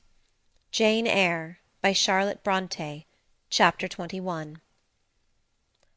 Presentiments are strange things, and so are sympathies, and so are signs, and the three combined make one mystery to which humanity has not yet found the key. I never laughed at presentiments in my life, because I have had strange ones of my own. Sympathies, I believe, exist, for instance, between far distant, long absent, wholly estranged relatives, asserting, notwithstanding their alienation, the unity of the source to which each traces his origin, whose workings baffle mortal comprehension. And signs, for aught we know, may be but the sympathies of nature with man. When I was a little girl, only 6 years old, I one night heard Bessie Leaven say to Martha Abbott that she had been dreaming about a little child, and that to dream of children was a sure sign of trouble, either to one's self or one's kin. The saying might have worn out of my memory, had not a circumstance immediately followed which served indelibly to fix it there. The next day Bessie was sent for home to the death-bed of her little sister. Of late I had often recalled this saying and this incident, for during the past week scarcely a night had gone over my couch that had not brought with it a dream of an infant, which I sometimes hushed in my arms, sometimes dandled on my knee, sometimes watched playing with daisies on a lawn, or again dabbling its hands in running water. It was a wailing child this night, and a laughing one the next. Now it nestled close to me, and now it ran from me. But whatever mood the apparition evinced, whatever aspect it wore, it failed not for 7 successive nights to meet me the moment I entered the land of slumber. I did not like this iteration of one idea, the strange recurrence of one image, and I grew nervous as bedtime approached and the hour of the vision drew near. It was from companionship with this baby phantom I had been roused on that moonlight night when I heard the cry, and it was on the afternoon of the day following I was summoned downstairs by a message that some one wanted me in Mrs. Fairfax's room. On repairing thither I found a man waiting for me, having the appearance of a gentleman's servant. He was dressed in deep mourning, and the hat he held in his hand was surrounded with a crape band. "I dare say you hardly remember me, miss," he said, rising as I entered, "but my name is Leaven. I lived coachman with Mrs. Reed when you were at Gateshead, 8 or 9 years since, and I live there still." "Oh, Robert, how do you do? I remember you very well. You used to give me a ride sometimes on Miss Georgiana's bay pony. And how is Bessie? You are married to Bessie?" "Yes, miss. My wife is very hearty, thank you. She brought me another little one about 2 months since. We have 3 now, and both mother and child are thriving." "And are the family well at the house, Robert?" "I am sorry I can't give you better news of them, miss. They are very badly at present, in great trouble." "I hope no one is dead," I said, glancing at his black dress. He too looked down at the crape round his hat, and replied, "Mr. John died yesterday was a week, at his chambers in London." "Mr. John?" "Yes." "And how does his mother bear it?" "Why, you see, Miss Eyre, it is not a common mishap. His life has been very wild. These last 3 years he gave himself up to strange ways, and his death was shocking." "I heard from Bessy he was not doing well." "Doing well? He could not do worse. He ruined his health and his estate amongst the worst men and the worst women. He got into debt and into jail. His mother helped him out twice, but as soon as he was free he returned to his old companions and habits. His head was not strong. The knaves he lived amongst fooled him beyond anything I ever heard. He came down to Gateshead about 3 weeks ago and wanted Mrs. to give up all to him. Mrs. refused. Her means have long been much reduced by his extravagance. So he went back again, and the next news was that he was dead. How he died, God knows. They say he killed himself." I was silent. The things were frightful.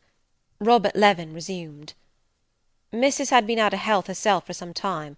She had got very stout, but was not strong with it, and the loss of money and fear of poverty were quite breaking her down. The information about Mr. John's death and the manner of it came too suddenly. It brought on a stroke. She was 3 days without speaking, but last Tuesday she seemed rather better.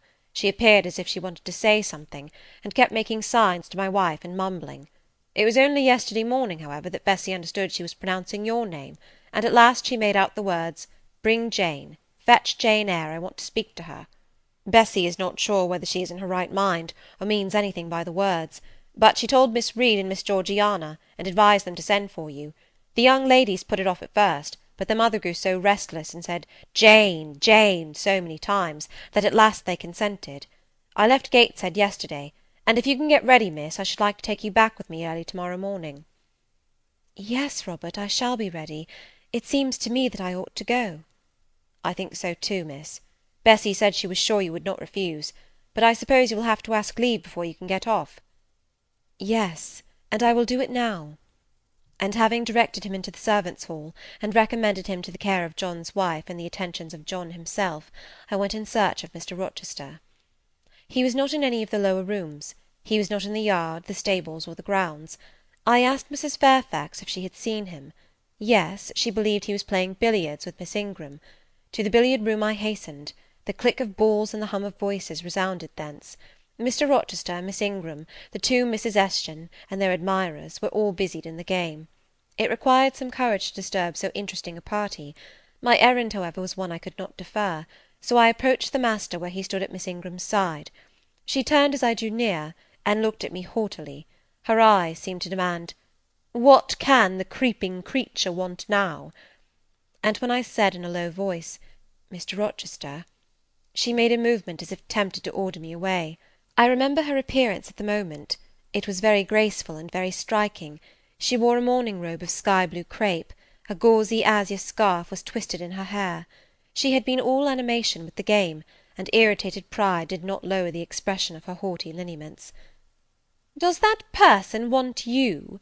she inquired of Mr. Rochester, and Mr. Rochester turned to see who the person was. He made a curious grimace, one of his strange and equivocal demonstrations, threw down his cue, and followed me from the room. "Well, Jane," he said, as he rested his back against the schoolroom door, which he had shut. "If you please, sir, I want leave of absence for a week or 2. "What to do? Where to go?" "To see a sick lady who has sent for me." "What sick lady? Where does she live?" "At Gateshead, in Blankshire." "Blankshire? That is 100 miles off. Who may she be, that she sends for people to see her at that distance?" "Her name is Reed, sir, Mrs. Reed." "Reed of Gateshead? There was a Reed of Gateshead, a magistrate." "It is his widow, sir." "And what have you to do with her? How do you know her?" "Mr. Reed was my uncle, my mother's brother." "The deuce he was! You never told me that before. You always said you had no relations." "None that would own me, sir. Mr. Reed is dead, and his wife cast me off." "Why?" "Because I was poor and burdensome, and she disliked me." "But Reed left children. You must have cousins. The George Lynn was talking of a Reed of Gateshead yesterday, who, he said, was one of the veriest rascals on town, and Ingram was mentioning a Georgiana Reed of the same place, who was much admired for her beauty a season or 2 ago in London." "John Reed is dead too, sir. He ruined himself, and half ruined his family, and is supposed to have committed suicide. The news so shocked his mother that it brought on an apoplectic attack. "And what good can you do her? Nonsense, Jane. I would never think of running 100 miles to see an old lady, who will, perhaps, be dead before you reach her. Besides, you say she cast you off." "Yes, sir, but that is long ago, and when her circumstances were very different. I could not be easy to neglect her wishes now." "How long will you stay?" "As short a time as possible, sir." "Promise me only to stay a week." "I had better not pass my word. I might be obliged to break it." "At all events, you will come back. You will not be induced under any pretext to take up a permanent residence with her." "Oh, no. I shall certainly return if all be well." "And who goes with you? You don't travel 100 miles alone." "No, sir. She has sent her coachman." "A person to be trusted?" "Yes, sir. He has lived 10 years in the family." Mr. Rochester meditated. "When do you wish to go?" "Early tomorrow morning, sir." "Well, you must have some money. You can't travel without money, and I dare say you have not much. I have given you no salary yet. How much have you in the world, Jane?" he asked, smiling. I drew out my purse. A meagre thing it was. 5 shillings, sir." He took the purse, poured the hoard into his palm, and chuckled over it as if its scantiness amused him. Soon he produced his pocket-book. "Here," said he, offering me a note. It was £50, and he owed me but 15. I told him I had no change. "I don't want change, you know that. Take your wages." I declined accepting more than was my due. He scowled at first; then, as if recollecting something, he said, "Right, right. Better not give you all now. You would, perhaps, stay away 3 months if you had £50. There are 10. Is it not plenty?" "Yes, sir, but now you owe me 5. "Come back for it, then. I am your banker for £40. "Mr. Rochester, I may as well mention another matter of business to you while I have the opportunity." "Matter of business? I am curious to hear it." "You have as good as informed me, sir, that you are going shortly to be married." "Yes. What then?" "In that case, sir, Adele ought to go to school. I am sure you'll perceive the necessity of it." "To get her out of my bride's way, who might otherwise walk over her rather too emphatically. There's sense in the suggestion, not a doubt of it. Adele, as you say, must go to school, and you, of course, must march straight to the devil?" "I hope not, sir, but I must seek another situation somewhere." "In course," he exclaimed, with a twang of voice and a distortion of features equally fantastic and ludicrous. He looked at me some minutes. "And old Madam Reed, or the Misses, her daughters, will be solicited by you to seek a place, I suppose?" "No, sir. I am not on such terms with my relatives as would justify me in asking favours of them, but I shall advertise." "You shall walk up the pyramids of Egypt," he growled. "At your peril you advertise. I wish I had only offered you a sovereign instead of £10. Give me back £9, Jane. I've a use for it." "And so have I, sir," I returned, putting my hands and my purse behind me. I could not spare the money on any account. "Little niggard," said he, "refusing me a pecuniary request. Give me £5, Jane." "Not 5 shillings, sir, nor 5 pence." "Just let me look at the cash." "No, sir, you are not to be trusted." "Jane." "Sir?" "Promise me one thing."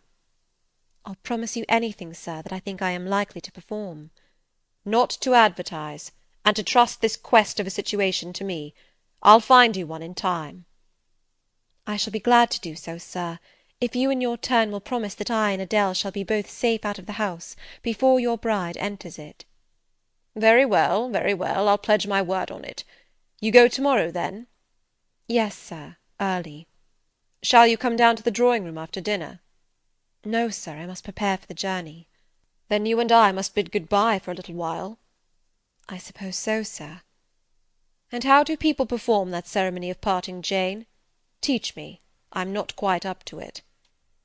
"They say farewell, or any other form they prefer." "Then say it." "Farewell, Mr. Rochester, for the present." "What must I say?" "The same, if you like, sir." "Farewell, Miss Eyre, for the present. Is that all?" "Yes." It seems stingy to my notions, and dry and unfriendly. I should like something else, a little addition to the rite. If one shook hands, for instance. But no, that would not content me either. So you'll do no more than say farewell, Jane?" "It is enough, sir. As much goodwill may be conveyed in one hearty word as in many." "Very likely. But it is blank and cool, farewell." "How long is he going to stand with his back against that door?" I asked myself. "I want to commence my packing." The dinner bell rang, and suddenly away he bolted, without another syllable. I saw him no more during the day, and was off before he had risen in the morning. I reached the lodge at Gateshead about 5 o'clock in the afternoon of the 1st of May. I stepped in there before going up to the hall. It was very clean and neat. The ornamental windows were hung with little white curtains, the floor was spotless, the grate and fire-irons were burnished bright, and the fire burnt clear. Bessie sat on the hearth, nursing her last-born, and Robert and his sister played quietly in a corner. "Bless you! I knew you would come!" exclaimed Mrs. Leaven as I entered. "Yes, Bessie," said I, after I had kissed her, "and I trust I am not too late. How is Mrs. Reed? Alive still, I hope?" "Yes, she is alive, and more sensible and collected than she was. The doctor says she may linger a week or two yet, but he hardly thinks she will finally recover." "Has she mentioned me lately?" "She was talking of you only this morning, and wishing you would come, but she is sleeping now, or was 10 minutes ago when I was up at the house. She generally lies in a kind of lethargy all the afternoon, and wakes up about 6 or 7. Will you rest yourself here an hour, miss, and then I will go up with you?" Robert here entered, and Bessie laid her sleeping child in the cradle, and went to welcome him. Afterwards she insisted on my taking off my bonnet and having some tea, for she said I looked pale and tired. I was glad to accept her hospitality, and I submitted to be relieved of my travelling garb just as passively as I used to let her undress me when a child. Old times crowded fast back on me as I watched her bustling about, setting out the tea-tray with her best china, cutting bread and butter, toasting a tea-cake, and between whiles giving little Robert or Jane an occasional tap or push, just as she used to give me in former days. Bessie had retained her quick temper as well as her light foot and good looks. Tea ready, I was going to approach the table, but she desired me to sit still, quite in her old peremptory tones. I must be served at the fireside, she said, and she placed before me a little round stand with my cup and a plate of toast, absolutely as she used to accommodate me with some privately purloined dainty on a nursery chair, and I smiled and obeyed her as in bygone days. She wanted to know if I was happy at Thornfield Hall, and what sort of a person the mistress was, and when I told her there was only a master, whether he was a nice gentleman, and if I liked him. I told her he was rather an ugly man, but quite a gentleman, and that he treated me kindly, and I was content. Then I went on to describe to her the gay company that had lately been staying at the house, and to these details Bessie listened with interest. They were precisely of the kind she relished. In such conversation an hour was soon gone. Bessie restored to me my bonnet, etc., and accompanied by her I quitted the lodge for the hall. It was also accompanied by her that I had, nearly 9 years ago, walked down the path I was now ascending. On a dark, misty, raw morning in January, I had left a hostile roof with a desperate and embittered heart, a sense of outlawry and almost of reprobation, to seek the chilly harbourage of Lowood, that bourne so far away and unexplored. The same hostile roof now again rose before me. My prospects were doubtful yet, and I had yet an aching heart. I still felt as a wanderer on the face of the earth, but I experienced firmer trust in myself and my own powers, and less withering dread of oppression.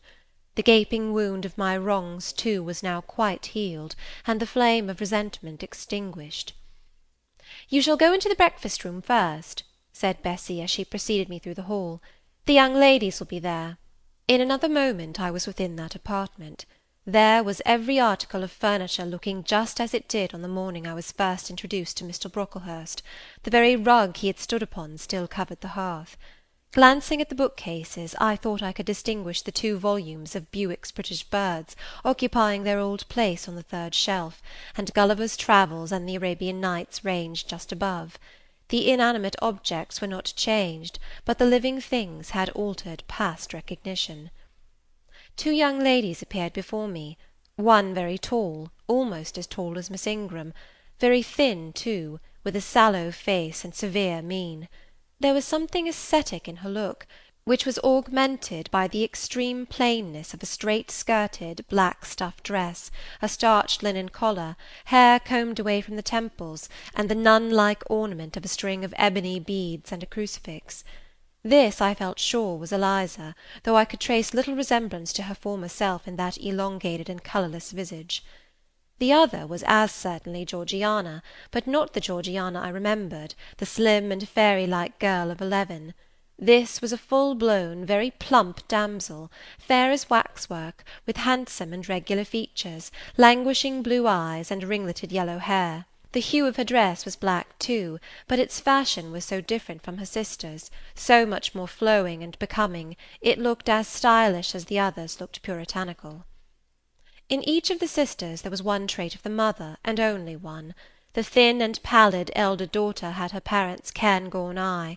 The blooming and luxuriant younger girl had her contour of jaw and chin, perhaps a little softened, but still imparting an indescribable hardness to the countenance otherwise so voluptuous and buxom. Both ladies, as I advanced, rose to welcome me, and both addressed me by the name of Miss Eyre. Eliza's greeting was delivered in a short, abrupt voice, without a smile, and then she sat down again, fixed her eyes on the fire, and seemed to forget me. Georgiana added to her "How do you do?" several commonplaces about my journey, the weather, and so on, uttered in rather a drawling tone, and accompanied by sundry side glances that measured me from head to foot, now traversing the folds of my drab merino pelisse, and now lingering on the plain trimming of my cottage bonnet. Young ladies have a remarkable way of letting you know that they think you a quiz, without actually saying the words. A certain superciliousness of look, coolness of manner, nonchalance of tone, express fully their sentiments on the point, without committing them by any positive rudeness in word or deed. A sneer, however, whether covert or open, had now no longer that power over me it once possessed. As I sat between my cousins, I was surprised to find how easy I felt under the total neglect of the one and the semi-sarcastic attentions of the other. Eliza did not mortify, nor Georgiana ruffle me. The fact was, I had other things to think about. Within the last few months feelings had been stirred in me so much more potent than any they could raise, pains and pleasures so much more acute and exquisite had been excited than any it was in their power to inflict or bestow, that their airs gave me no concern either for good or bad. "How is Mrs. Reed?" I asked soon, looking calmly at Georgiana, who thought fit to bridle at the direct address, as if it were an unexpected liberty. "Mrs. Reed? Ah, mamma, you mean. She is extremely poorly. I doubt if you can see her to-night." "If," said I, "you would just step up-stairs and tell her I am come, I should be much obliged to you." Georgiana almost started, and she opened her blue eyes wild and wide. "I know she had a particular wish to see me," I added, "and I would not defer attending to her desire longer than is absolutely necessary." "Mamma dislikes being disturbed in an evening," remarked Eliza. I soon rose, quietly took off my bonnet and gloves, uninvited, and said I would just step out to Bessy, who was, I dared say, in the kitchen, and ask her to ascertain whether Mrs. Reed was disposed to receive me or not to-night. I went, and having found Bessy and dispatched her on my errand, I proceeded to take further measures. It had heretofore been my habit always to shrink from arrogance. Received as I had been to-day, I should, a year ago, have resolved to quit Gateshead the very next morning. Now it was disclosed to me all at once that that would be a foolish plan. I had taken a journey of 100 miles to see my aunt, and I must stay with her till she was better, or dead. As to her daughter's pride or folly, I must put it on one side, make myself independent of it. So I addressed the housekeeper, asked her to show me a room, told her I should probably be a visitor here for a week or two, had my trunk conveyed to my chamber, and followed it thither myself. I met Bessy on the landing. "Missus is awake," said she. "I have told her you are here. Come and let us see if she will know you." I did not need to be guided to the well-known room, to which I had so often been summoned for chastisement or reprimand in former days. I hastened before Bessy. I softly opened the door. A shaded light stood on the table, for it was now getting dark. There was the great four-post bed with amber hangings as of old. There the toilet-table, the arm-chair and the footstool, at which I had 100 times been sentenced to kneel, to ask pardon for offences by me uncommitted. I looked into a certain corner near, half expecting to see the slim outline of a once-dreaded switch which used to lurk there, waiting to leap out imp-like and lace my quivering palm or shrinking neck. I approached the bed, I opened the curtains, and leant over the high-piled pillows. Well did I remember Mrs. Reed's face, and I eagerly sought the familiar image. It is a happy thing that time quells the longings of vengeance and hushes the promptings of rage and aversion. I had left this woman in bitterness and hate, and I came back to her now with no other emotion than a sort of ruth for her great sufferings, and a strong yearning to forget and forgive all injuries, to be reconciled and clasp hands in amity. The well-known face was there, stern, relentless as ever. There was that peculiar eye which nothing could melt, and the somewhat raised, imperious, despotic eyebrow. How often had it lowered on me menace and hate, and how the recollection of childhood's terrors and sorrows revived as I traced its harsh line now! And yet I stooped down and kissed her. She looked at me. "Is this Jane Eyre?" she said. "Yes, Aunt Reed. How are you, dear aunt?" I had once vowed that I would never call her aunt again. I thought it no sin to forget and break that vow now. My fingers had fastened on her hand which lay outside the sheet. Had she pressed mine kindly, I should at that moment have experienced true pleasure. But unimpressionable natures are not so soon softened, nor are natural antipathies so readily eradicated. Mrs. Reed took her hand away, and turning her face rather from me, she remarked that the night was warm. Again she regarded me so icily, I felt at once that her opinion of me, her feeling towards me, was unchanged and unchangeable. I knew by her stony eye, opaque to tenderness, indissoluble to tears, that she was resolved to consider me bad to the last, because to believe me good would give her no generous pleasure, only a sense of mortification. I felt pain, and then I felt ire, and then I felt a determination to subdue her, to be her mistress in spite both of her nature and her will. My tears had risen just as in childhood. I ordered them back to their source. I brought a chair to the bed-head. I sat down and leaned over the pillow. "You sent for me," I said, "and I am here, and it is my intention to stay till I see how you get on." "Oh, of course. You have seen my daughters?" "Yes." "Well, you may tell them I wish you to stay till I can talk some things over with you I have on my mind. To-night it is too late, and I have a difficulty in recalling them. But there was something I wished to say. Let me see." The wandering look and changed utterance told me what wreck had taken place in her once vigorous frame. Turning restlessly, she drew the bedclothes round her. My elbow, resting on a corner of the quilt, fixed it down. She was at once irritated. "Sit up," said she. "Don't annoy me with holding the clothes fast. Are you Jane Eyre?" "I am Jane Eyre." "I have had more trouble with that child than any one would believe. Such a burden to be left on my hands, and so much annoyance has she caused me daily and hourly with her incomprehensible disposition, and her sudden starts of temper, and her continual unnatural watchings of one's movements.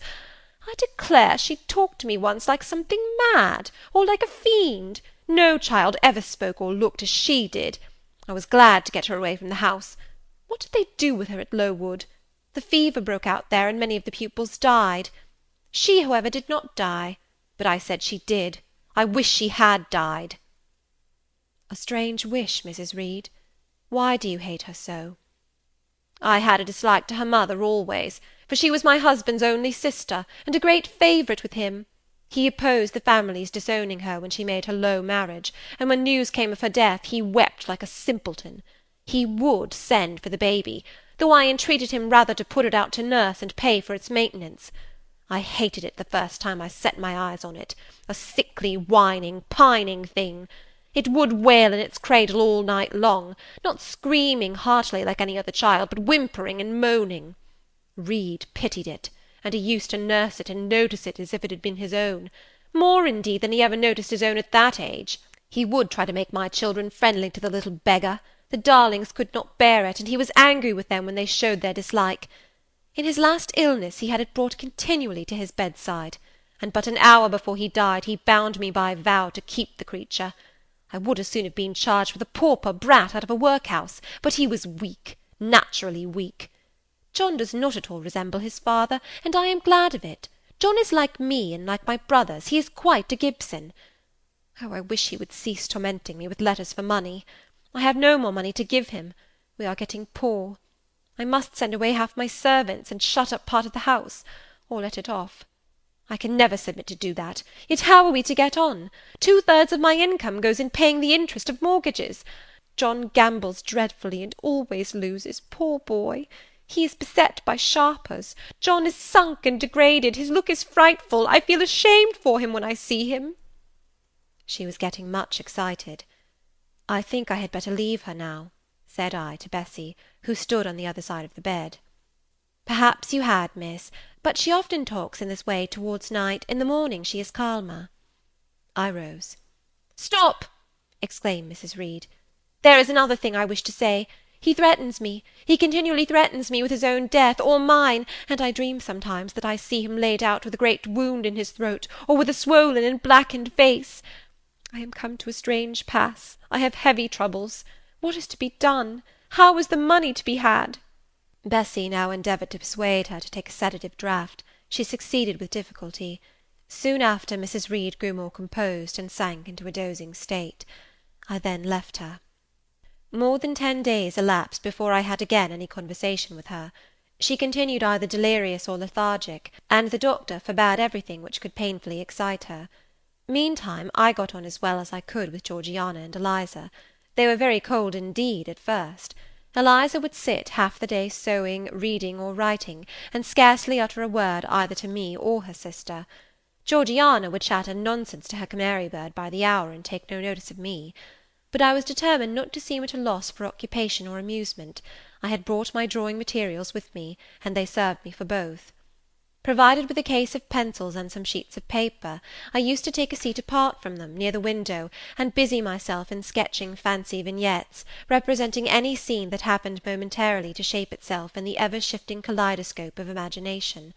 A glimpse of sea between 2 rocks, the rising moon, and a ship crossing its disk, a group of reeds and water-flags, and a naiad's head, crowned with lotus-flowers rising out of them, an elf sitting in a hedge-sparrow's nest, under a wreath of hawthorn bloom. One morning I fell to sketching a face. What sort of a face it was to be I did not care or know. I took a soft black pencil, gave it a broad point, and worked away. Soon I had traced on the paper a broad and prominent forehead, and a square lower outline of visage. That contour gave me pleasure. My fingers proceeded actively to fill it with features. Strongly marked horizontal eyebrows must be traced under that brow. Then followed naturally a well-defined nose, with a straight ridge and full nostrils, then a flexible-looking mouth, by no means narrow, then a firm chin, with a decided cleft down the middle of it. Of course some black whiskers were wanted, and some jetty hair tufted on the temples and waved above the forehead. Now for the eyes. I had left them to the last because they required the most careful working. I drew them large, I shaped them well. The eyelashes I traced long and sombre, the irids lustrous and large. Good, but not quite the thing, I thought, as I surveyed the effect. They want more force and spirit. And I wrought the shades blacker, that the lights might flash more brilliantly. A happy touch or two secured success. There, I had a friend's face under my gaze, and what did it signify that those young ladies turned their backs on me? I looked at it. I smiled at the speaking likeness. I was absorbed and content. "Is that a portrait of some one you know?" asked Eliza, who had approached me unnoticed. I responded that it was merely a fancy head, and hurried it beneath the other sheets. Of course I lied. It was, in fact, a very faithful representation of Mr. Rochester. But what was that to her, or to any one but myself? Georgiana also advanced to look. The other drawings pleased her much, but she called that "an ugly man." They both seemed surprised at my skill. I offered to sketch their portraits, and each in turn sat for a pencil outline. Then Georgiana produced her album. I promised to contribute a water-colour drawing. This put her at once into good humour. She proposed a walk in the grounds. Before we had been out 2 hours, we were deep in a confidential conversation. She had favoured me with a description of the brilliant winter she had spent in London 2 seasons ago, of the admiration she had there excited, the attention she had received, and I even got hints of the titled conquests she had made. In the course of the afternoon and evening these hints were enlarged on, various soft conversations were reported, and sentimental scenes represented, and, in short, a volume of a novel of fashionable life was that day improvised by her for my benefit. The communications were renewed from day to day. They always ran on the same theme, herself, her loves and woes. It was strange she never once adverted either to her mother's illness or her brother's death, or the present gloomy state of the family prospects. Her mind seemed wholly taken up with reminiscences of past gaiety, and aspirations after dissipations to come. She passed about 5 minutes each day in her mother's sick-room, and no more. Eliza still spoke little. She had evidently no time to talk. I never saw a busier person than she seemed to be, yet it was difficult to say what she did, or rather to discover any result of her diligence. She had an alarm to call her up early. I know not how she occupied herself before breakfast, but after that meal she divided her time into regular portions, and each hour had its allotted task. 3 times a day she studied a little book, which I found, on inspection, was a common prayer-book. I asked her once what was the great attraction of that volume, and she said, "The rubric." 3 hours a day she gave to stitching with gold thread the border of a square crimson cloth, almost large enough for a carpet. In answer to my inquiries after the use of this article, she informed me it was a covering for the altar of a new church lately erected near Gateshead. 2 hours she devoted to her diary, 2 to working by herself in the kitchen garden, and 1 to the regulation of her accounts. She seemed to want no company, no conversation. I believe she was happy in her way. This routine sufficed for her, and nothing annoyed her so much as the occurrence of any incident which forced her to vary its clockwork regularity. She told me one evening, when more disposed to be communicative than usual, that John's conduct, and the threatened ruin of the family, had been a source of profound affliction to her; but she had now, she said, settled her mind, and formed her resolution. Her own fortune she had taken care to secure, and when her mother died, and it was wholly improbable, she tranquilly remarked, that she should either recover or linger long, she would execute a long-cherished project, seek a retirement where punctual habits would be permanently secured from disturbance, and place safe barriers between herself and a frivolous world. I asked if Georgiana would accompany her. Of course not. Georgiana and she had nothing in common, they never had had. She would not be burdened with her society for any consideration. Georgiana should take her own course, and she, Eliza, would take hers. Georgiana, when not unburdening her heart to me, spent most of her time in lying on the sofa, fretting about the dulness of the house, and wishing over and over again that her aunt Gibson would send her an invitation up to town. "It would be so much better," she said, "if she could only get out of the way for a month or 2, till all was over." I did not ask what she meant by all being over, but I suppose she referred to the expected decease of her mother, and the gloomy sequel of funeral rites. Eliza generally took no more notice of her sister's indolence and complaints than if no such murmuring, lounging object had been before her. One day, however, as she put away her account-book and unfolded her embroidery, she suddenly took her up thus: "Georgiana, a more vain and absurd animal than you was certainly never allowed to cumber the earth.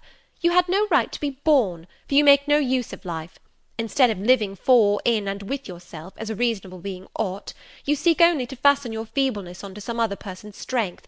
If no one can be found willing to burden her or himself with such a fat, weak, puffy, useless thing, you cry out that you are ill-treated, neglected, miserable. Then, too, existence for you must be a scene of continual change and excitement, or else the world is a dungeon. You must be admired, you must be courted, you must be flattered, you must have music, dancing, and society, or you languish, you die away. Have you no sense to devise a system which will make you independent of all efforts, and all wills but your own? Take one day, share it into sections, to each section apportion its task, leave no stray unemployed quarters of an hour, 10 minutes, 5 minutes, include all, do each piece of business in its turn with method, with rigid regularity. The day will close almost before you are aware it has begun, and you are indebted to no one for helping you to get rid of one vacant moment. You have had to seek no one's company, conversation, sympathy, forbearance. You have lived, in short, as an independent being ought to do. Take this advice, the first and last I shall offer you. Then you will not want me or any one else, happen what may. Neglect it, go on as heretofore, craving, whining, and idling, and suffer the results of your idiocy, however bad and insuperable they may be. I tell you this plainly, and listen, for though I shall no more repeat what I am about to say, I shall steadily act on it. After my mother's death, I wash my hands of you. From the day her coffin is carried to the vault in Gateshead Church, you and I will be as separate as if we had never known each other. You need not think that because we chance to be born of the same parents I shall suffer you to fasten me down by even the feeblest claim. I can tell you this, if the whole human race, ourselves excepted, were swept away, and we two stood alone on the earth, I would leave you in the old world and betake myself to the new." She closed her lips. "You might have spared yourself the trouble of delivering that tirade," answered Georgiana. "Everybody knows you are the most selfish, heartless creature in existence, and I know your spiteful hatred towards me. I have had a specimen of it before in the trick you played me about Lord Edwin Vere. You could not bear me to be raised above you, to have a title, to be received into circles where you dare not show your face, and so you acted the spy and informer, and ruined my prospects for ever." Georgiana took out her handkerchief, and blew her nose for an hour afterwards. Eliza sat cold, impassible, and assiduously industrious. True, generous feeling is made small account of by some, but here were two natures rendered, the one intolerably acrid, the other despicably savourless for the want of it. Feeling without judgment is a washy draught indeed, but judgment untempered by feeling is too bitter and husky a morsel for human deglution. It was a wet and windy afternoon. Georgiana had fallen asleep on the sofa over the perusal of a novel. Eliza was gone to attend a Saint's Day service at the new church, for in matters of religion she was a rigid formalist. No weather ever prevented the punctual discharge of what she considered her devotional duties. Fair or foul, she went to church thrice every Sunday, and as often on week-days as there were prayers.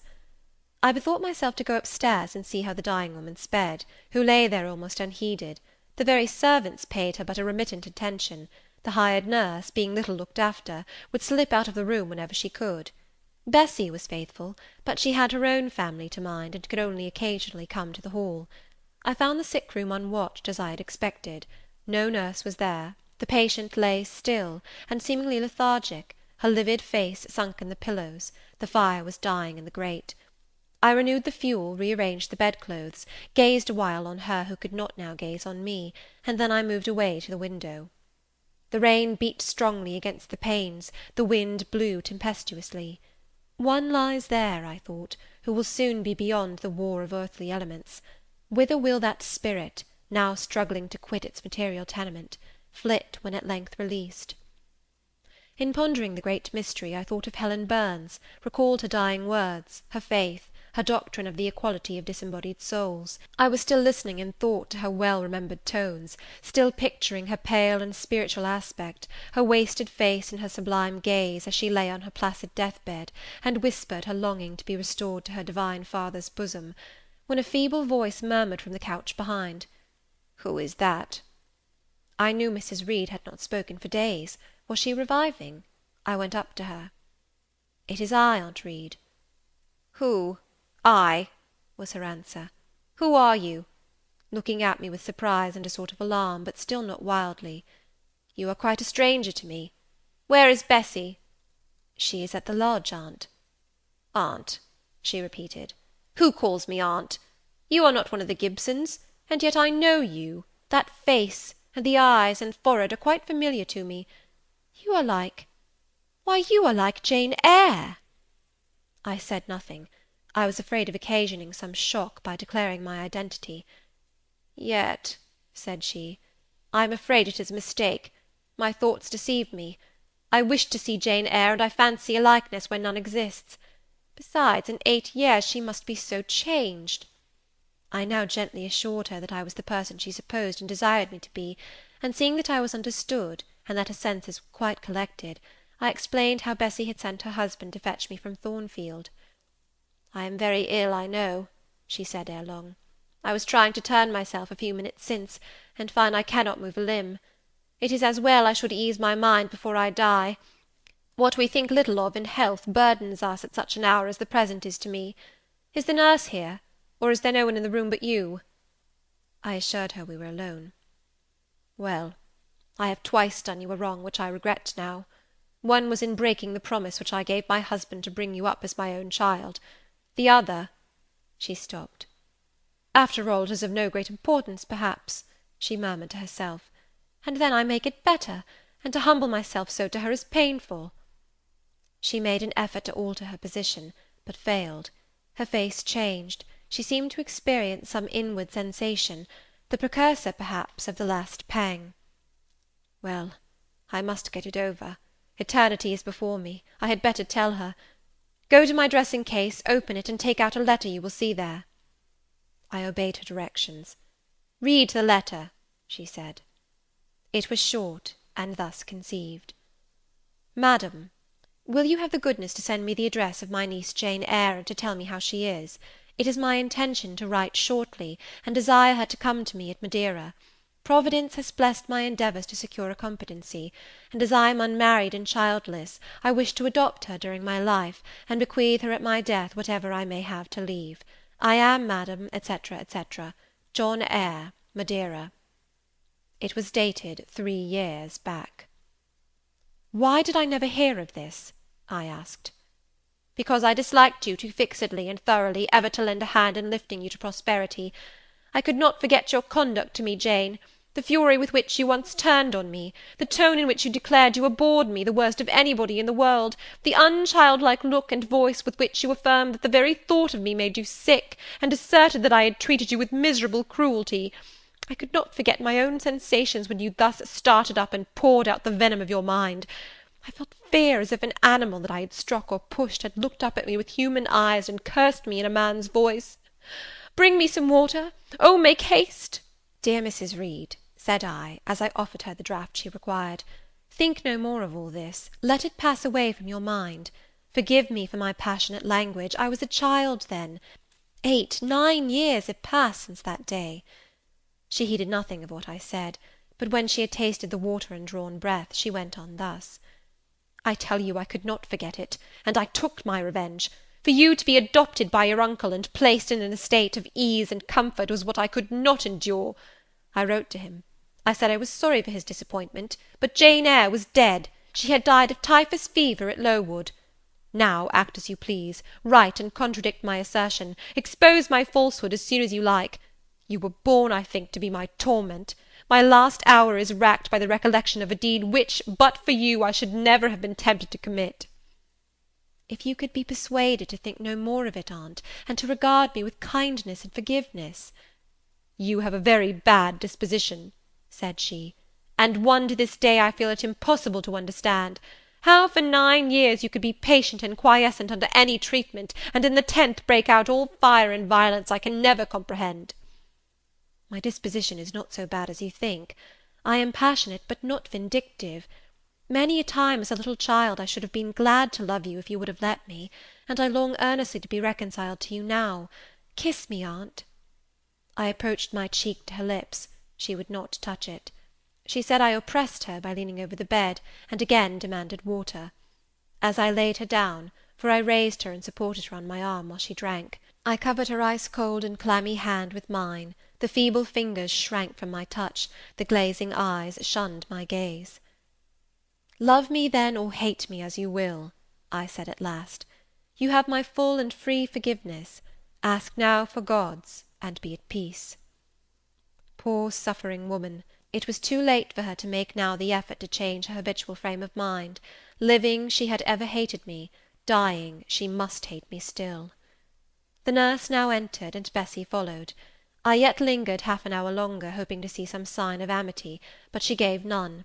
She was fast relapsing into stupor, nor did her mind again rally. At 12 o'clock that night she died. I was not present to close her eyes, nor were either of her daughters. They came to tell us the next morning that all was over. She was by that time laid out. Eliza and I went to look at her. Georgiana, who had burst into loud weeping, said she dared not go. There was stretched Sarah Reed's once robust and active frame, rigid and still. Her eye of flint was covered with its cold lid. Her brow and strong traits wore yet the impress of her inexorable soul. A strange and solemn object was that corpse to me. I gazed on it with gloom and pain. Nothing soft, nothing sweet, Nothing pitying or hopeful or subduing did it inspire, only a grating anguish for her woes, not my loss, and a sombre, tearless dismay at the fearfulness of death in such a form. Eliza surveyed her parent calmly. After a silence of some minutes, she observed, with her constitution she should have lived to a good old age. Her life was shortened by trouble. And then a spasm constricted her mouth for an instant. As it passed away, she turned and left the room, and so did I. Neither of us had dropped a tear. End of chapter 21.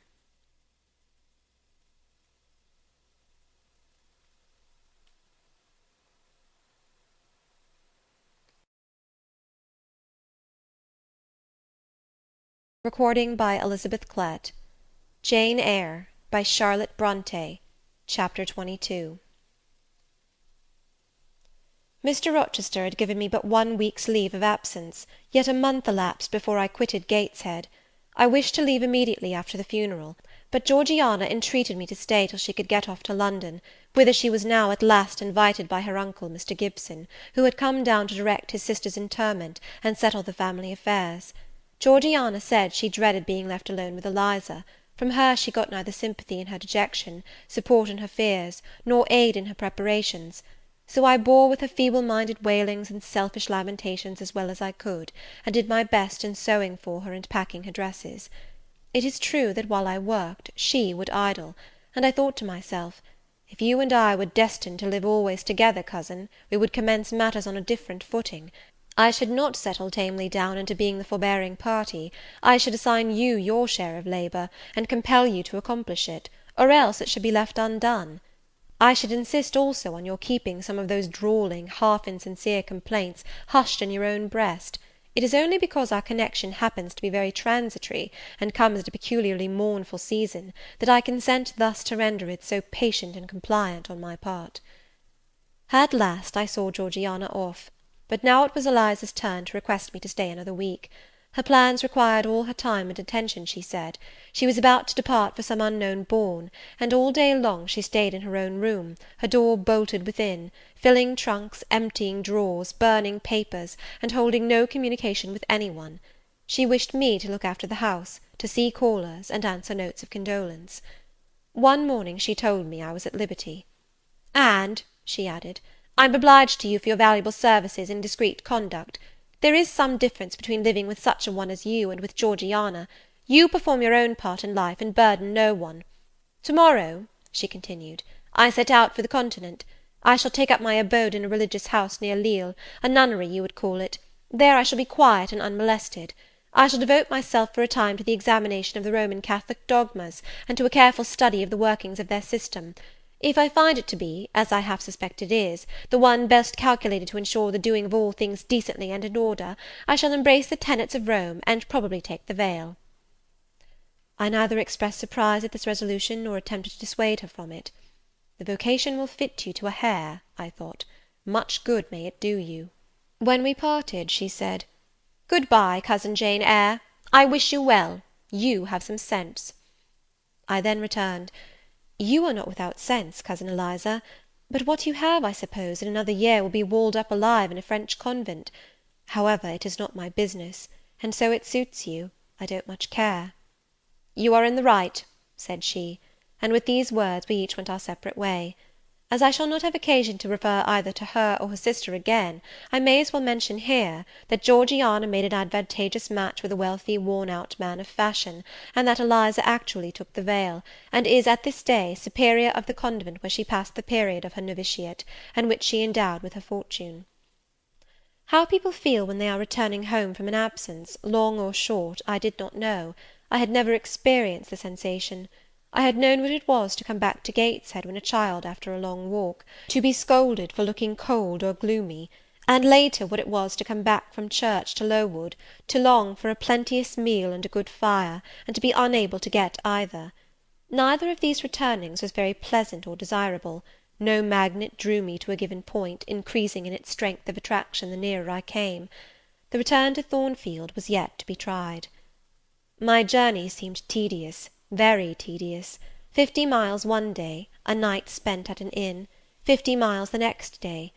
During the first 12 hours I thought of Mrs. Reed in her last moments. I saw her disfigured and discoloured face, and heard her strangely altered voice. I mused on the funeral day, the coffin, the hearse, the black train of tenants and servants. Few was the number of relatives, the gaping vault, the silent church, the solemn service. Then I thought of Eliza and Georgiana. I beheld one the cynosure of a ball-room, the other the inmate of a convent cell, and I dwelt on and analysed their separate peculiarities of person and character. The evening arrival at the great town scattered these thoughts. Night gave them quite another turn. Laid down on my traveller's bed, I left reminiscence for anticipation. I was going back to Thornfield, but how long was I to stay there? Not long, of that I was sure. I had heard from Mrs. Fairfax in the interim of my absence. The party at the Hall was dispersed. Mr. Rochester had left for London 3 weeks ago, but he was then expected to return in a fortnight. Mrs. Fairfax surmised that he was gone to make arrangements for his wedding, as he had talked of purchasing a new carriage. She said the idea of his marrying Miss Ingram still seemed strange to her, but from what everybody said, and from what she herself had seen, she could no longer doubt that the event would shortly take place. "You would be strangely incredulous if you did doubt it," was my mental comment. "I don't doubt it." The question followed, where was I to go? I dreamt of Miss Ingram all the night. In a vivid morning dream I saw her closing the gates of Thornfield against me, and pointing me out another road, and Mr. Rochester looked on with his arms folded, smiling sardonically, as it seemed, at both her and me. I had not notified to Mrs. Fairfax the exact day of my return, for I did not wish either car or carriage to meet me at Millcote. I proposed to walk the distance quietly by myself, and very quietly, after leaving my box in the ostler's care, did I slip away from the George Inn, about 6 o'clock of a June evening, and take the old road to Thornfield, a road which lay chiefly through fields, and was now little frequented. It was not a bright or a splendid summer evening, though fair and soft. The haymakers were at work all along the road, and the sky, though far from cloudless, was such as promised well for the future. Its blue, where blue was visible, was mild and settled, and its cloud strata high and thin. The west, too, was warm; no watery gleam chilled it. It seemed as if there was a fire lit, an altar burning behind its screen of marbled vapour, and out of apertures shone a golden redness. I felt glad as the road shortened before me, so glad that I stopped once to ask myself what that joy meant, and to remind reason that it was not to my home I was going, or to a permanent resting place, or to a place where fond friends looked out for me and waited my arrival. "Mrs. Fairfax will smile you a calm welcome, to be sure," said I, "and little Adele will clap her hands and jump to see you; but you know very well you are thinking of another than they, and that he is not thinking of you." But what is so headstrong as youth? What so blind as inexperience? These affirmed that it was pleasure enough to have the privilege of again looking on Mr. Rochester, whether he looked on me or not; and they added, "Hasten, hasten, be with him while you may; but a few more days or weeks at most, and you are parted from him for ever." And then I strangled a new-born agony, a deformed thing which I could not persuade myself to own and rear, and ran on. They are making hay too in Thornfield meadows, or rather the labourers are just quitting their work, and returning home with their rakes on their shoulders, now, at the hour I arrive. I have but a field or two to traverse, and then I shall cross the road and reach the gates. How full the hedges are of roses! But I have no time to gather any; I want to be at the house. I passed a tall briar, shooting leafy and flowery branches across the path. I see the narrow stile with stone steps, and I see Mr. Rochester sitting there, a book and a pencil in his hand. He is writing. Well, he is not a ghost, yet every nerve I have is unstrung. For a moment I am beyond my own mastery. What does it mean? I did not think I should tremble in this way when I saw him, or lose my voice, or the power of motion in his presence. I will go back as soon as I can stir. I need not make an absolute fool of myself. I know another way to the house. It does not signify if I knew 20 ways, for he has seen me. "Hullo!" he cries, and he puts up his book and his pencil. "There you are! Come on, if you please." I suppose I do come on, though in what fashion I know not, being scarcely cognizant of my movements, and solicitous only to appear calm, and above all to control the working muscles of my face, which I feel rebel insolently against my will, and struggle to express what I had resolved to conceal. But I have a veil, it is down, I may make shift yet to behave with decent composure. And is this Jane Eyre? Are you coming from Millcote, and on foot? Yes, just one of your tricks, not to send for a carriage, and come clattering over street and road like a common mortal, but to steal into the vicinage of your home along with twilight, just as if you were a dream or a shade. What the deuce have you done with yourself this last month? I have been with my aunt, sir, who is dead. A true Janian reply. Good angels be my guard! She comes from the other world, from the abode of people who are dead, and tells me so when she meets me alone here in the gloaming. If I dared, I'd touch you, to see if you are substance or shadow, you elf; but I'd as soon offer to take hold of a blue ignis fatuus light in a marsh. Truant, truant," he added, when he had paused an instant, "absent from me a whole month, and forgetting me quite, I'll be sworn." I knew there would be pleasure in meeting my master again, even though broken by the fear that he was so soon to cease to be my master, and by the knowledge that I was nothing to him. But there was ever in Mr. Rochester, so at least I thought, such a wealth of the power of communicating happiness, that to taste but of the crumbs he scattered to stray and stranger birds like me, was to feast genially. His last words were balm. They seemed to imply that it imported something to him whether I forgot him or not. And he had spoken of Thornfield as my home. Would that it were my home! He did not leave the stile, and I hardly liked to ask to go by. I inquired soon if he had not been to London. Yes, I suppose you found that out by second sight. Mrs. Fairfax told me in a letter. And did she inform you what I went to do? Oh, yes, sir. Everybody knew your errand. You must see the carriage, Jane, and tell me if you don't think it will suit Mrs. Rochester exactly, and whether she won't look like Queen Boadicea, leaning back against those purple cushions. I wish, Jane, I were a trifle better adapted to match with her externally. Tell me now, fairy as you are, can't you give me a charm or a philtre or something of that sort, to make me a handsome man? It would be past the power of magic, sir. And in thought I added, a loving eye is all the charm needed. To such you are handsome enough, or rather your sternness has a power beyond beauty. Mr. Rochester had sometimes read my unspoken thoughts with an acumen to me incomprehensible. In the present instance he took no notice of my abrupt vocal response, but he smiled at me with a certain smile he had of his own, and which he used but on rare occasions. He seemed to think it too good for common purposes. It was the real sunshine of feeling. He shed it over me now. "Pass, Janet," said he, making room for me to cross the stile. "Go up home, and stay your weary little wandering feet at a friend's threshold." All I had now to do was to obey him in silence. No need for me to colloquize further. I got over the stile without a word, and meant to leave him calmly. An impulse held me fast, a force turned me round. I said, or something in me said, and in spite of me, "Thank you, Mr. Rochester, for your great kindness. I am strangely glad to get back again to you, and wherever you are is my home, my only home." I walked on so fast that even he could hardly have overtaken me had he tried. Little Adele was half wild with delight when she saw me. Mrs. Fairfax received me with her usual plain friendliness. Leah smiled, and even Sophy bid me bonsoir with glee. This was very pleasant. There is no happiness like that of being loved by your fellow creatures, and feeling that your presence is an addition to their comfort. I that evening shut my eyes resolutely against the future. I stopped my ears against the voice that kept warning me of near separation and coming grief. When tea was over, and Mrs. Fairfax had taken her knitting, and I had assumed a low seat near her, and Adele, kneeling on the carpet, had nestled close up to me, and a sense of mutual affection seemed to surround us with a ring of golden peace, I uttered a silent prayer that we might not be parted far or soon.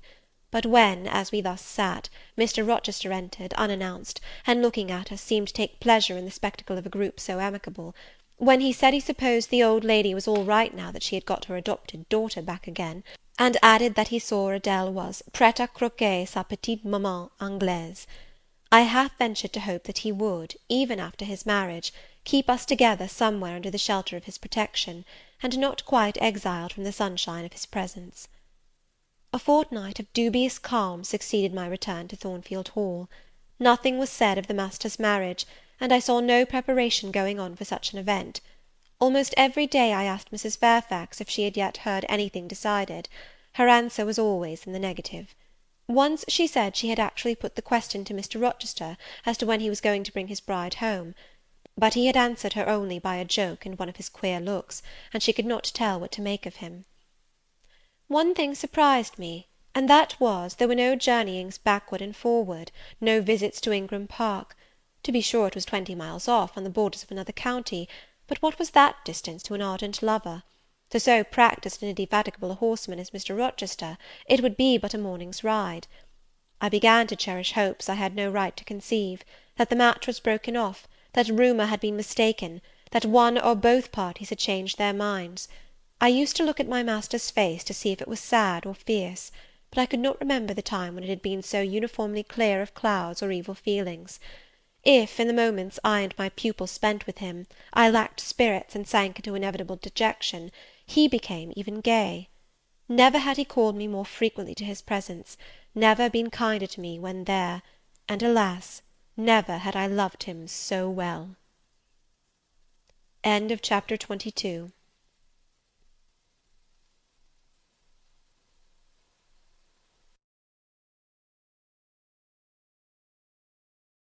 Recording by Elizabeth Klett. Jane Eyre by Charlotte Brontë. Chapter 23. A splendid midsummer shone over England, skies so pure, suns so radiant as were then seen in long succession seldom favour even singly our wave-girt land. It was as if a band of Italian days had come from the south, like a flock of glorious passenger birds, and lighted to rest them on the cliffs of Albion. The hay was all got in, the fields round Thornfield were green and shorn, the roads white and baked, the trees were in their dark prime, hedge and wood, full-leaved and deeply tinted, contrasted well with the sunny hue of the cleared meadows between. On Midsummer Eve, Adele, weary with gathering wild strawberries in Hay Lane half the day, had gone to bed with the sun. I watched her drop asleep, and when I left her, I sought the garden. It was now the sweetest hour of the 24. Day its fervid fires had wasted, and dew fell cool on panting plain and scorched summit. Where the sun had gone down in simple state, pure of the pomp of clouds, spread a solemn purple, burning with the light of red jewel and furnace flame at one point, on one hill peak, and extending high and wide, soft and still softer, over half heaven. The east had its own charm, or fine deep blue, and its own modest gem, a casino and solitary star. Soon it would boast the moon, but she was yet beneath the horizon. I walked a while on the pavement, but a subtle, well-known scent, that of a cigar, stole from some window. I saw the library casement open a hand's breadth. I knew I might be watched thence, so I went apart into the orchard. No nook in the grounds more sheltered and more Eden-like. It was full of trees, it bloomed with flowers. A very high wall shut it out from the court on one side; on the other a beech avenue screened it from the lawn. At the bottom was a sunk fence, its sole separation from lonely fields, a winding walk, bordered with laurels and terminating in a giant horse-chestnut, circled at the base by a seat, led down to the fence. Here one could wander unseen. While such honey-dew fell, such silence reigned, such gloaming gathered, I felt as if I could haunt such shade forever; but in threading the flower and fruit parterres at the upper part of the enclosure, enticed there by the light the now rising moon cast on this more open quarter, my step is stayed, not by sound, not by sight, but once more by a warning fragrance. Sweetbriar and southernwood, jasmine, pink, and rose, have long been yielding their evening sacrifice of incense. This new scent is neither of shrub nor flower. It is, I know it well, it is Mr. Rochester's cigar. I look round, and I listen. I see trees laden with ripening fruit. I hear a nightingale warbling in a wood half a mile off. No moving form is visible, no coming step audible, but that perfume increases. I must flee. I make for the wicket leading to the shrubbery, and I see Mr. Rochester entering. I step aside into the ivy recess. He will not stay long. He will soon return whence he came, and if I sit still he will never see me. But no, eventide is as pleasant to him as to me, and this antique garden as attractive, and he strolls on, now lifting the gooseberry tree branches to look at the fruit, large as plums, with which they are laden, now taking a ripe cherry from the wall, now stooping toward a knot of flowers, either to inhale their fragrance or to admire the dew-beads on their petals. A great moth goes humming by me. It alights on a plant at Mr. Rochester's foot. He sees it, and bends to examine it. Now he has his back towards me, thought I, and he is occupied too, and perhaps if I walk softly I can slip away unnoticed. I trode on an edging of turf, that the crackle of the pebbly gravel might not betray me. He was standing among the beds at a yard or two distant from where I had to pass. The moth apparently engaged him. I shall get by very well, I meditated. As I crossed his shadow, thrown long over the garden by the moon, not yet risen high, he said quietly, without turning, "Jane, come and look at this fellow." I had made no noise. He had not eyes behind. Could his shadow feel? I started at first, and then I approached him. "Look at his wings," said he. "He reminds me rather of a West Indian insect. One does not often see so large and gay a night rover in England. There, he has flown." The moth roamed away. I was sheepishly retreating also, but Mr. Rochester followed me, and when we reached the wicket, he said, "Turn back. On so lovely a night it is a shame to sit in the house, and surely no one can wish to go to bed while sunset is thus at meeting with moonrise." It is one of my faults, that though my tongue is sometimes prompt enough at an answer, there are times when it sadly fails me in framing an excuse, and always the lapse occurs at some crisis, when a facile word or plausible pretext is especially wanted to get me out of painful embarrassment. I did not like to walk at this hour alone with Mr. Rochester in the shadowy orchard, but I could not find a reason to allege for leaving him. I followed with lagging step, and thoughts busily bent on discovering a means of extrication, but he himself looked so composed and so grave also, I became ashamed of feeling any confusion. The evil, if evil existent or prospective there was, seemed to lie with me only. His mind was unconscious and quiet.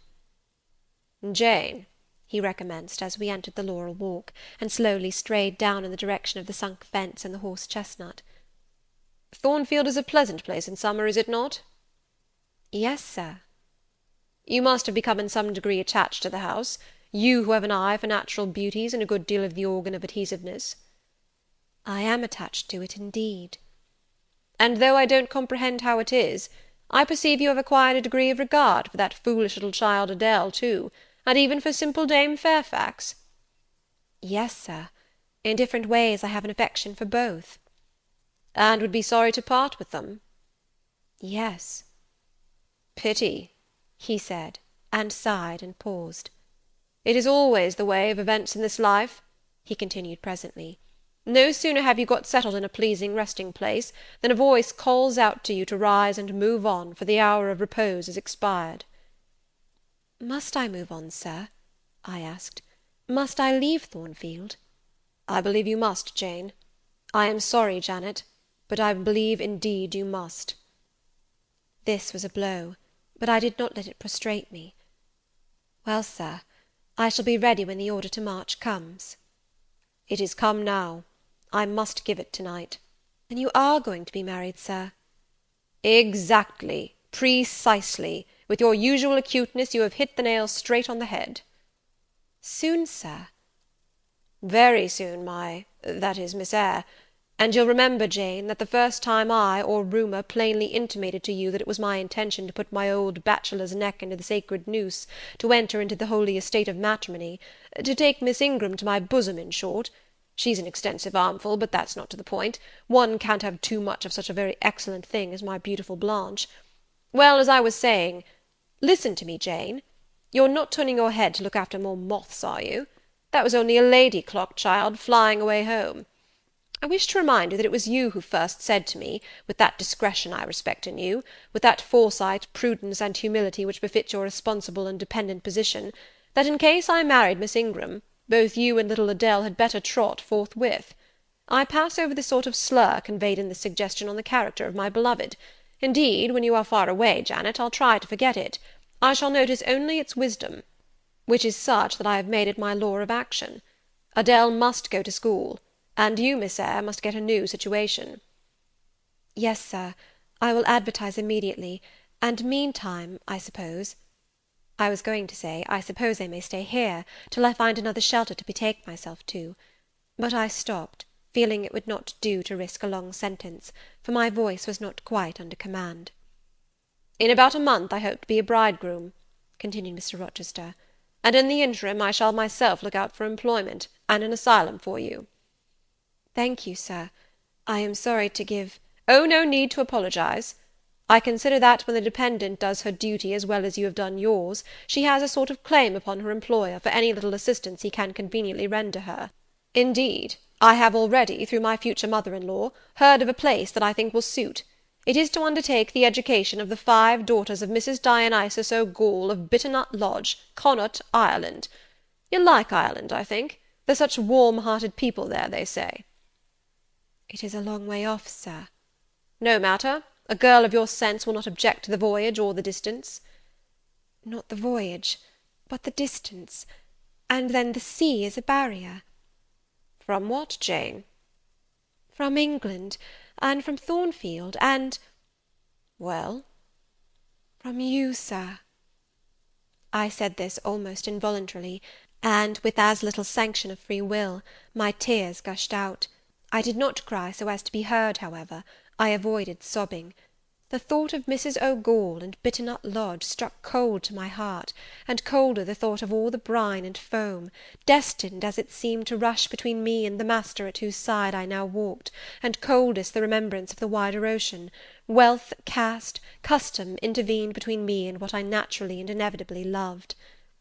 "It is a long way," I again said. "It is, to be sure. And when you get to Bitternut Lodge, Connaught, Ireland, I shall never see you again, Jane. That's morally certain. I never go over to Ireland, not having myself much of a fancy for the country. We have been good friends, Jane, have we not?" "Yes, sir." "And when friends are on the eve of separation, they like to spend the little time that remains to them close to each other. Come, we'll talk over the voyage and the parting quietly half an hour or so, while the stars enter into their shining life up in heaven yonder. Here is the chestnut tree, here is the bench at its old roots. Come, we will sit there in peace to-night, though we should never more be destined to sit there together." He seated me and himself. "It is a long way to Ireland, Janet, and I am sorry to send my little friend on such weary travels, but if I can't do better, how is it to be helped? Are you anything akin to me, do you think, Jane?" I could risk no sort of answer by this time. My heart was still. "Because," he said, "I sometimes have a queer feeling with regard to you, especially when you are near me, as now.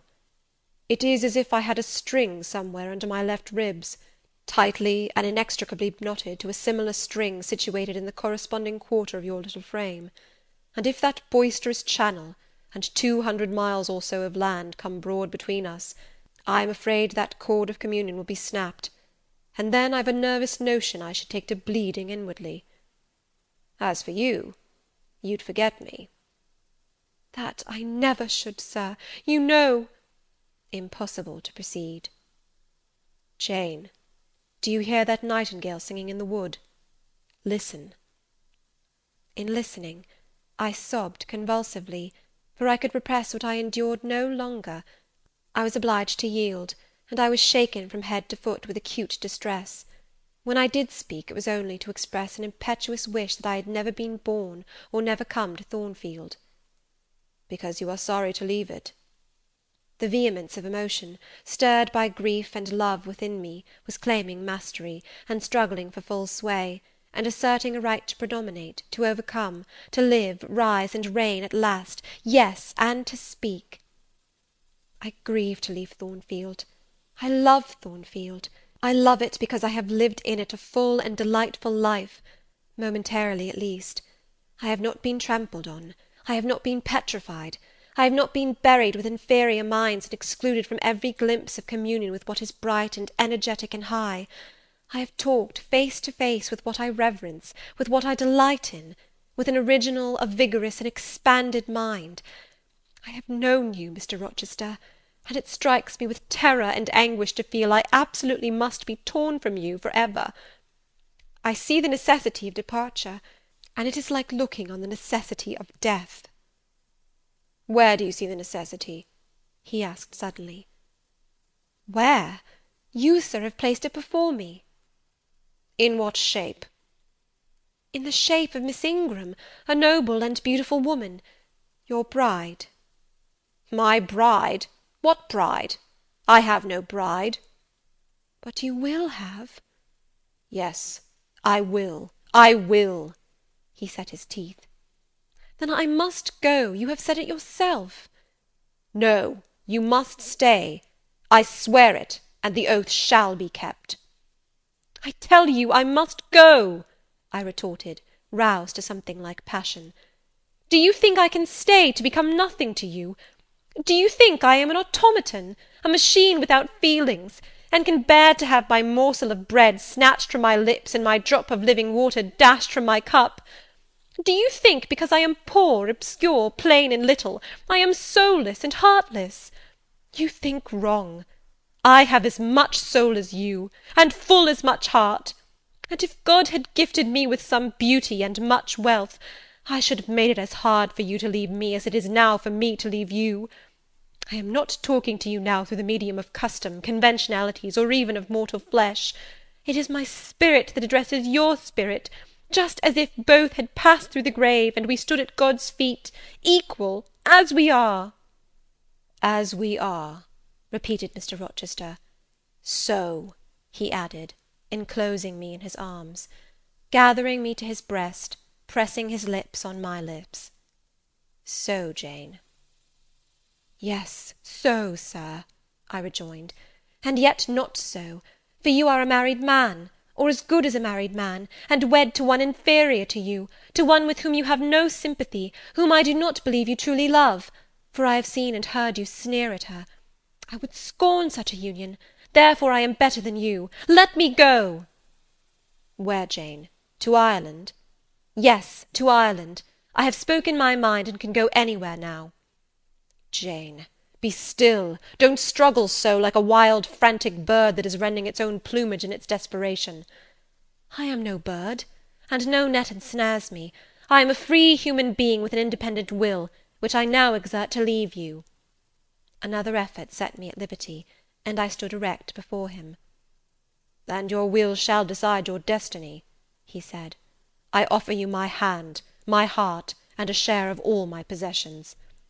"You play a farce, which I merely laugh at."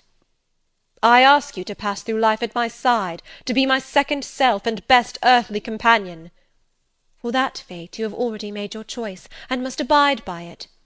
"Jane, be still a few moments. You are over-excited. I will be still too."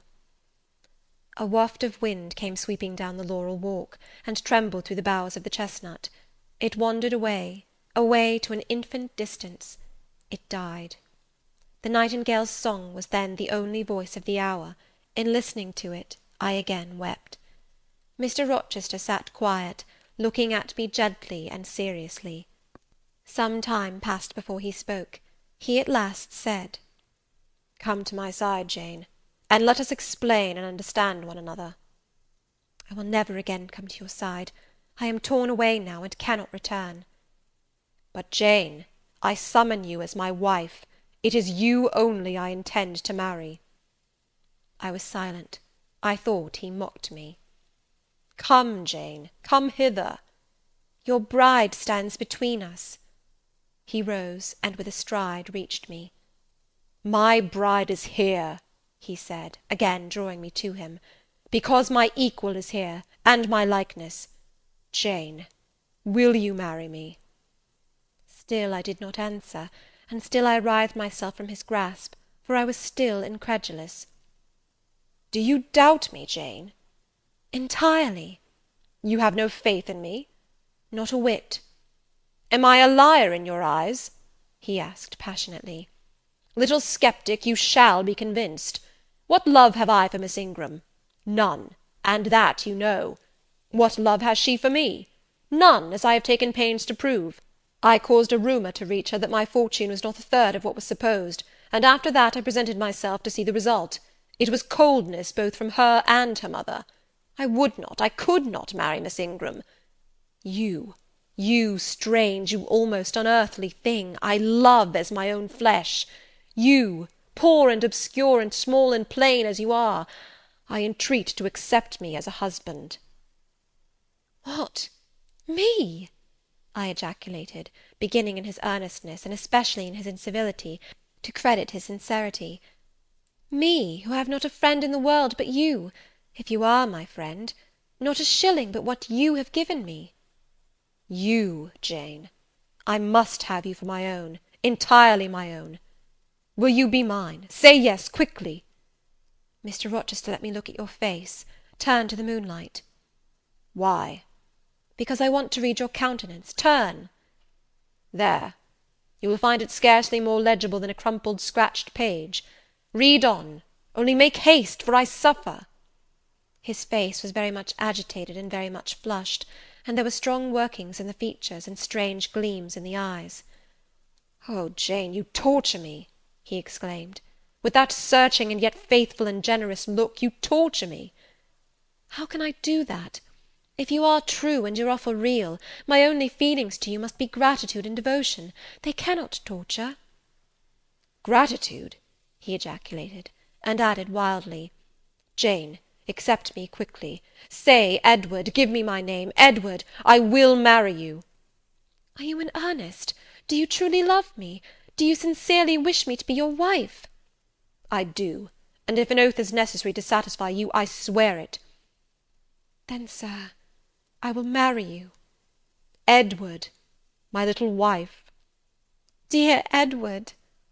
Come to me entirely now," said he, and added in his deepest tone, speaking in my ear as his cheek was laid on mine, "Make my happiness, I will make yours." "God pardon me," he subjoined ere long, "and man meddle not with me. I have her, and will hold her." "There is no one to meddle, sir. I have no kindred to interfere." "No, that is the best of it," he said. And if I had loved him less, I should have thought his accent and look of exultation savage; but sitting by him, roused from the nightmare of parting, called to the paradise of union, I thought only of the bliss given me to drink in so abundant a flow. Again and again he said, "Are you happy, Jane?" and again I answered, "Yes." After which he murmured, It will atone. Have I not found her friendless, cold, and comfortless? Will I not guard and cherish and solace her? Is there not love in my heart, and constancy in my resolves? It will expiate at God's tribunal. I know my Maker sanctions what I do. For the world's judgment I wash my hands thereof. For man's opinion I defy it." But what had befallen the night? The moon was not yet set, and we were all in shadow. I could scarcely see my master's face, near as I was. And what ailed the chestnut tree? It writhed and groaned, while wind roared in the laurel walk, and came sweeping over us. "We must go in," said Mr. Rochester. "The weather changes. I could have sat with thee till morning, Jane." And so, thought I, could I with you. I should have said so, perhaps, but a livid, vivid spark leapt out of a cloud at which I was looking, and there was a crack, a crash, and a close rattling peal, and I thought only of hiding my dazzled eyes against Mr. Rochester's shoulder. The rain rushed down. He hurried me up the walk, through the grounds, and into the house, but we were quite wet before we could pass the threshold. He was taking off my shawl in the hall, and shaking the water out of my loosened hair, when Mrs. Fairfax emerged from her room. I did not observe her at first, nor did Mr. Rochester. The lamp was lit, the clock was on the stroke of 12. "Hasten to take off your wet things," said he, "and before you go, good night. Good night, my darling." He kissed me repeatedly. When I looked up, on leaving his arms, there stood the widow, pale, grave, and amazed. I only smiled at her, and ran up stairs. Explanation will do for another time, thought I. Still, when I reached my chamber, I felt a pang at the idea she should even temporarily misconstrue what she had seen; but joy soon effaced every other feeling, and loud as the wind blew, near and deep as the thunder crashed, fierce and frequent as the lightning gleamed, cataract-like as the rain fell during a storm of 2 hours' duration, I experienced no fear and little awe. Mr. Rochester came thrice to my door in the course of it, to ask if I was safe and tranquil, and that was comfort, that was strength for anything. Before I left my bed in the morning, Little Adele came running in to tell me that the great horse-chestnut at the bottom of the orchard had been struck by lightning in the night, and half of it split away. Chapter 23.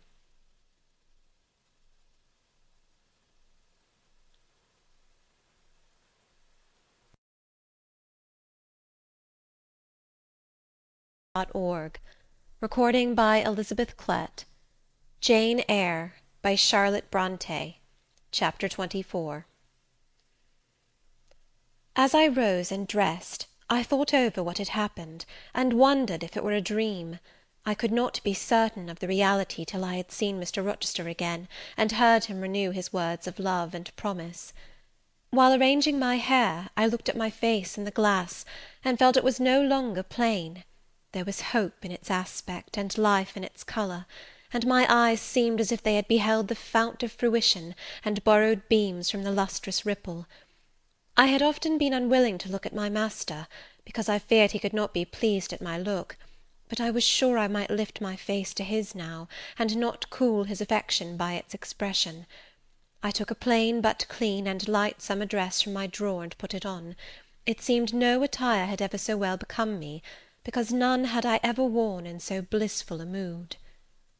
I was not surprised, when I ran down into the hall, to see that a brilliant June morning had succeeded to the tempest of the night, and to feel, through the open glass door, the breathing of a fresh and fragrant breeze.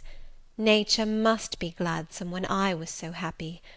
A beggar woman and her little boy, pale ragged objects both, were coming up the walk, and I ran down and gave them all the money I happened to have in my purse, some 3 or 4 shillings. Good or bad, they must partake of my jubilee. The rooks cawed and blither birds sang, but nothing was so merry or so musical as my own rejoicing heart. Mrs. Fairfax surprised me by looking out of the window with a sad countenance, and saying gravely, "Miss Eyre, will you come to breakfast?"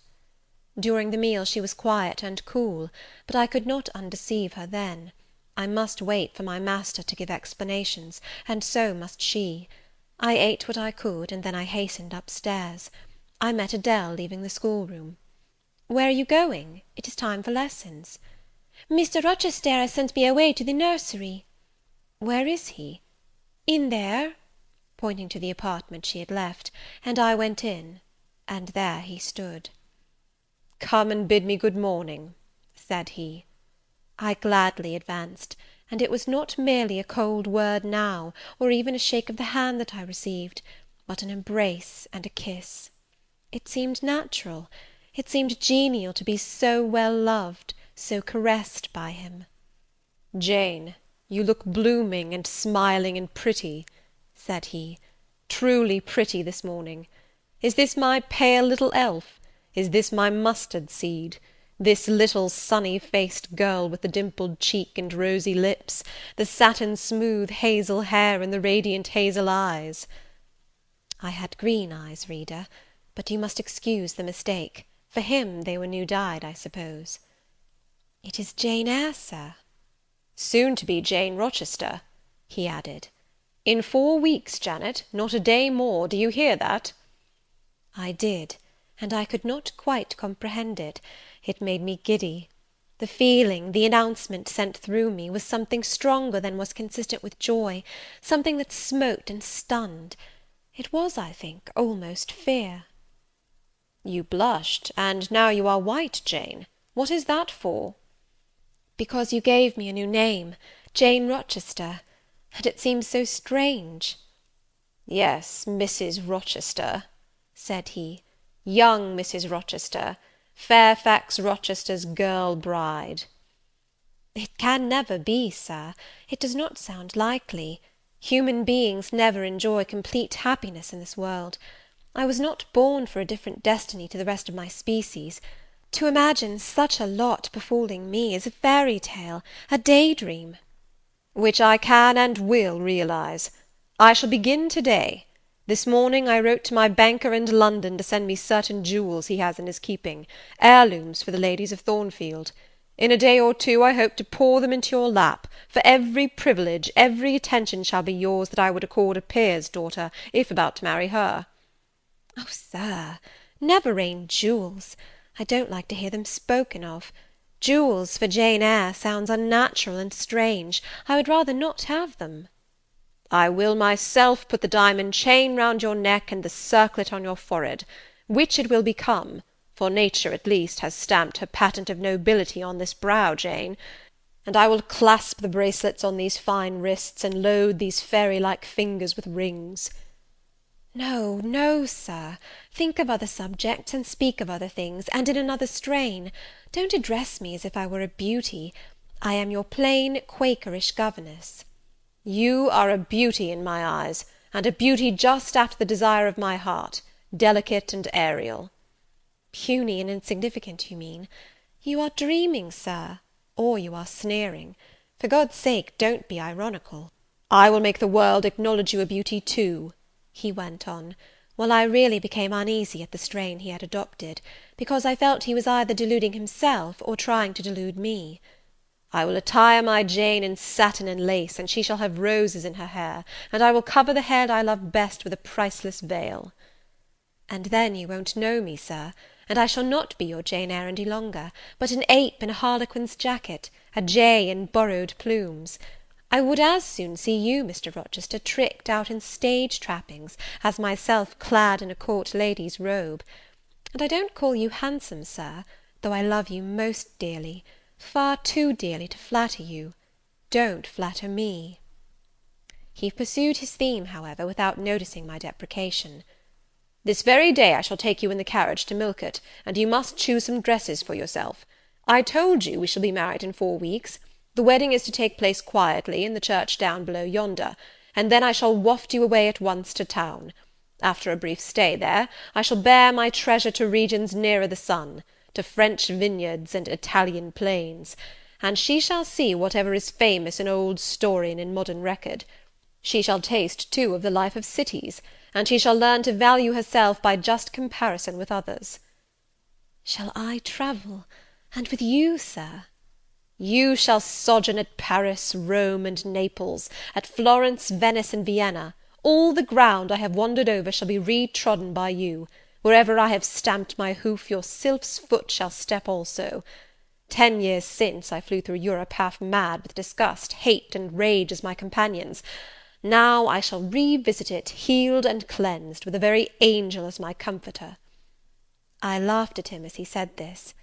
"I am not an angel," I asserted, "and I will not be one till I die. I will be myself. Mr. Rochester, you must neither expect nor exact anything celestial of me, for you will not get it, any more than I shall get it of you, which I do not at all anticipate." "What do you anticipate of me?" "For a little while you will perhaps be as you are now, a very little while, and then you will turn cool, and then you will be capricious, and then you will be stern, and I shall have much ado to please you. But when you get well used to me, you will perhaps like me again. Like me, I say, not love me. I suppose your love will effervesce in 6 months or less. I have observed in books written by men that period assigned as the farthest to which a husband's ardour extends. Yet, after all, as a friend and companion, I hope never to become quite distasteful to my dear master." "Distasteful! And like you again! I think I shall like you again, and yet again, and I will make you confess I do not only like, but love you, with truth, fervour, constancy." "Yet are you not capricious, sir?" "To women who please me only by their faces. I am the very devil when I find out they have neither souls nor hearts, when they open to me a perspective of flatness, triviality, and perhaps imbecility, coarseness, and ill temper. But to the clear eye and eloquent tongue, to the soul made of fire, and the character that bends but does not break, at once supple and stable, tractable and consistent, I am ever tender and true." "Had you ever experience of such a character, sir? Did you ever love such a one?" "I love it now." "But before me, if I, indeed, in any respect, come up to your difficult standard?" "I never met your likeness. Jane, you please me, and you master me. You seem to submit, and I like the sense of pliancy you impart, and while I am twining the soft silken skein round my finger, it sends a thrill up my arm to my heart. I am influenced, conquered, and the influence is sweeter than I can express, and the conquest I undergo has a witchery beyond any triumph I can win. Why do you smile, Jane? What does that inexplicable, that uncanny turn of countenance mean?" "I was thinking, sir, you will excuse the idea, it was involuntary, I was thinking of Hercules and Samson with their charmers." "You were, you little elfish—" "Hush, sir! You don't talk very wisely just now, any more than those gentlemen acted very wisely. However, had they been married, they would no doubt by their severity as husbands have made up for their softness as suitors, and so will you, I fear. I wonder how you will answer me a year hence, should I ask a favour it does not suit your convenience or pleasure to grant." "Ask me something now, Jane, the least thing. I desire to be entreated." "Indeed I will, sir. I have my petition all ready." "Speak. But if you look up and smile with that countenance, I shall swear concession before I know to what, and that will make a fool of me." "Not at all, sir. I only ask this, don't send for the jewels, and don't crown me with roses. You might as well put a border of gold lace round that plain pocket handkerchief you have there." "I might as well gild refined gold. I know it. Your request is granted, then, for the time.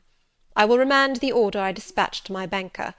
But you have not yet asked for anything. You have prayed a gift be withdrawn. Try again." "Well, then, sir, have the goodness to gratify my curiosity, which is much piqued on one point." He looked disturbed. What?" he said hastily. "Curiosity is a dangerous petition. It is well I have not taken a vow to accord every request." "But there can be no danger in complying with this, sir." "Utter it, Jane. But I wish that instead of a mere inquiry into, perhaps, a secret, it was a wish for half my estate." "Now, King Ahasuerus, what do I want with half your estate? Do you think I am a Jew usurer, sinking good investment in land? I would much rather have all your confidence. You will not exclude me from your confidence, if you will admit me to your heart." "You are welcome to all my confidence that is worth having, Jane. But for God's sake, don't desire a useless burden. Don't long for poison. Don't turn out a downright Eve on my hands." "Why not, sir? You have just been telling me how much you like to be conquered, and how pleasant over-persuasion is to you. Don't you think I had better take advantage of the confession, and begin and coax and entreat, even cry and be sulky, if necessary, for the sake of a mere essay of my power?" "I dare you to any such experiment. Encroach, presume, and the game is up."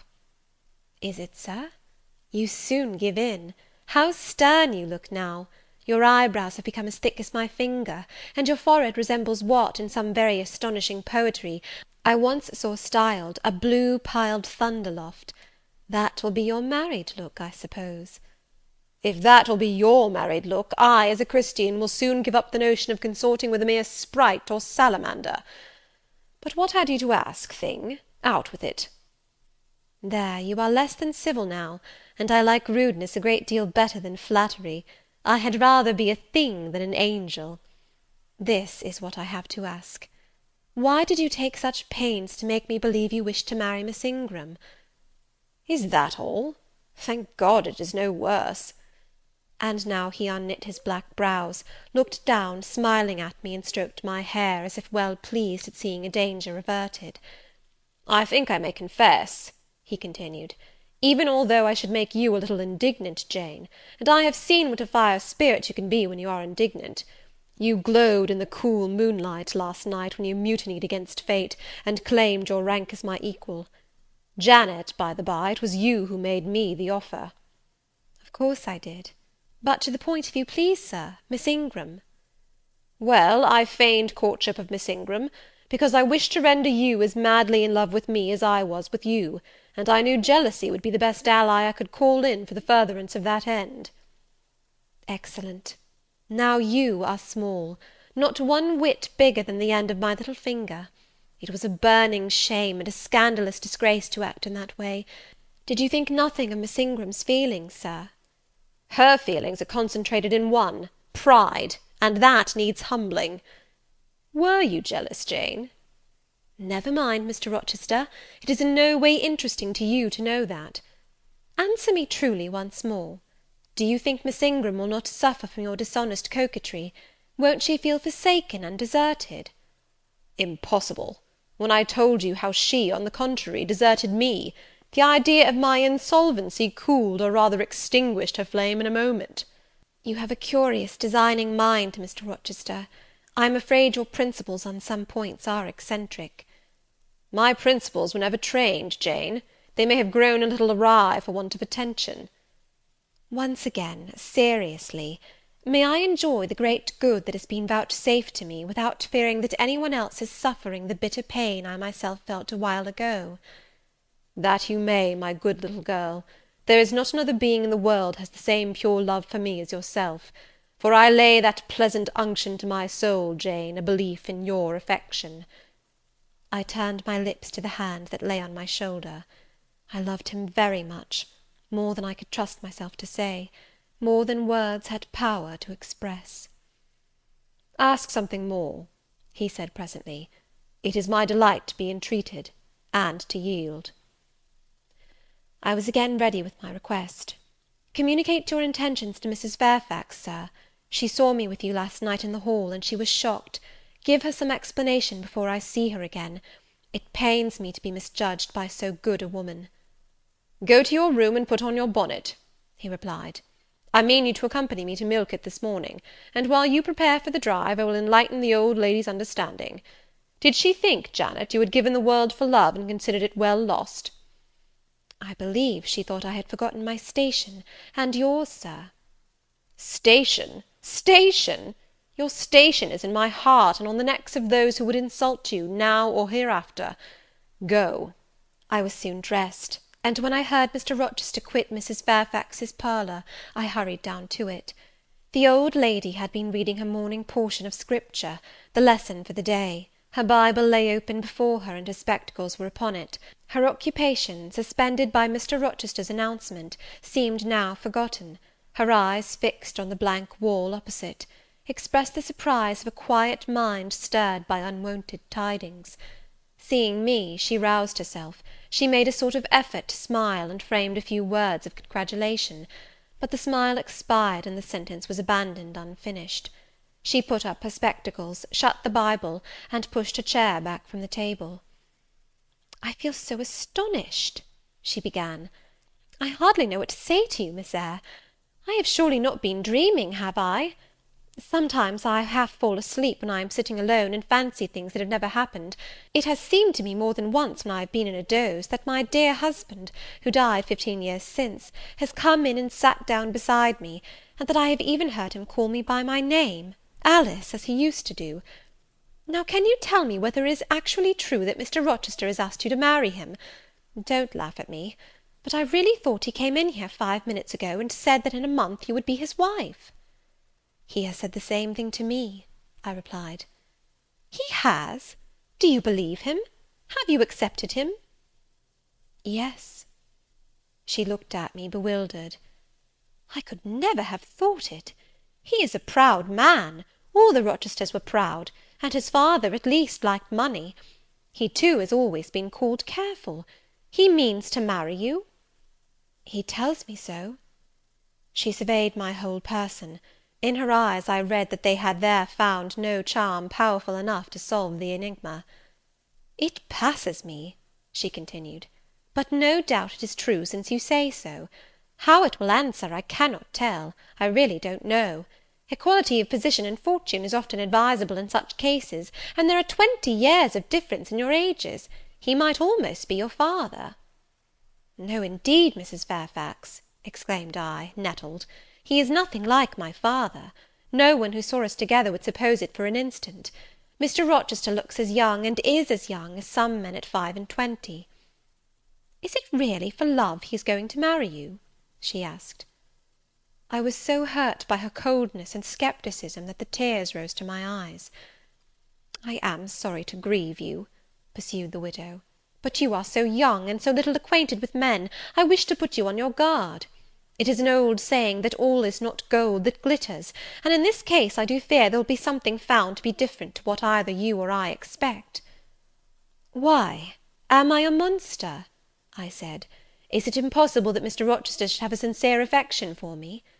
"No, you are very well, and much improved of late, and Mr. Rochester, I dare say, is fond of you. I have always noticed that you were a sort of pet of his. There are times when, for your sake, I have been a little uneasy at his marked preference, and have wished to put you on your guard; but I did not like to suggest even the possibility of wrong. I knew such an idea would shock, perhaps offend you, and you were so discreet, and so thoroughly modest and sensible, I hoped you might be trusted to protect yourself. Last night I cannot tell you what I suffered when I sought all over the house, and could find you nowhere, nor the master either, and then at 12 o'clock saw you come in with him." "Well, never mind that now," I interrupted impatiently. "It is enough that all was right." "I hope all will be right in the end," she said; "but believe me, you cannot be too careful. Try and keep Mr. Rochester at a distance. Distrust yourself as well as him. Gentlemen in his station are not accustomed to marry their governesses." I was growing truly irritated. Happily Adele ran in. Let me go to Milko too," she cried. "Mr. Rochester won't, so there is so much room in the new carriage. Beg him to let me go, mademoiselle." "That I will, Adele," and I hastened away with her, glad to quit my gloomy monitress. The carriage was ready, they were bringing it round to the front, and my master was pacing the pavement, Pilot following him backwards and forwards. "Adele may accompany us, may she not, sir?" "I told her no. I'll have no brats. I'll have only you." "Oh, do let her go, Mr. Rochester, if you please. It would be better." "Not it. She will be a restraint." He was quite peremptory, both in look and voice. The chill of Mrs. Fairfax's warnings and the damp of her doubts were upon me. Something of unsubstantiality and uncertainty had beset my hopes. I half lost the sense of power over him. I was about mechanically to obey him without further remonstrance, but as he helped me into the carriage, he looked at my face. "What is the matter?" he said. "All the sunshine is gone. Do you really wish the bairn to go? Will it annoy you if she is left behind?" "I would far rather she went, sir." "Then off for your bonnet, and back like a flash of lightning," cried he to Adele. She obeyed him with what speed she might. "After all, a single morning's interruption will not matter much," said he, "when I mean shortly to claim you, your thoughts, conversation, and company, for life."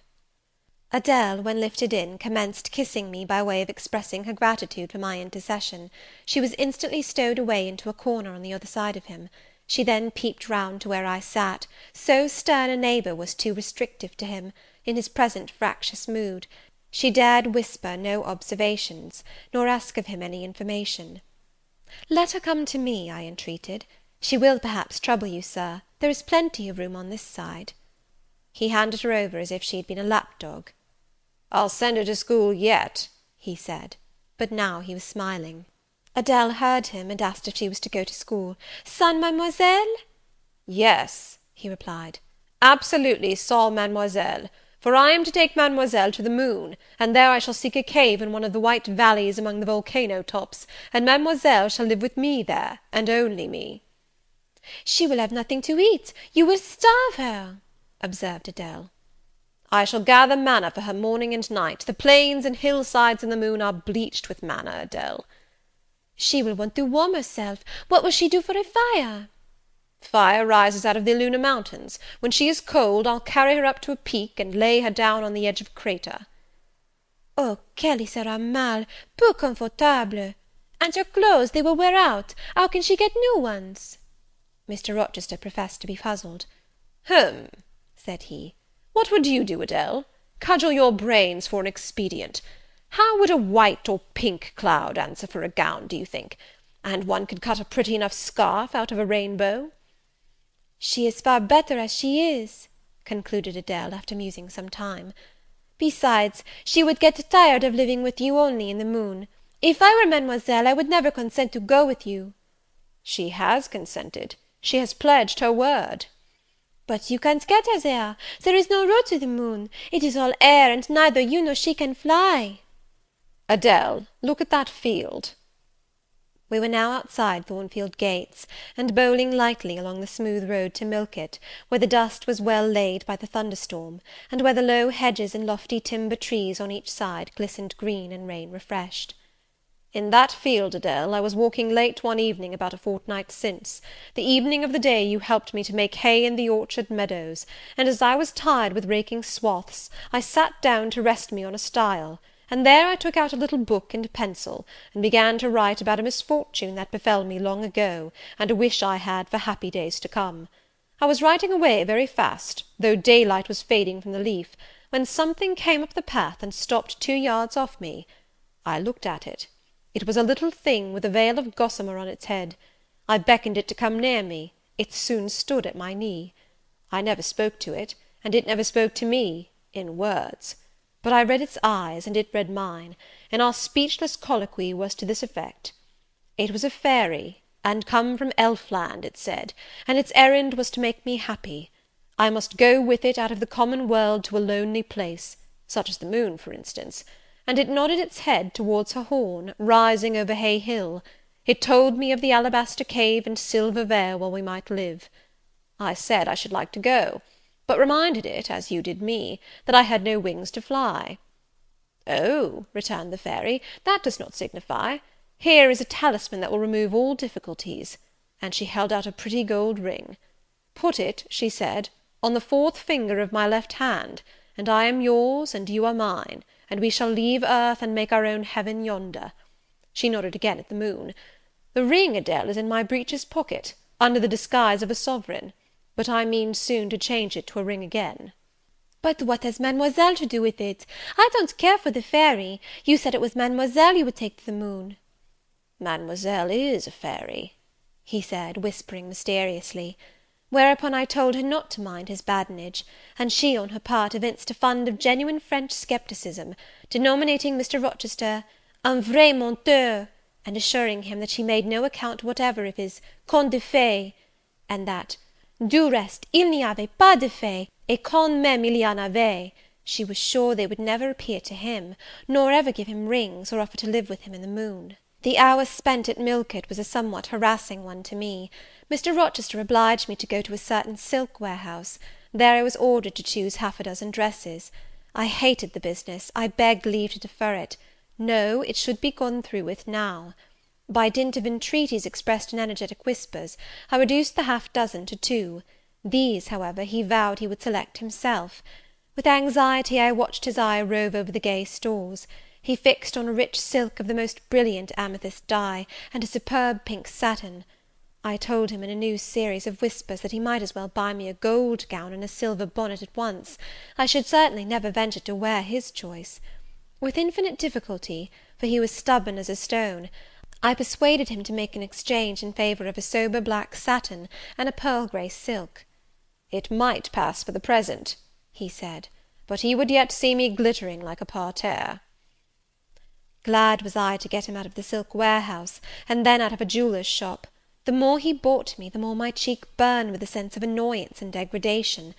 As we re-entered the carriage, and I sat back feverish and fagged, I remembered what, in the hurry of events, dark and bright, I had wholly forgotten, the letter of my uncle, John Eyre, to Mrs. Reed, his intention to adopt me and make me his legatee. It would be a relief, indeed, I thought, if I had ever so small an independency. I can never bear being dressed like a doll by Mr. Rochester, or sitting like a second Danae with the golden shower falling daily round me. I will write to Madeira the moment I get home, and tell my uncle John I am going to be married, and to whom. If I had but a prospect of one day bringing Mr. Rochester an accession of fortune, I could better endure to be kept by him now. And somewhat relieved by this idea, which I failed not to execute that day, I ventured once more to meet my master's and lover's eye, which most pertinaciously sought mine, though I averted both face and gaze. He smiled, and I thought his smile was such as a sultan might, in a blissful and fond moment, bestow on a slave his gold and gems had enriched. I crushed his hand, which was ever hunting mine, vigorously, and thrust it back to him, red with the passionate pressure. "You need not look in that way," I said. "If you do, I'll wear nothing but my old Lowood frocks to the end of the chapter. I'll be married in this lilac gingham. You may make a dressing gown for yourself out of the pearl grey silk, and an infinite series of waistcoats out of the black satin." He chuckled. He rubbed his hands. "Oh, it is rich to see and hear her!" he exclaimed. "Is she original? Is she piquant? I would not exchange this one little English girl for the Grand Turk's whole seraglio, gazelle eyes, houri forms, and all." The Eastern allusion bit me again. "I'll not stand you an inch in the stead of a seraglio," I said, "so don't consider me an equivalent for one. If you have a fancy for anything in that line, away with you, Sir, to the bazaars of Stamboul without delay, and lay out in extensive slave purchases some of that spare cash you seem at a loss to spend satisfactorily here." "And what will you do, Janet, while I am bargaining for so many tons of flesh, and such an assortment of black eyes?" "I'll be preparing myself to go out as a missionary to preach liberty to them that are enslaved, your harem inmates among the rest.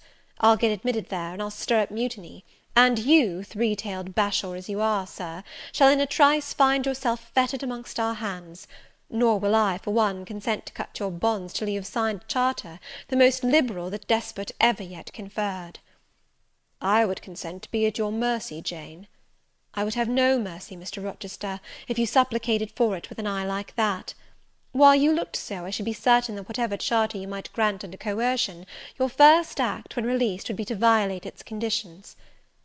"Why, Jane, what would you have? I fear you will compel me to go through a private marriage ceremony, besides that performed at the altar. You will stipulate, I see, for peculiar terms. What will they be?" "I only want an easy mind, Sir, not crushed by crowded obligations. Do you remember what you said of Céline Varenne? Of the diamonds, the cashmeres you gave her? I will not be your English Céline Varenne. I shall continue to act as Adèle's governess. By that I shall earn my board and lodging, and £30 a year besides. I'll furnish my own wardrobe out of that money, and you shall give me nothing but—" "Well, but what?" "Your regard; and if I give you mine in return, that debt will be quit." "Well, for cool native impudence and pure innate pride, you haven't your equal," said he. We were now approaching Thornfield. "Will it please you to dine with me to-day?" he asked, as we entered the gates. "No, thank you, Sir." "And what for, no thank you, if one may inquire?" "I never have dined with you, Sir, and I see no reason why I should now, till—" "Till what? You delight in half-phrases." "Till I can't help it." "Do you suppose I eat like an ogre, or a ghoul, that you dread of being the companion of my repast?"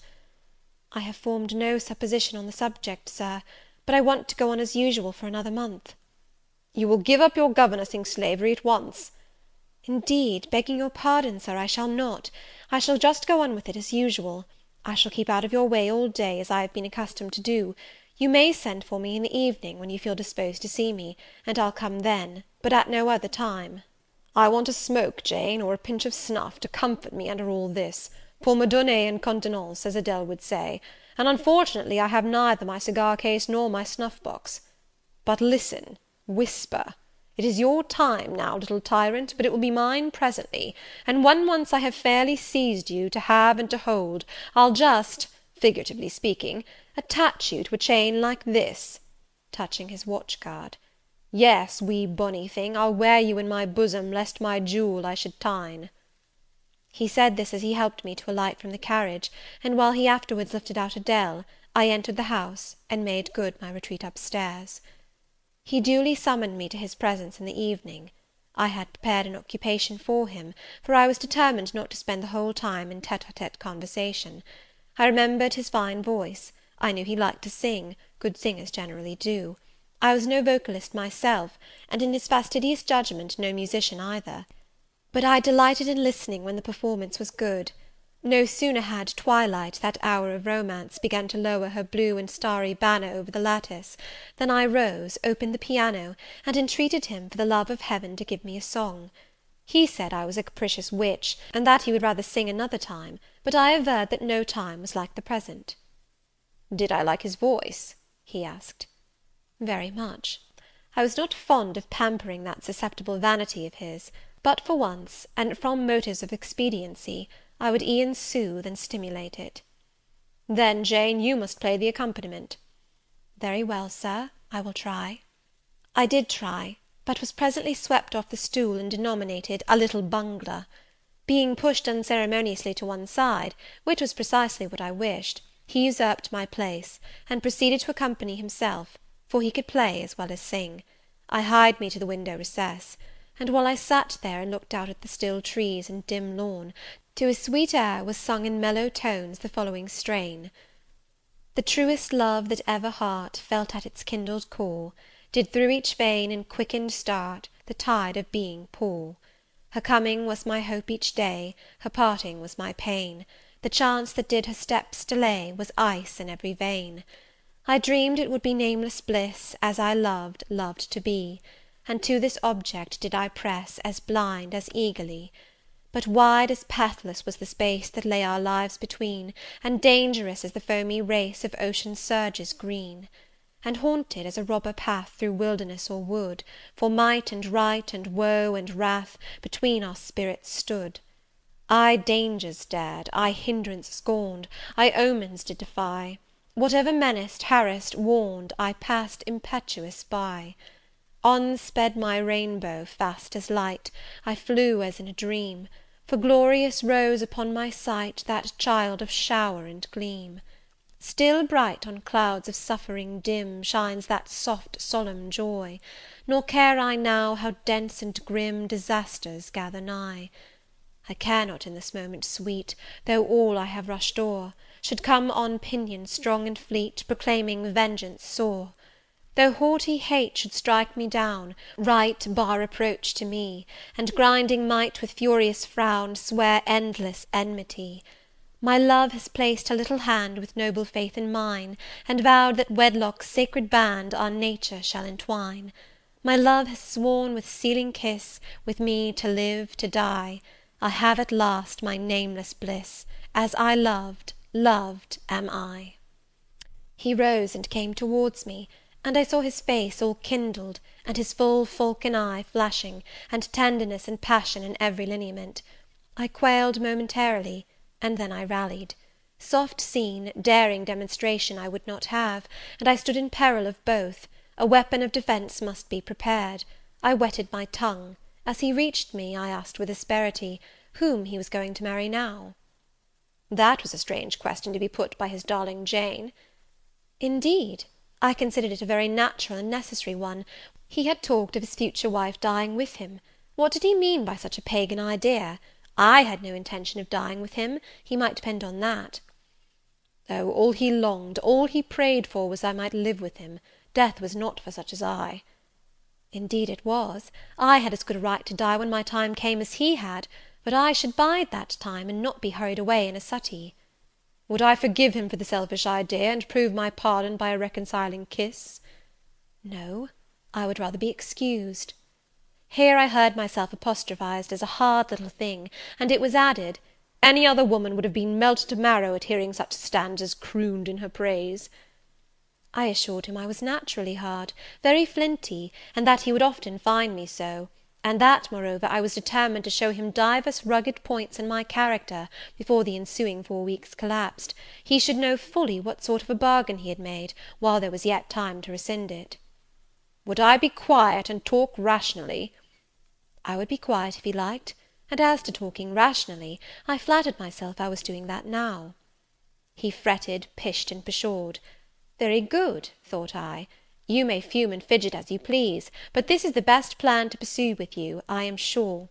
I like you more than I can say, but I'll not sink into a bathos of sentiment, and with this needle of repartee I'll keep you from the edge of the gulf too, and moreover maintain by its pungent aid that distance between you and myself most conducive to our real mutual advantage.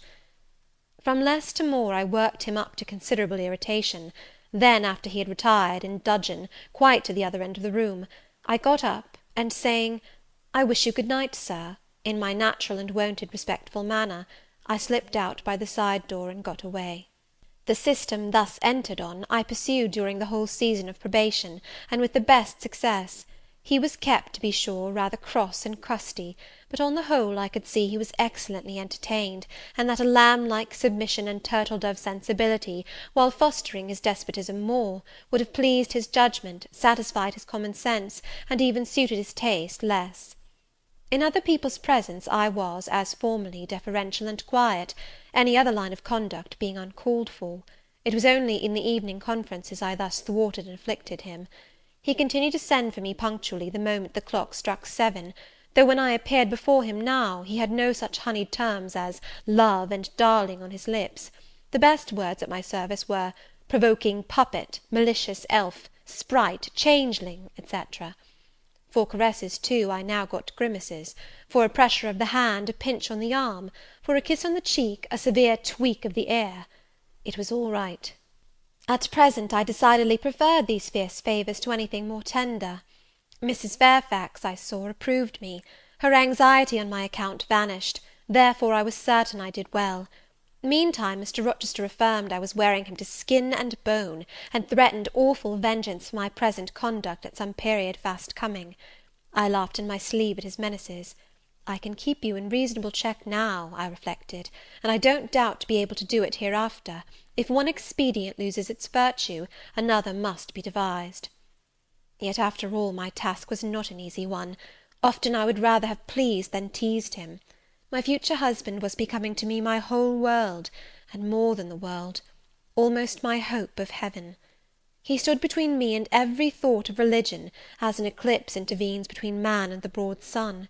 I could not, in those days, see God for his creature, of whom I had made an idol. End of chapter 24.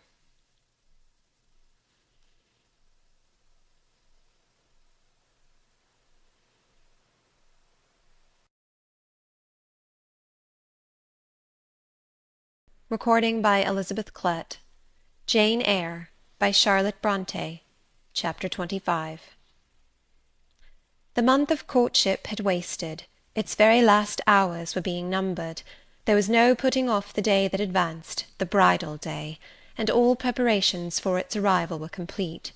I, at least, had nothing more to do. There were my trunks, packed, locked, corded, ranged in a row along the wall of my little chamber. To-morrow at this time they would be far on their road to London, and so should I; or rather, not I, but one Jane Rochester, a person whom as yet I knew not. The cards of address alone remained to nail on. They lay, 4 little squares, in the drawer. Mr. Rochester had himself written the direction, Mrs. Rochester, Hotel, London, on each. I could not persuade myself to affix them, or to have them affixed. Mrs. Rochester! She did not exist. She would not be born till to-morrow, some time after 8 o'clock a.m., and I would wait to be assured she had come into the world alive before I assigned to her all that property. It was enough that in yonder closet, opposite my dressing-table, garments said to be hers had already displaced my black stuff Lowood frock and straw bonnet; for not to me appertained that suit of wedding raiment, the pearl-coloured robe, the vapoury veil pendant from the usurped portmanteau. I shut the closet to conceal the strange, wraith-like apparel it contained, which at this evening hour, 9 o'clock, gave out certainly a most ghostly shimmer through the shadow of my apartment. "I will leave you by yourself, white dream," I said. "I am feverish. I hear the wind blowing. I will go out of doors and feel it." It was not only the hurry of preparation that made me feverish, not only in the anticipation of the great change, the new life which was to commence to-morrow. Both these circumstances had their share, doubtless, in producing that restless, excited mood which hurried me forth at this late hour into the darkening grounds; but a third cause influenced my mind more than they. I had at heart a strange and anxious thought. Something had happened which I could not comprehend. No one knew of or had seen the event but myself. It had taken place the preceding night. Mr. Rochester that night was absent from home, nor was he yet returned. Business had called him to a small estate of 2 or 3 farms he possessed 30 miles off. Business it was requisite he should settle in person, previous to his meditated departure from England. I now waited his return, eager to disburden my mind, and to seek of him the solution of the enigma that perplexed me. Stay till he comes, reader, and when I disclose my secret to him, you shall share the confidence. I sought the orchard, driven to its shelter by the wind, which all day had blown strong and full from the south, without, however, bringing a speck of rain. Instead of subsiding as night drew on, it seemed to augment its rush and deepen its roar. The trees blew steadfastly one way, never writhing round, and scarcely tossing back their boughs once in an hour. So continuous was the strain bending their branchy heads northward, the clouds drifting from pole to pole, fast following mass on mass, no glimpse of blue sky had been visible that July day. It was not without a certain wild pleasure I ran before the wind, delivering my trouble of mind to the measureless air-torrent thundering through space. Descending the laurel walk, I faced the wreck of the chestnut tree. It stood up black and riven. The trunk, split down the centre, gasped ghastly. The cloven halves were not broken from each other, for the firm base and strong roots kept them unsundered below. Though community of vitality was destroyed, the sap could flow no more, the great boughs on each side were dead, and next winter's tempests would be sure to fell one or both to earth. As yet, however, they might be said to form one tree, a ruin, but an entire ruin. "You did right to hold fast to each other," I said, as if the monster splinters were living things and could hear me. "I think, scathed as you look, and charred and scorched, there must be a little sense of life in you yet, rising out of that adhesion at the faithful honest roots. You will never have green leaves more, never more see birds making nests and singing idyls in your boughs. The time of pleasure and love is over with you, but you are not desolate. Each of you has a comrade to sympathize with him in his decay." As I looked up at them, the moon appeared momentarily in that part of the sky which filled their fissure. Her disk was blood-red and half overcast. She seemed to throw on me one bewildered, dreary glance, and buried herself again instantly in the deep drift of cloud. The wind fell for a second round Thornfield, but far away over wood and water poured a wild, melancholy wail. It was sad to listen to, and I ran off again. Here and there I strayed through the orchard, gathered up the apples with which the grass round the tree roots was thickly strewn. Then I employed myself in dividing the ripe from the unripe. I carried them into the house and put them away in the store-room. Then I repaired to the library to ascertain whether the fire was lit, for though summer, I knew on such a gloomy evening Mr. Rochester would like to see a cheerful hearth when he came in. Yes, the fire had been kindled some time, and burnt well. I placed his arm-chair by the chimney-corner. I wheeled the table near it. I let down the curtain, and had the candles brought in ready for lighting. More restless than ever, when I had completed these arrangements I could not sit still, nor even remain in the house. A little timepiece in the room and the old clock in the hall simultaneously struck 10. "How late it grows," I said. "I will run down to the gates. It is moonlight at intervals, I can see a good way on the road. He may be coming now, and to meet him will save some minutes of suspense." The wind roared high in the great trees which embowered the gates, but the road, as far as I could see, to the right hand and the left, was all still and solitary, save for the shadows of clouds crossing it at intervals as the moon looked out. It was but a long pale line, unvaried by one moving speck. A puerile tear dimmed my eye while I looked, a tear of disappointment and impatience. Ashamed of it, I wiped it away. I lingered. The moon shut herself wholly within her chamber, and drew close her curtain of dense cloud. The night grew dark, rain came driving fast on the gale. "I wish he would come! I wish he would come!" I exclaimed, seized with hypochondriac foreboding. I had expected his arrival before tea. Now it was dark. What could keep him? Had an accident happened? The event of last night again recurred to me. I interpreted it as a warning of disaster. I feared my hopes were too bright to be realized, and I had enjoyed so much bliss lately that I imagined my fortune had passed its meridian, and must now decline. Well, I cannot return to the house, I thought. I cannot sit by the fireside while he is abroad in inclement weather. Better tire my limbs than strain my heart. I will go forward and meet him. I set out. I walked fast, but not far. Ere I had measured 1/4 mile, I heard the tramp of hoofs. A horseman came on full gallop, a dog ran by his side. Away with evil presentiment! It was he. Here he was, mounted on Mesrour, followed by Pilot. He saw me, for the moon had opened a blue field in the sky, and rode in it watery bright. He took his hat off and waved it round his head. I now ran to meet him. "There!" he exclaimed, as he stretched out his hand and bent from the saddle. "You can't do without me, that is evident. Step on my boot-toe, give me both hands. Mount." I obeyed. Joy made me agile. I sprang up before him. A hearty kissing I got for a welcome, and some boastful triumph, which I swallowed as well as I could. He checked himself in his exultation to demand, "But is there anything the matter, Janet, that you come to meet me at such an hour? Is there anything wrong?"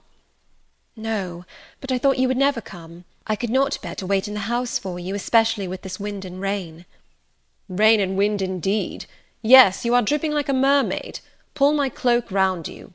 But I think you are feverish, Jane. Both your cheek and hand are burning hot. I ask again, is there anything the matter?" "Nothing now. I am neither afraid nor unhappy." "Then you have been both." "Rather. But I'll tell you all about it by and by, sir, and I dare say you will only laugh at me for my pains." "I'll laugh at you heartily when tomorrow is past. Till then I dare not. My prize is not certain. This is you who have been as slippery as an eel this last month, and as thorny as a briar rose. I could not lay a finger anywhere but I was pricked, and now I seem to have gathered up a stray lamb in my arms. You wandered out of the fold to seek your shepherd, did you, Jane?" "I wanted you. But don't boast. Here we are at Thornfield. Now let me get down." He landed me on the pavement. As John took his horse, and he followed me into the hall, he told me to make haste and put on something dry, and then return to him in the library, and he stopped me as I made for the staircase, to extort a promise that I would not be long. Nor was I long. In 5 minutes I rejoined him. I found him at supper. "Take a seat and bear me company, Jane. Please God, it is the last meal but one you will eat at Thornfield Hall for a long time." I sat down near him, but told him I could not eat. "Is it because you have the prospect of a journey before you, Jane? Is it thoughts of going to London that takes away your appetite?" "I cannot see my prospects clearly to-night, sir, and I hardly know what thoughts I have in my head. Everything in life seems unreal."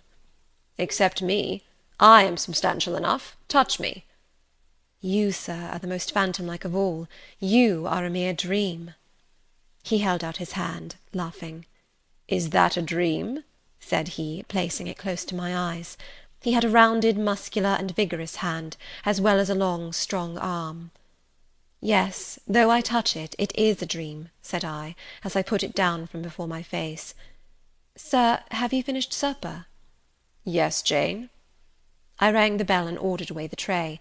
When we were again alone, I stirred the fire, and then took a low seat at my master's knee.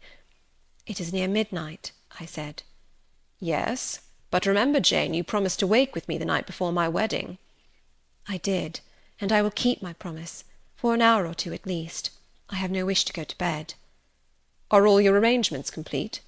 "All, sir." "And on my part likewise," he returned. "I have settled everything, and we shall leave Thornfield tomorrow, within half an hour after our return from church." "Very well, sir." With what an extraordinary smile you uttered that word, "very well," Jane! What a bright spot of colour you have on each cheek, and how strangely your eyes glitter! Are you well?" "I believe I am." "Believe? What is the matter? Tell me what you feel." "I could not, sir. No words could tell you what I feel. I wish this present hour would never end. Who knows with what fate the next may come charged?" "This is hypochondria, Jane. You have been over-excited or over-fatigued." "Do you, sir, feel calm and happy?" "Calm? No. But happy, to the heart's core." I looked up at him to read the signs of bliss in his face. It was ardent and flushed. "Give me your confidence, Jane," he said. "Relieve your mind of any weight that oppresses it by imparting it to me. What do you fear? That I shall not prove a good husband?" "It is the idea farthest from my thoughts." "Are you apprehensive of the new sphere you are about to enter? Of the new life into which you are passing?" "No." "You puzzle me, Jane. Your look and tone of sorrowful audacity perplex and pain me. I want an explanation." "Then, sir, listen. You were from home last night." "I was. I know that, and you hinted a while ago at something which had happened in my absence. Nothing probably of consequence, but in short it has disturbed you. Let me hear it. Mrs. Fairfax has said something, perhaps, or you have overheard the servants talk. Your sensitive self-respect has been wounded." "No, sir. It struck 12. I waited till the timepiece had concluded its silver chime, and the clock its hoarse vibrating stroke, and then I proceeded. All day yesterday I was very busy, and very happy in my ceaseless bustle, for I am not, as you seem to think, troubled by any haunting fears about the new sphere, etc. I think it a glorious thing to have the hope of living with you, because I love you. No, sir, don't caress me now. Let me talk undisturbed. Yesterday I trusted well in Providence, and believed that events were working together for your good and mine. It was a fine day, if you recollect. The calmness of the air and sky forbade apprehensions respecting your safety or comfort on your journey. I walked a little on the pavement after tea, thinking of you, and I beheld you in imagination so near me I scarcely missed your actual presence. I thought of the life that lay before me, your life, sir, an existence more expansive and stirring than my own, as much more so as the depths of the sea to which the brook runs are than the shallows of its own straight channel. I wondered why moralists call this world a dreary wilderness. For me it blossomed like a rose. Just at sunset the air turned cold and the sky cloudy. I went in, Sophy called me upstairs to look at my wedding dress, which they had just brought, and under it in the box I found your present, the veil which, in your princely extravagance, you sent for from London, resolved, I suppose, since I would not have jewels, to cheat me into accepting something as costly. I smiled as I unfolded it, and devised how I would tease you about your aristocratic tastes, and your efforts to mask your plebeian bride in the attributes of a peeress. I thought how I would carry down to you the square of unembroidered blonde I had myself prepared as a covering for my low-born head, and ask if that was not good enough for a woman who could bring her husband neither fortune, beauty, nor connections. I saw plainly how you would look, and heard your impetuous republican answers, and your haughty disavowal of any necessity on your part to augment your wealth or elevate your standing by marrying either a purse or a coronet. "How well you read me, you witch!" interposed Mr. Rochester. "But what did you find in the veil besides its embroidery? Did you find poison, or a dagger, that you look so mournful now?" No, no, sir. Besides the delicacy and richness of the fabric, I found nothing save Fairfax Rochester's pride, and that did not scare me, because I am used to the sight of the demon. But, sir, as it grew dark, the wind rose. It blew yesterday evening, not as it blows now, wild and high, but with a sullen, moaning sound, far more eerie. I wished you were at home. I came into this room, and the sight of the empty chair and fireless hearth chilled me. For some time after I went to bed I could not sleep. A sense of anxious excitement distressed me. The gale still rising seemed to my ear to muffle a mournful undersound. Whether in the house or abroad I could not at first tell, but it recurred, doubtful yet doleful at every lull. At last I made out it must be some dog howling at a distance. I was glad when it ceased. On sleeping I continued in dreams the idea of a dark and gusty night. I continued also the wish to be with you, and experienced a strange regretful consciousness of some barrier dividing us.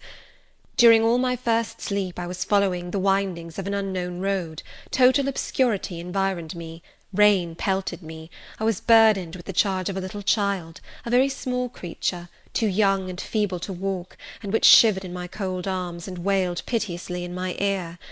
I thought, sir, that you were on the road a long way before me, and I strained every nerve to overtake you, and made effort on effort to utter your name and entreat you to stop, but my movements were fettered, and my voice still died away inarticulate, while you, I felt, withdrew farther and farther every moment.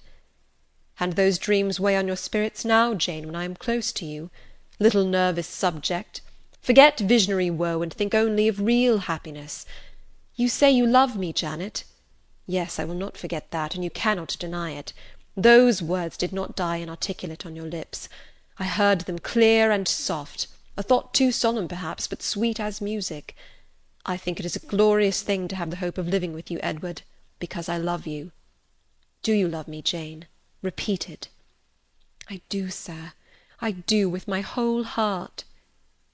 "Well," he said, after some minutes' silence, "it is strange, but that sentence has penetrated my breast painfully. Why? I think because you said it with such an earnest religious energy, and because your upward gaze at me now is the very sublime of faith, truth, and devotion. It is too much as if some spirit were near me. Look wicked, Jane, as you know well how to look. Coin one of your wild, shy, provoking smiles. Tell me you hate me. Tease me, vex me, do anything but move me. I would rather be incensed than saddened." "I will tease you and vex you to your heart's content when I have finished my tale, but hear me to the end." "I thought, Jane, you had told me all. I thought I had found the source of your melancholy in a dream." I shook my head. "What? Is there more? But I will not believe it to be anything important. I warn you of incredulity beforehand. Go on." The disquietude of his air, the somewhat apprehensive impatience of his manner, surprised me, but I proceeded. "I dreamt another dream, sir, that Thornfield Hall was a dreary ruin, the retreat of bats and owls. I thought that of all the stately front nothing remained but a shell-like wall, very high and very fragile looking. I wandered, on a moonlit night, through the grass-grown enclosure within. Here I stumbled over a marble hearth, and there over a fallen fragment of cornice. Wrapped up in a shawl, I still carried the unknown little child. I might not lay it down anywhere, however tired my arms, however much its weight impeded my progress, I must retain it. I heard the gallop of a horse at a distance on the road.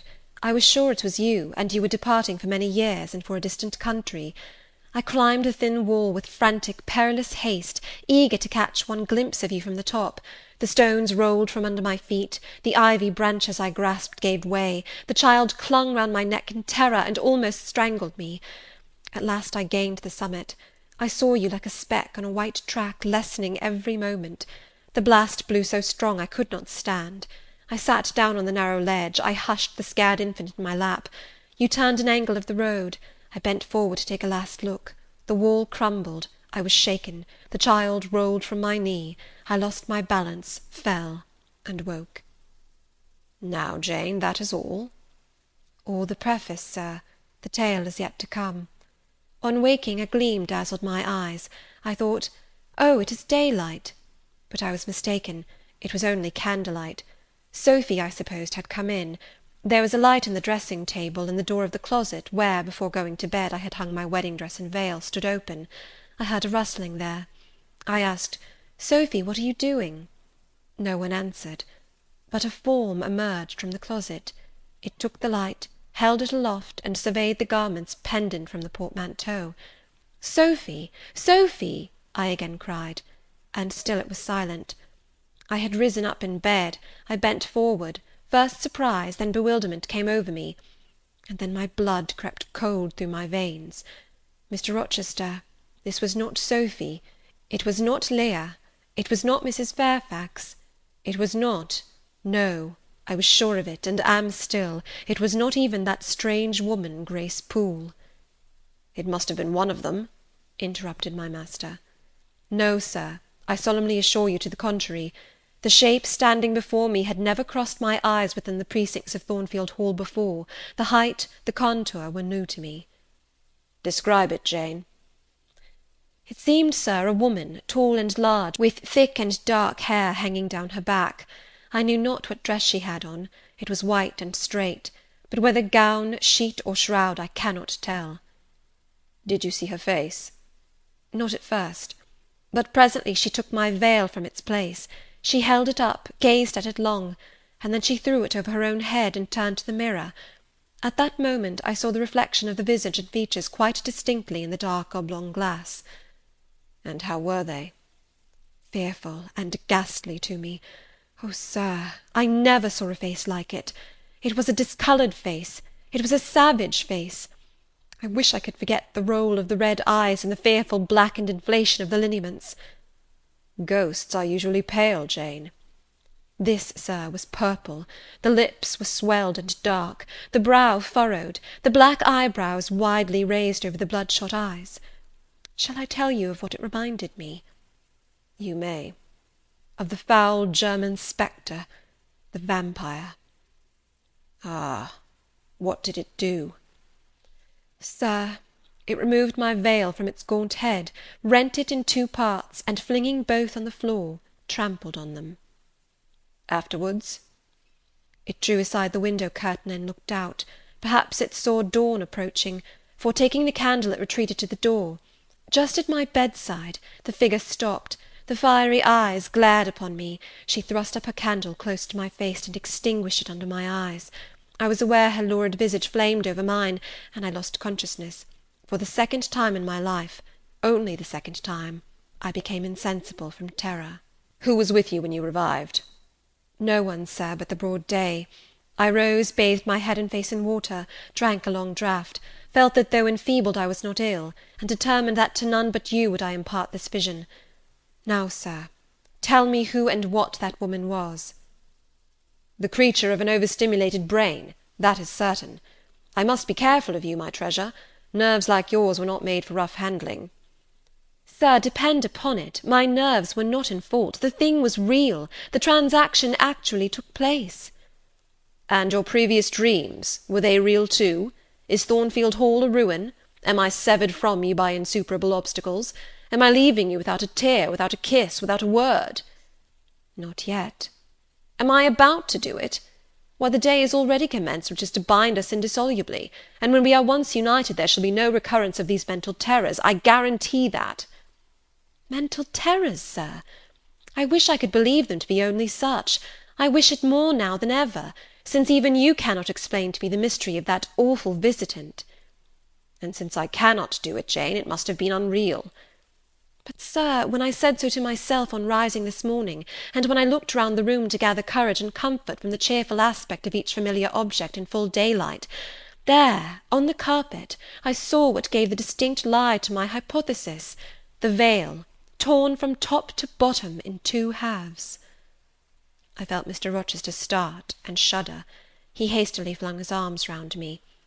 "Thank God," he exclaimed, "that if anything malignant did come near you last night, it was only the veil that was harmed. Oh, to think what might have happened!" He drew his breath short, and strained me so close to him I could scarcely pant. After some minutes' silence, he continued cheerily, "Now, Janet, I'll explain to you all about it. It was half dream, half reality. A woman did, I doubt not, enter your room, and that woman must have been, Grace Poole. You call her a strange being yourself. From all you know, you have reason so to call her. What did she do to me? What to Mason? In a state between sleeping and waking, you noticed her entrance and her actions, but feverish, almost delirious as you were, you ascribed to her a goblin appearance different from her own. The long dishevelled hair, the swelled black face, the exaggerated stature, were figments of imagination, results of nightmare. The spiteful tearing of the veil was real, and it is like her. I see you would ask why I keep such a woman in my house. When we have been married a year and a day, I will tell you, but not now. Are you satisfied, Jane? Do you accept my solution of the mystery?" I reflected, and in truth it appeared to me the only possible one. Satisfied I was not, but to please him I endeavoured to appear so. Relieved I certainly did feel, so I answered him with a contented smile. And now, as it was long past 1, I prepared to leave him. "Does not Sophy sleep with Adele in the nursery?" he asked, as I lit my candle. "Yes, sir." "And there is enough room in Adele's little bed for you. You must share it with her to-night, Jane. It is no wonder that the incident you have related should make you nervous, and I would rather you did not sleep alone. Promise me to go to the nursery." "I shall be very glad to do so, sir." "And fasten the door securely on the inside. Wake Sophy when you go upstairs, under pretence of requesting her to rouse you in good time to-morrow, for you must be dressed and have finished breakfast before 8. And now, no more sombre thoughts. Chase dull care away, Janet. Don't you hear to what soft whispers the wind has fallen? And there is no more beating of rain against the window-panes. Look here." He lifted up the curtain. "It is a lovely night." It was. Half heaven was pure and stainless. The clouds, now trooping before the wind, which had shifted to the west, were filing off eastward in long silvered columns. The moon shone peacefully. "Well," said Mr. Rochester, gazing inquiringly into my eyes, "how is my Janet now?" "The night is serene, sir, and so am I." "And you will not dream of separation and sorrow to-night, but of happy love and blissful union?" This prediction was but half fulfilled. I did not indeed dream of sorrow, but as little did I dream of joy, for I never slept at all. With little Adele in my arms, I watched the slumber of childhood, so tranquil, so passionless, so innocent, and waited for the coming day. All my life was awake and astir in my frame, and as soon as the sun rose, I rose too. I remember Adele clung to me as I left her. I remember I kissed her as I loosened her little hands from my neck, and I cried over her with strange emotion, and quitted her because I feared my sobs would break her still sound repose. She seemed the emblem of my past life, and here I was now to array myself to meet the dread but adored type of my unknown future day. Chapter 25.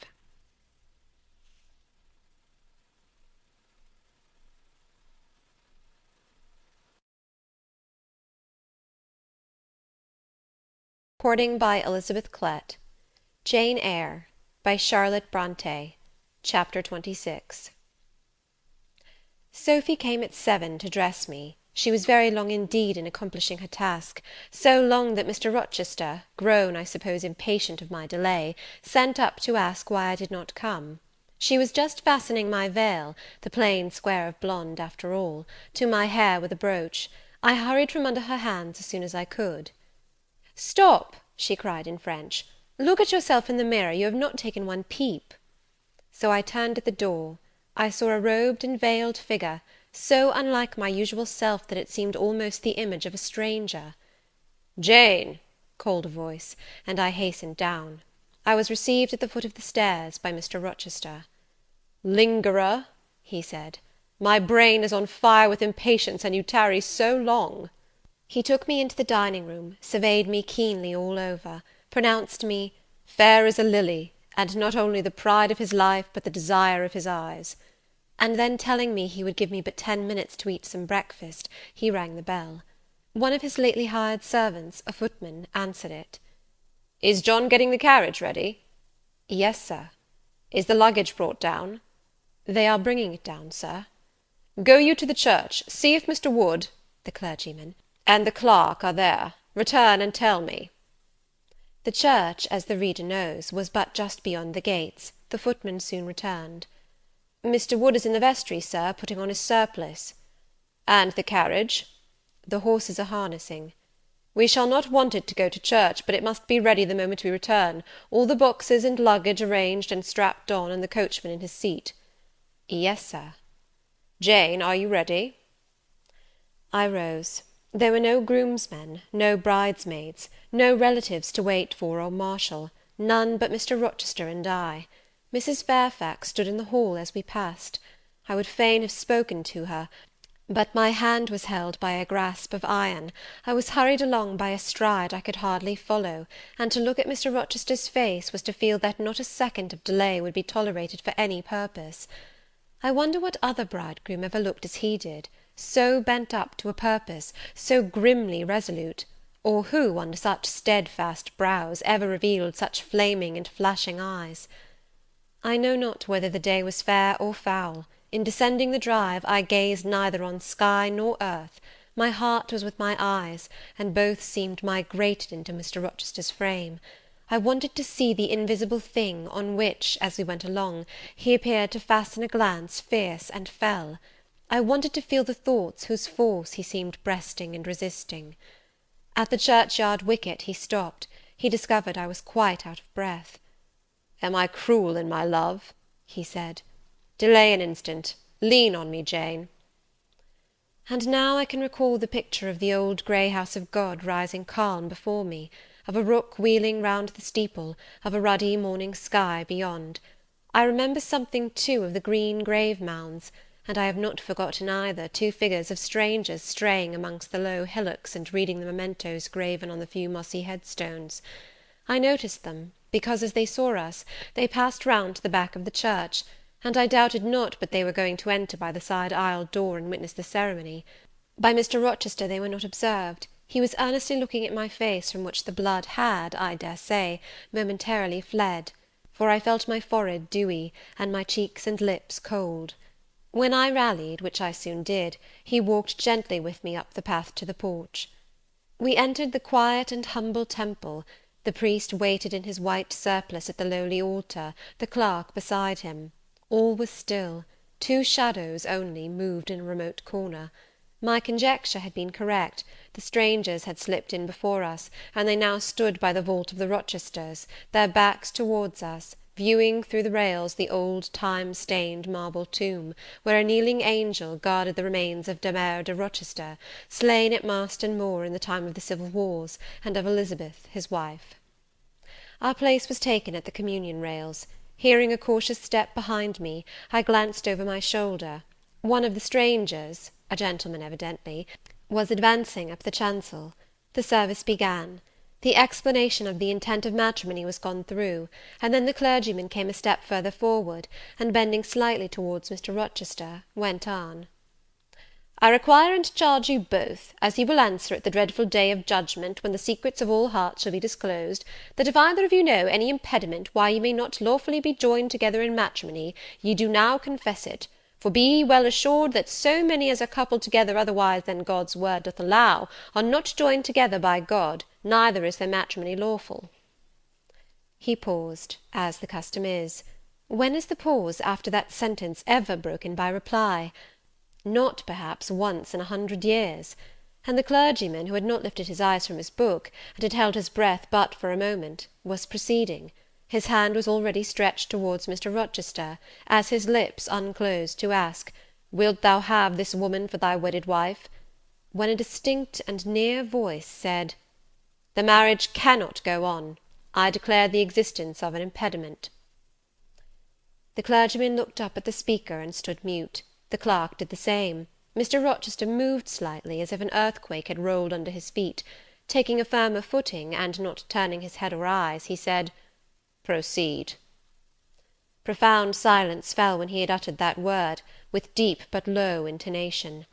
Presently Mr. Wood said, I cannot proceed without some investigation into what has been asserted, and evidence of its truth or falsehood. The ceremony is quite broken off, subjoined the voice behind us. I am in a condition to prove my allegation. An insuperable impediment to this marriage exists.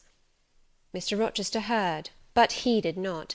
He stood stubborn and rigid, making no movement but to possess himself of my hand. What a hot and strong grasp he had!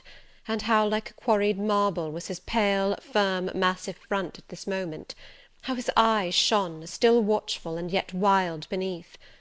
Mr. Wood seemed at a loss. What is the nature of the impediment? He asked. Perhaps it may be got over, explained away. Hardly, was the answer. I have called it insuperable, and I speak advisedly. The speaker came forward, and leaned on the rails. He continued, uttering each word distinctly, calmly, steadily, but not loudly. It simply consists in the existence of a previous marriage. Mr. Rochester has a wife, now living. My nerves vibrated to those low-spoken words as they had never vibrated to thunder. My blood felt their subtle violence as it had never felt frost or fire. But I was collected, and in no danger of swooning. I looked at Mr. Rochester. I made him look at me. His whole face was colourless rock. His eye was both spark and flint. He disavowed nothing. He seemed as if he would defy all things. Without speaking, without smiling, without seeming to recognise in me a human being, he only twined my waist with his arm and riveted me to his side. Who are you? He asked of the intruder. My name is Briggs, a solicitor of Street, London. And you would thrust on me a wife? I would remind you of your lady's existence, sir, which the law recognises, if you do not. Favour me with an account of her, with her name, her parentage, her place of abode. Certainly. Mr. Briggs calmly took a paper from his pocket, and read out in a sort of official, nasal voice. I affirm and can prove that on the 20th of October, A.D., a date of some 15 years back, Edward Fairfax Rochester of Thornfield Hall in the county of and of Ferndean Manor in shire, England, was married to my sister Bertha Antoinetta Mason, daughter of Jonas Mason, merchant, and of Antoinetta his wife, a Creole, at Church, Spanish Town, Jamaica. The record of the marriage will be found in the register of that church. A copy of it is now in my possession. Signed, Richard Mason. That, if a genuine document, may prove I have been married, but it does not prove that the woman mentioned therein as my wife is still living. She was living 3 months ago, returned the lawyer. How do you know? I have a witness to the fact, whose testimony even you, sir, will scarcely controvert. Produce him, or go to hell. I will produce him first. He is on the spot. Mr. Mason, have the goodness to step forward. Mr. Rochester, on hearing the name, set his teeth. He experienced, too, a sort of strong convulsive quiver. Near to him as I was, I felt the spasmodic movement of fury or despair run through his frame. The second stranger, who had hitherto lingered in the background, now drew near. A pale face looked over the solicitor's shoulder. Yes, it was Mason himself. Mr. Rochester turned and glared at him. His eye, as I have often said, was a black eye. It now had a tawny, nay, a bloody light in its gloom, and his face flushed, olive cheek and hueless forehead received a glow as from spreading, ascending heart fire, and he stirred, lifted his strong arm. He could have struck Mason, dashed him on the church floor, shocked by a ruthless blow the breath from his body; but Mason shrank away, and cried faintly, "Good God!" Contempt fell cool on Mr. Rochester. His passion died as if a blight had shrivelled it up. He only asked, "What have you to say?" An inaudible reply escaped Mason's white lips. "The devil is in it if you cannot answer distinctly. I again demand, what have you to say?" Sir, interrupted the clergyman, do not forget you are in a sacred place." Then, addressing Mason, he inquired gently, "Are you aware, sir, whether or not this gentleman's wife is still living?" "Courage," urged the lawyer, "speak out." "She is now living at Thornfield Hall," said Mason in more articulate tones. "I saw her there last April. I am her brother." "At Thornfield Hall!" ejaculated the clergyman. "Impossible! I am an old resident in this neighbourhood, sir, and I never heard of a Mrs. Rochester at Thornfield Hall." I saw a grim smile contort Mr. Rochester's lips, and he muttered, "No, by God! I took care that none should hear of it, or of her under that name." He mused. For 10 minutes he held counsel with himself. He formed his resolve, and announced it. "Enough! All shall bolt out at once like the bullet from the barrel. Wood, close your book and take off your surplice. John Green," to the clerk, "leave the church. There will be no wedding to-day." The man obeyed. Mr. Rochester continued, hardily and recklessly, "Bigamy is an ugly word. I meant, however, to be a bigamist, but fate has outmanoeuvred me, or Providence has checked me, perhaps the last. I am little better than a devil at this moment, and, as my pastor there would tell me, deserve no doubt the sternest judgments of God, even to the quenchless fire and deathless worm. Gentlemen, my plan is broken up. What this lawyer and his client say is true. I have been married, and the woman to whom I was married lives. You say you have never heard of a Mrs. Rochester at the house up yonder, Wood, but I dare say you have many a time inclined your ear to gossip about the mysterious lunatic kept under watch and ward. Some have whispered to you that she is my bastard half-sister, some my cast-off mistress. I now inform you that she is my wife, whom I married 15 years ago, Bertha Mason by name, sister of this resolute personage, who is now, with his quivering limbs and white cheeks, showing you what a stout heart men may bear. Cheer up, Dick. Never fear me. I'd almost as soon strike a woman as you. Bertha Mason is mad, and she came of a mad family, idiots and maniacs through 3 generations. Her mother, the Creole, was both a madwoman and a drunkard, as I found out after I had wed the daughter, for they were silent on family secrets before. Bertha, like a dutiful child, copied her parent in both points. I had a charming partner, pure, wise, modest. You can fancy I was a happy man. I went through rich scenes. Oh, my experience has been heavenly, if you only knew it. But I owe you no further explanation. Briggs, Wood, Mason, I invite you all to come up to the house and visit Mrs. Poole's patient and my wife. You shall see what sort of a being I was cheated into espousing, and judge whether or not I had a right to break the compact, and seek sympathy with something at least human. This girl," he continued, looking at me, "knew no more than you would of the disgusting secret. She thought all was fair and legal, and never dreamt she was going to be entrapped into a feigned union with a defrauded wretch, already bound to a bad, mad, and embruted partner. Come, all of you, follow." Still holding me fast, he left the church. The 3 gentlemen came after. At the front door of the hall we found the carriage. "Take it back to the coach-house, John," said Mr. Rochester coolly. "It will not be wanted to-day." At our entrance, Mrs. Fairfax, Adele, Sophy, Leah, advanced to meet and greet us. "To the right about, every soul!" cried the master. "Away with your congratulations! Who wants them? Not I! They are 15 years too late." He passed on and ascended the stairs, still holding my hand, and still beckoning the gentlemen to follow him, which they did.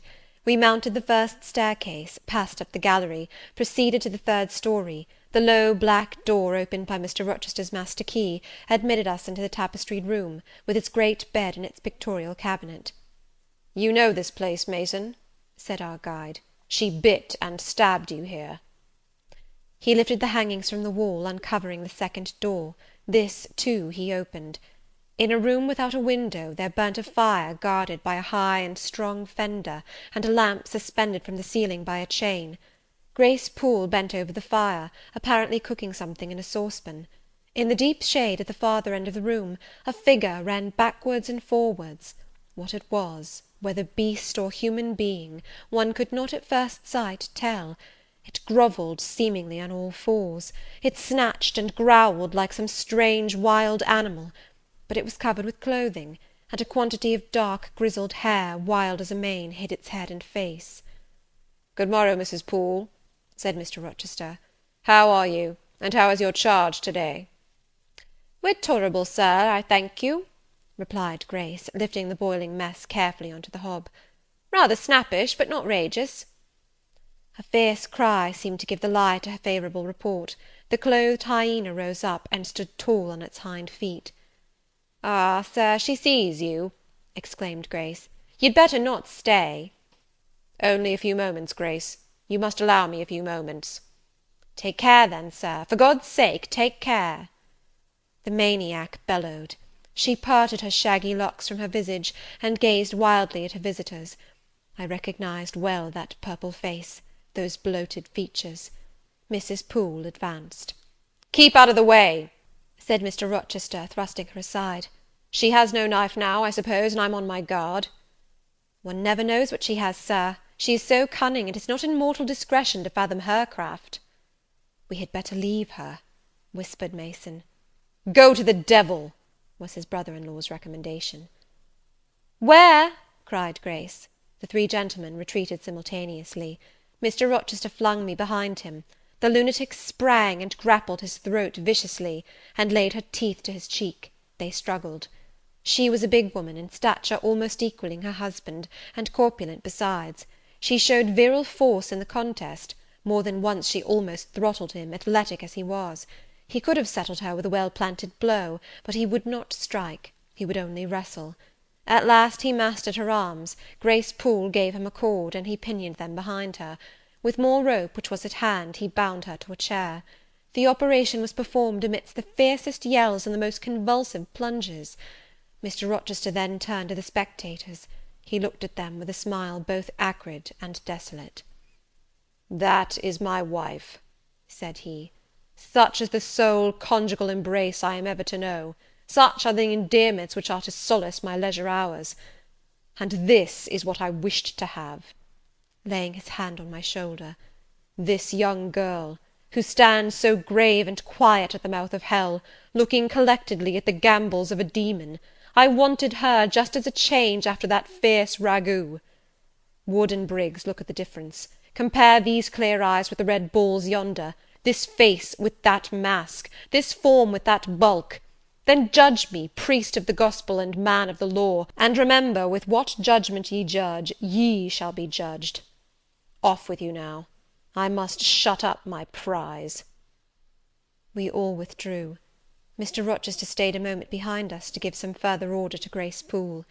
The solicitor addressed me as he descended the stair. "You, madam," said he, "are cleared from all blame. Your uncle will be glad to hear it, if indeed he should be still living, when Mr. Mason returns to Madeira." "My uncle? What of him? Do you know him?" "Mr. Mason does. Mr. Eyre has been the functional correspondent of his house for some years. When your uncle received your letter intimating the contemplated union between yourself and Mr. Rochester, Mr. Mason, who was staying at Madeira to recruit his health, on his way back to Jamaica, happened to be with him. Mr. Eyre mentioned the intelligence, for he knew that my client here was acquainted with a gentleman of the name of Rochester. Mr. Mason, astonished and distressed, as you may suppose, revealed the real state of matters. Your uncle, I am sorry to say, is now on a sick bed, from which, considering the nature of his disease, decline, and the stage it has reached, it is unlikely he will ever rise. He could not then hasten to England himself, to extricate you from the snare into which you had fallen, but he implored Mr. Mason to lose no time in taking steps to prevent the false marriage. He referred him to me for assistance. I used all dispatch, and am thankful I was not too late, as you, doubtless, must be also. Were I not morally certain that your uncle would be dead ere you reach Madeira, I would advise you to accompany Mr. Mason back; but as it is, I think you had better remain in England till you can hear further, either from or of Mr. Eyre. Have we anything else to stay for?" he inquired of Mr. Mason. "No, no, let us be gone," was the anxious reply; and, without waiting to take leave of Mr. Rochester, they made their exit at the hall door. The clergyman stayed to exchange a few sentences, either of admonition or reproof, with his haughty parishioner. This duty done, he too departed. I heard him go as I stood at the half-open door of my own room, to which I had now withdrawn. The house cleared, I shut myself in, fastened the bolt that none might intrude, and proceeded, not to weep, not to mourn, I was yet too calm for that, but mechanically to take off the wedding dress, and replace it by the stuff gown I had worn yesterday, as I thought, for the last time. I then sat down. I felt weak and tired. I leaned my arms on a table, and my head dropped on them.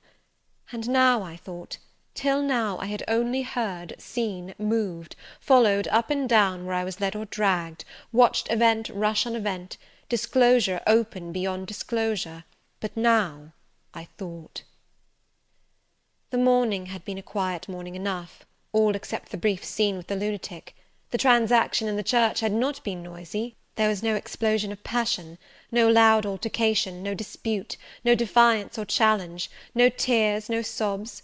A few words had been spoken, a calmly pronounced objection to the marriage made, some stern, short questions put by Mr. Rochester, answers, explanations given, evidence adduced, an open admission of the truth had been uttered by my master. Then the living proof had been seen, the intruders were gone, and all was over. I was in my own room as usual, just myself, without obvious change. Nothing had smitten me, or scathed me, or maimed me. And yet, where was the Jane Eyre of yesterday? Where was her life? Where were her prospects? Jane Eyre, who had been an ardent, expectant woman, almost a bride, was a cold, solitary girl again. Her life was pale, her prospects were desolate. A Christmas frost had come at midsummer, a white December storm had whirled over June, ice glazed the ripe apples, drifts crushed the blowing roses, on hayfield and cornfield lay a frozen shroud, lanes which last night blushed full of flowers, to-day were pathless with untrodden snow, and the woods, which 12 hours since waved leafy and fragrant as groves between the tropics, now spread waste, wild, and white as pine forests in wintry Norway. My hopes were all dead, struck with a subtle doom, such as, in one night, fell on all the first-born in the land of Egypt. I looked on my cherished wishes, yesterday so blooming and glowing; they lay stark, chill, livid corpses that would never revive. I looked at my love, that feeling which was my master's, which he had created. It shivered in my heart, like a suffering child in a cold cradle. Sickness and anguish had seized it. It could not seek Mr. Rochester's arms, it could not derive warmth from his breast. Oh, never more could it turn to him, for faith was blighted, confidence destroyed. Mr. Rochester was not to me what he had been, for he was not what I had thought him. I would not ascribe vice to him, I would not say he had betrayed me, but the attribute of stainless truth was gone from his idea, and from his presence I must go. That I perceived well. When, how, whither, I could not yet discern, but he himself, I doubted not, would hurry me from Thornfield. Real affection, it seemed, he could not have for me; it had been only fitful passion. That was balked, he would want me no more. I should fear even to cross his path now, my view must be hateful to him. Oh, how blind had been mine eyes! How weak my conduct! My eyes were covered and closed. Eddying darkness seemed to swim round me, and reflection came in as black and confused a flow. Self-abandoned, relaxed and effortless, I seemed to have laid me down in the dried-up bed of a great river. I heard a flood loosened in remote mountains, and felt the torrent come. To rise I had no will, to flee I had no strength. I lay faint, longing to be dead. One idea only still throbbed lifelike within me, a remembrance of God. It begot an unuttered prayer. These words went wandering up and down in my rayless mind, as something that should be whispered, but no energy was found to express them. Be not far from me, for trouble is near. There is none to help. It was near, and as I had lifted no petition to heaven to avert it, as I had neither joined my hands, nor bent my knees, nor moved my lips, it came. In full heavy swing the torrent poured over me. The whole consciousness of my life lorn, my love lost, my hope quenched, my faith dead struck, swayed full and mighty above me in one sullen mass. That bitter hour cannot be described. In truth, the waters came into my soul. I sank in deep mire. I felt no standing. I came into deep waters. The floods overflowed me. End of chapter 26.